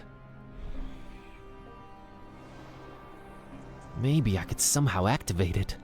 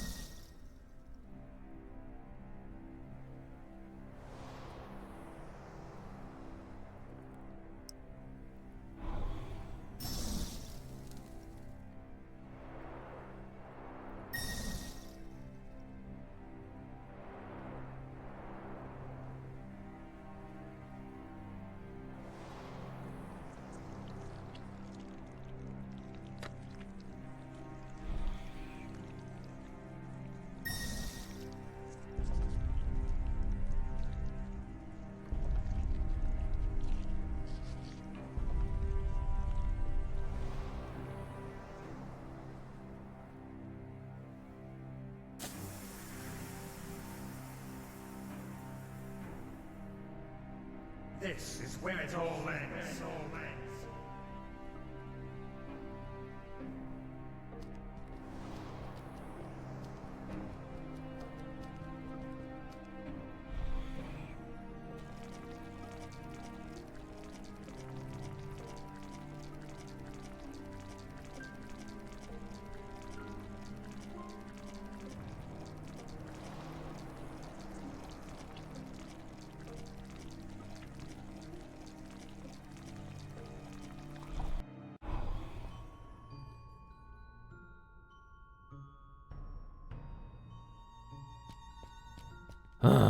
Great. A massive slab of stone is blocking my progress. There is a peculiar indentation in it. Blocked progress. Story of my life.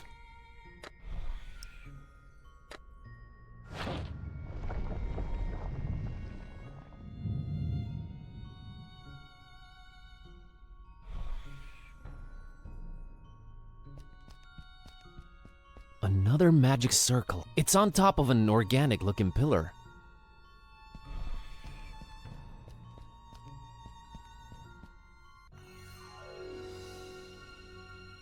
These are the final words of Captain Johansson of the Alert.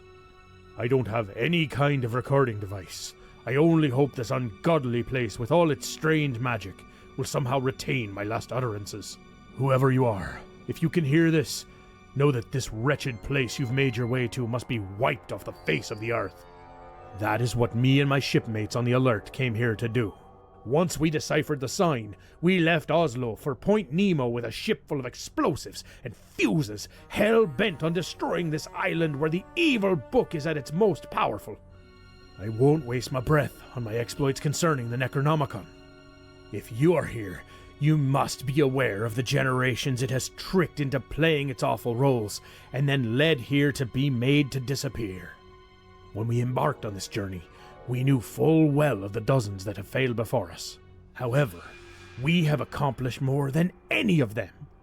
This horrible island is surrounded by active underwater volcanoes, and I can only hope that we've managed to rig them all to explode to trigger their eruption.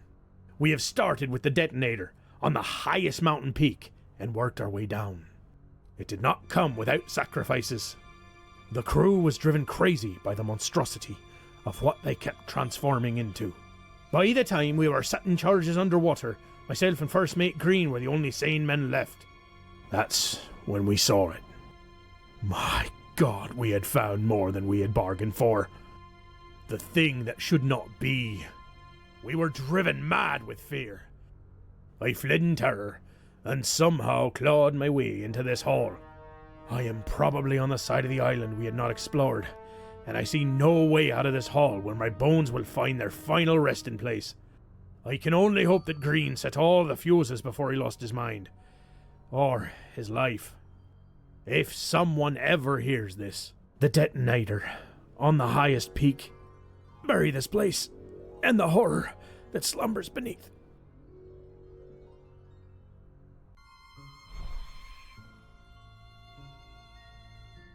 Someone's earthly remains. Someone who never made it out of here.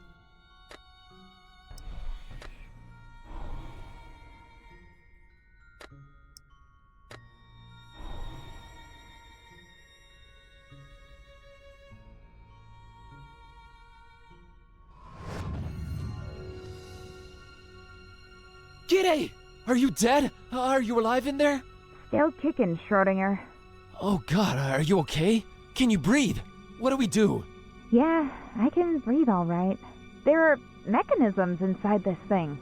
That's good to hear, because I see nothing on my end here. We can't let this slow us down, Buzz. Try and figure out your way forward while I work on this. On it.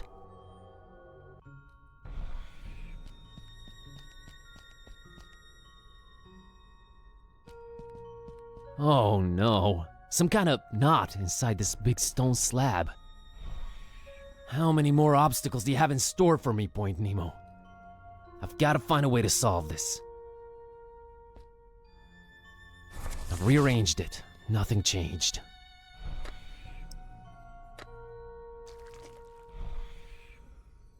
Desperate times call for desperate measures.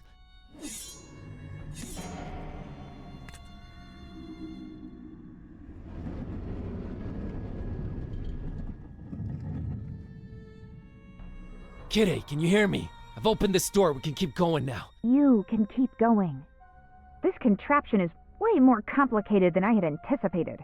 Go on ahead without me, Buzz. What do you mean? I can't just leave you behind trapped like this. Didn't you hear that ghost thing?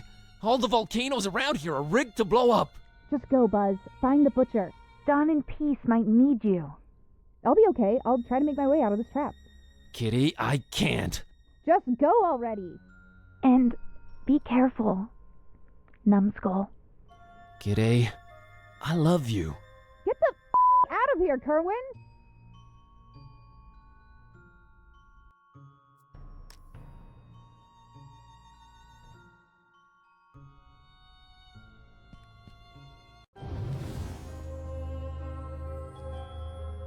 Whoa, I did not expect this here. What in heaven's name is this place? How can all this be here?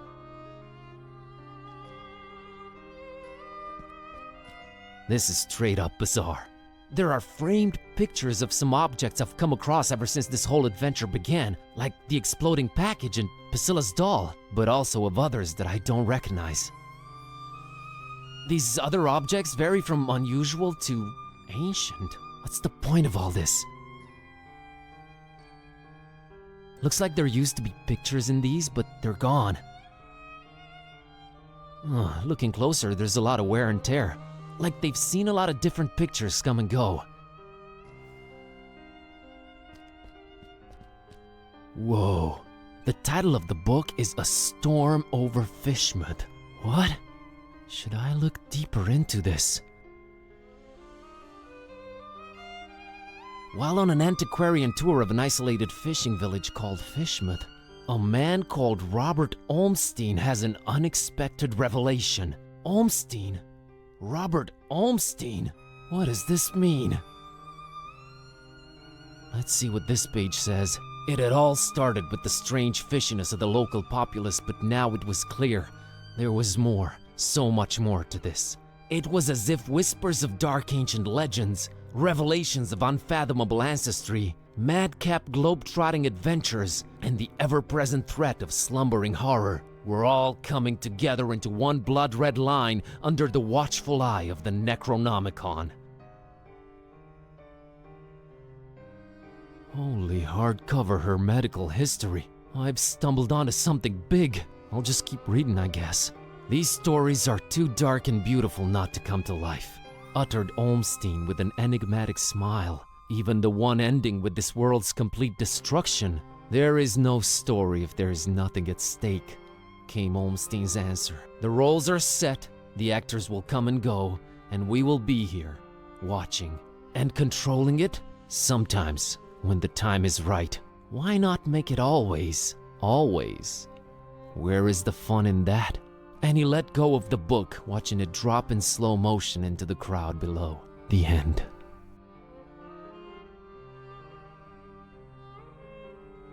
Whoa. The title of the book is A Storm Over FISHMOUTH. What? Should I look deeper into this? It's the Earth with a moon on a rotating arm attached to it. There's long red string hanging from the moon like it was cut or something, and I'm seeing dozens of shorter threads hanging from places all over the globe. The greenish light coming in from the portal is only illuminating 3/4 of the moon.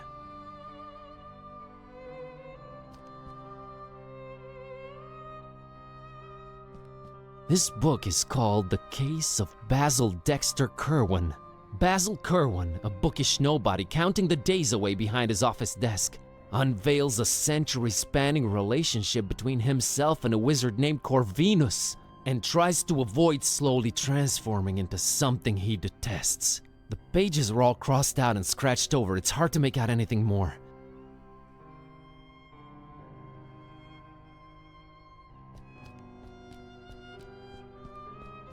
Huge porthole looking into a greenish abyss. There's something off about it, though. It's a book about ancient folk tales. It's open at Transylvania, Romania. Huh. This page describes the Miura and Azor myth. Weird. This next page is about the castle and I think Vlad's ancestors. And the masks. This can't be a coincidence. It's a book about ancient folk tales. It's open at Transylvania, Romania. Huh. It's like it's shimmering every once in a while. I'm getting a very strange vibe from it.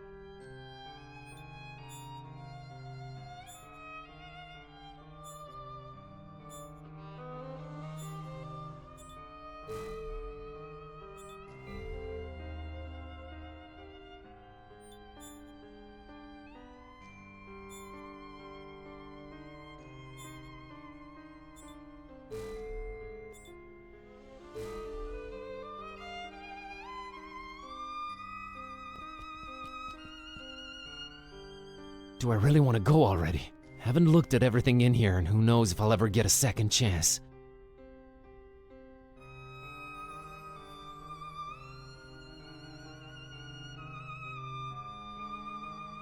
I'm out of here.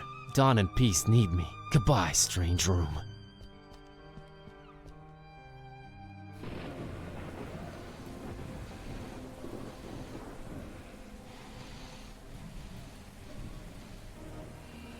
Like a moth to the flame, you finally made it! The carrier.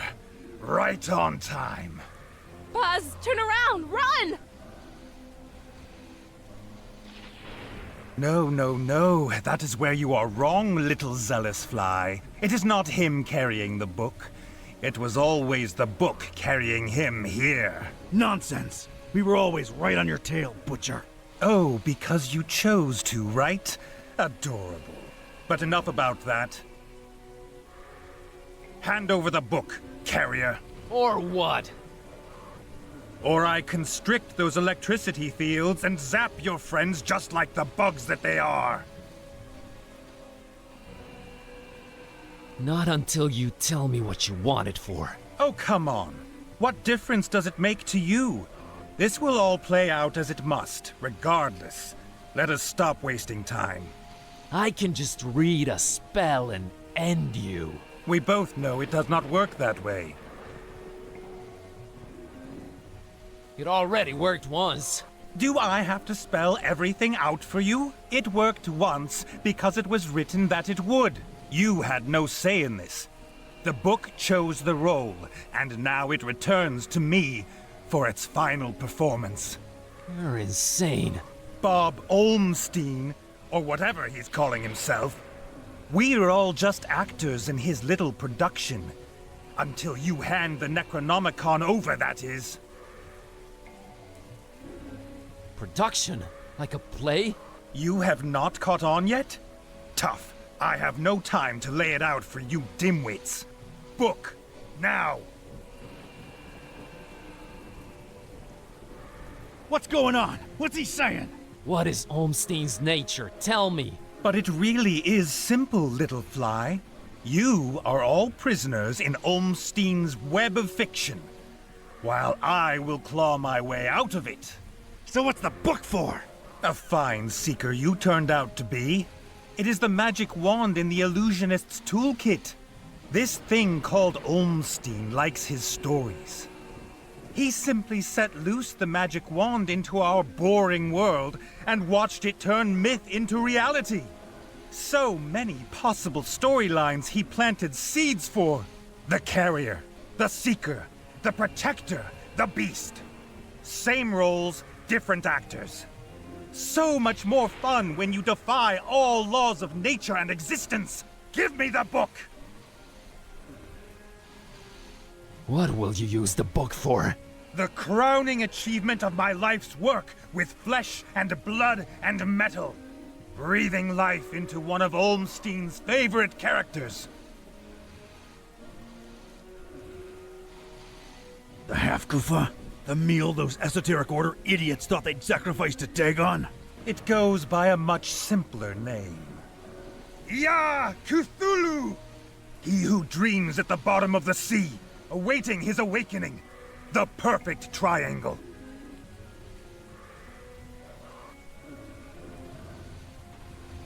The huge pair of wings you dug up in Forum Maris. The first angle. Wings of the dragon. The oversized kraken you raised in FISHMOUTH. The second angle. Head of the kraken. You. The third angle. Iron will of man. You're just mind-controlling some poor Frankenstein creature, you psycho. Part man, part kraken, part dragon. Made one by the Necronomicon. And now, the moon is right. The moon is right. Oh, Olmstein. Fine bunch of actors you were dealt this time.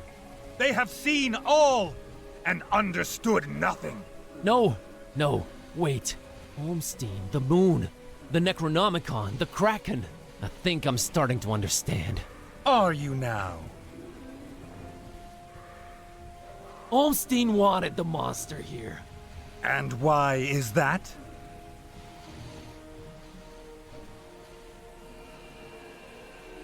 Because he's a sick, twisted psycho. Pathetic. No, wait. It's clear now. Because every good story needs a monster. A monster that the heroes can smite, using the awesome power of the Necronomicon. There is just one little detail that is off.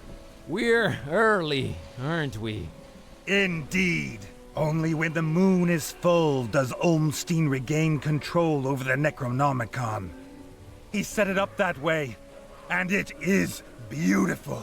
Until then, the book is useless to you, while long have I studied its wicked pages. I know how to rein its chaotic majesty in. Oh, no. His eye in the sky, not yet fully open to our doings. Praise the gibbous moon. My time to strike. You played us. Not quite. The story would have gathered us all here nonetheless, just a while later. Congratulations on overcoming all those obstacles so quickly. You should have taken your time. So Olmstein is Impress me. What is Olmstein?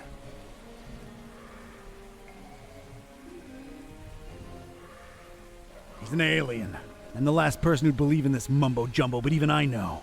What looks like magic to us is most probably just technology we don't understand. I have really had enough talk now. Last warning before they die. Okay. Here.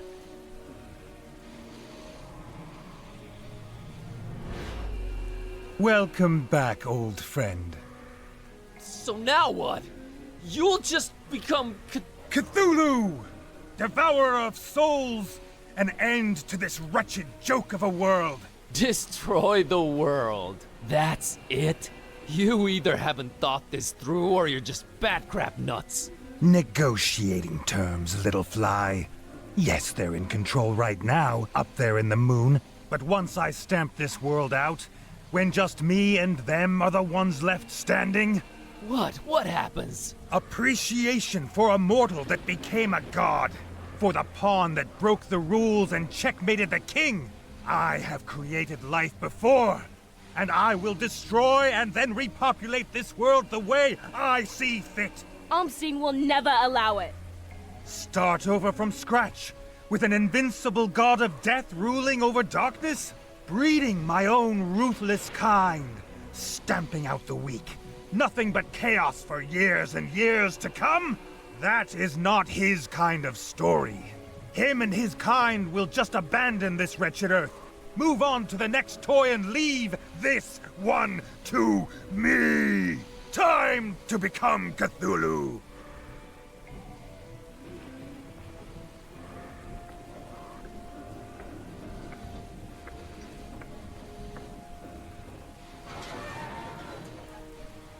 Kitteh! Shh! Shut up, dummy! How do I stop those force fields? Forget those.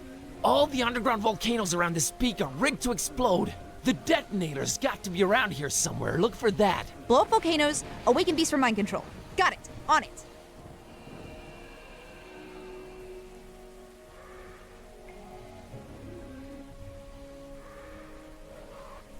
That's it! That's the detonator! Shut up! What? No! No! The detonator! That's it! There's the detonator! Kitteh, right below you! Alright, let's hope it makes a big enough splash. Not so fast, you verbose vermin! Unless you want to fry, you are not touching that detonator. No! No! No! Feel that energy crackling in the air? I've reached the final 3 phases of the incantation! World, prepare to meet Cthulhu! We've gotta do something! Yeah! Yeah! Cthulhu Fatigan! Damn it! Damn it! Ah! Gokamanayan! Yore Bethikasiyaha! Olmstein, where are you? Tharanak Shog! Tharanak Siya! Yeah! Yeah! Yeah! Cthulhu Fatigan! She's the only one that can move, but no, there's gotta be another way. Can't reach it. Go back the way you came, Kitteh. It's the only way out. I failed you. I've dragged you along all over the place and achieved nothing. I ruined your life. I couldn't change you back. I lost the Necronomicon. And now this lunatic might turn into a god of death and destruction. You're innocent. Just run. Run as fast as you can. Nah, Buzz. It isn't easy to admit this, but I've discovered some surprising things about myself since this all started. Run away? Sorry, but that's not my style. Time for... well, no time left. Bye.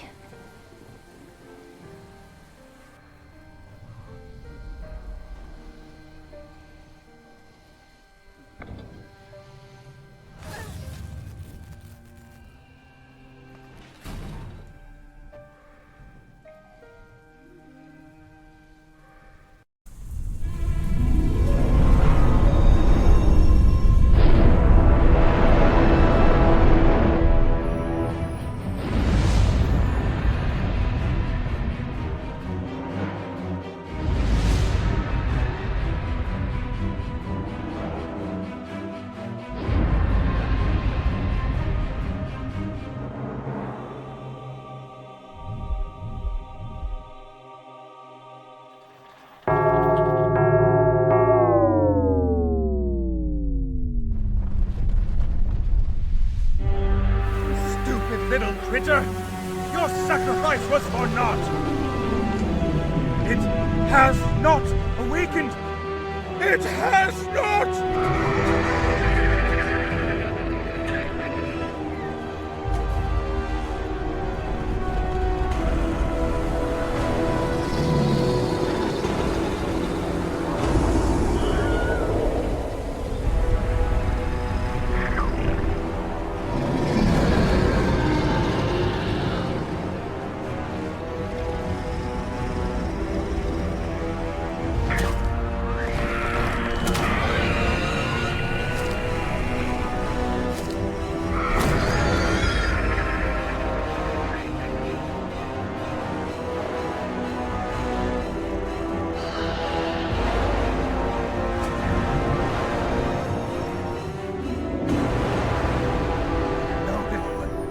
Come back, little one! Why won't you listen to me?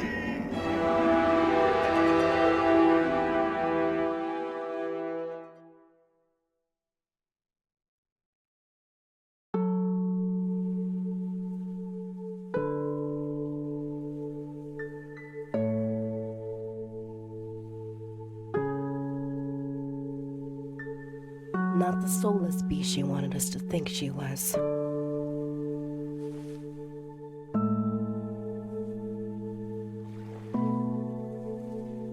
We're all gonna miss her, buddy. It's as if time stood still for her.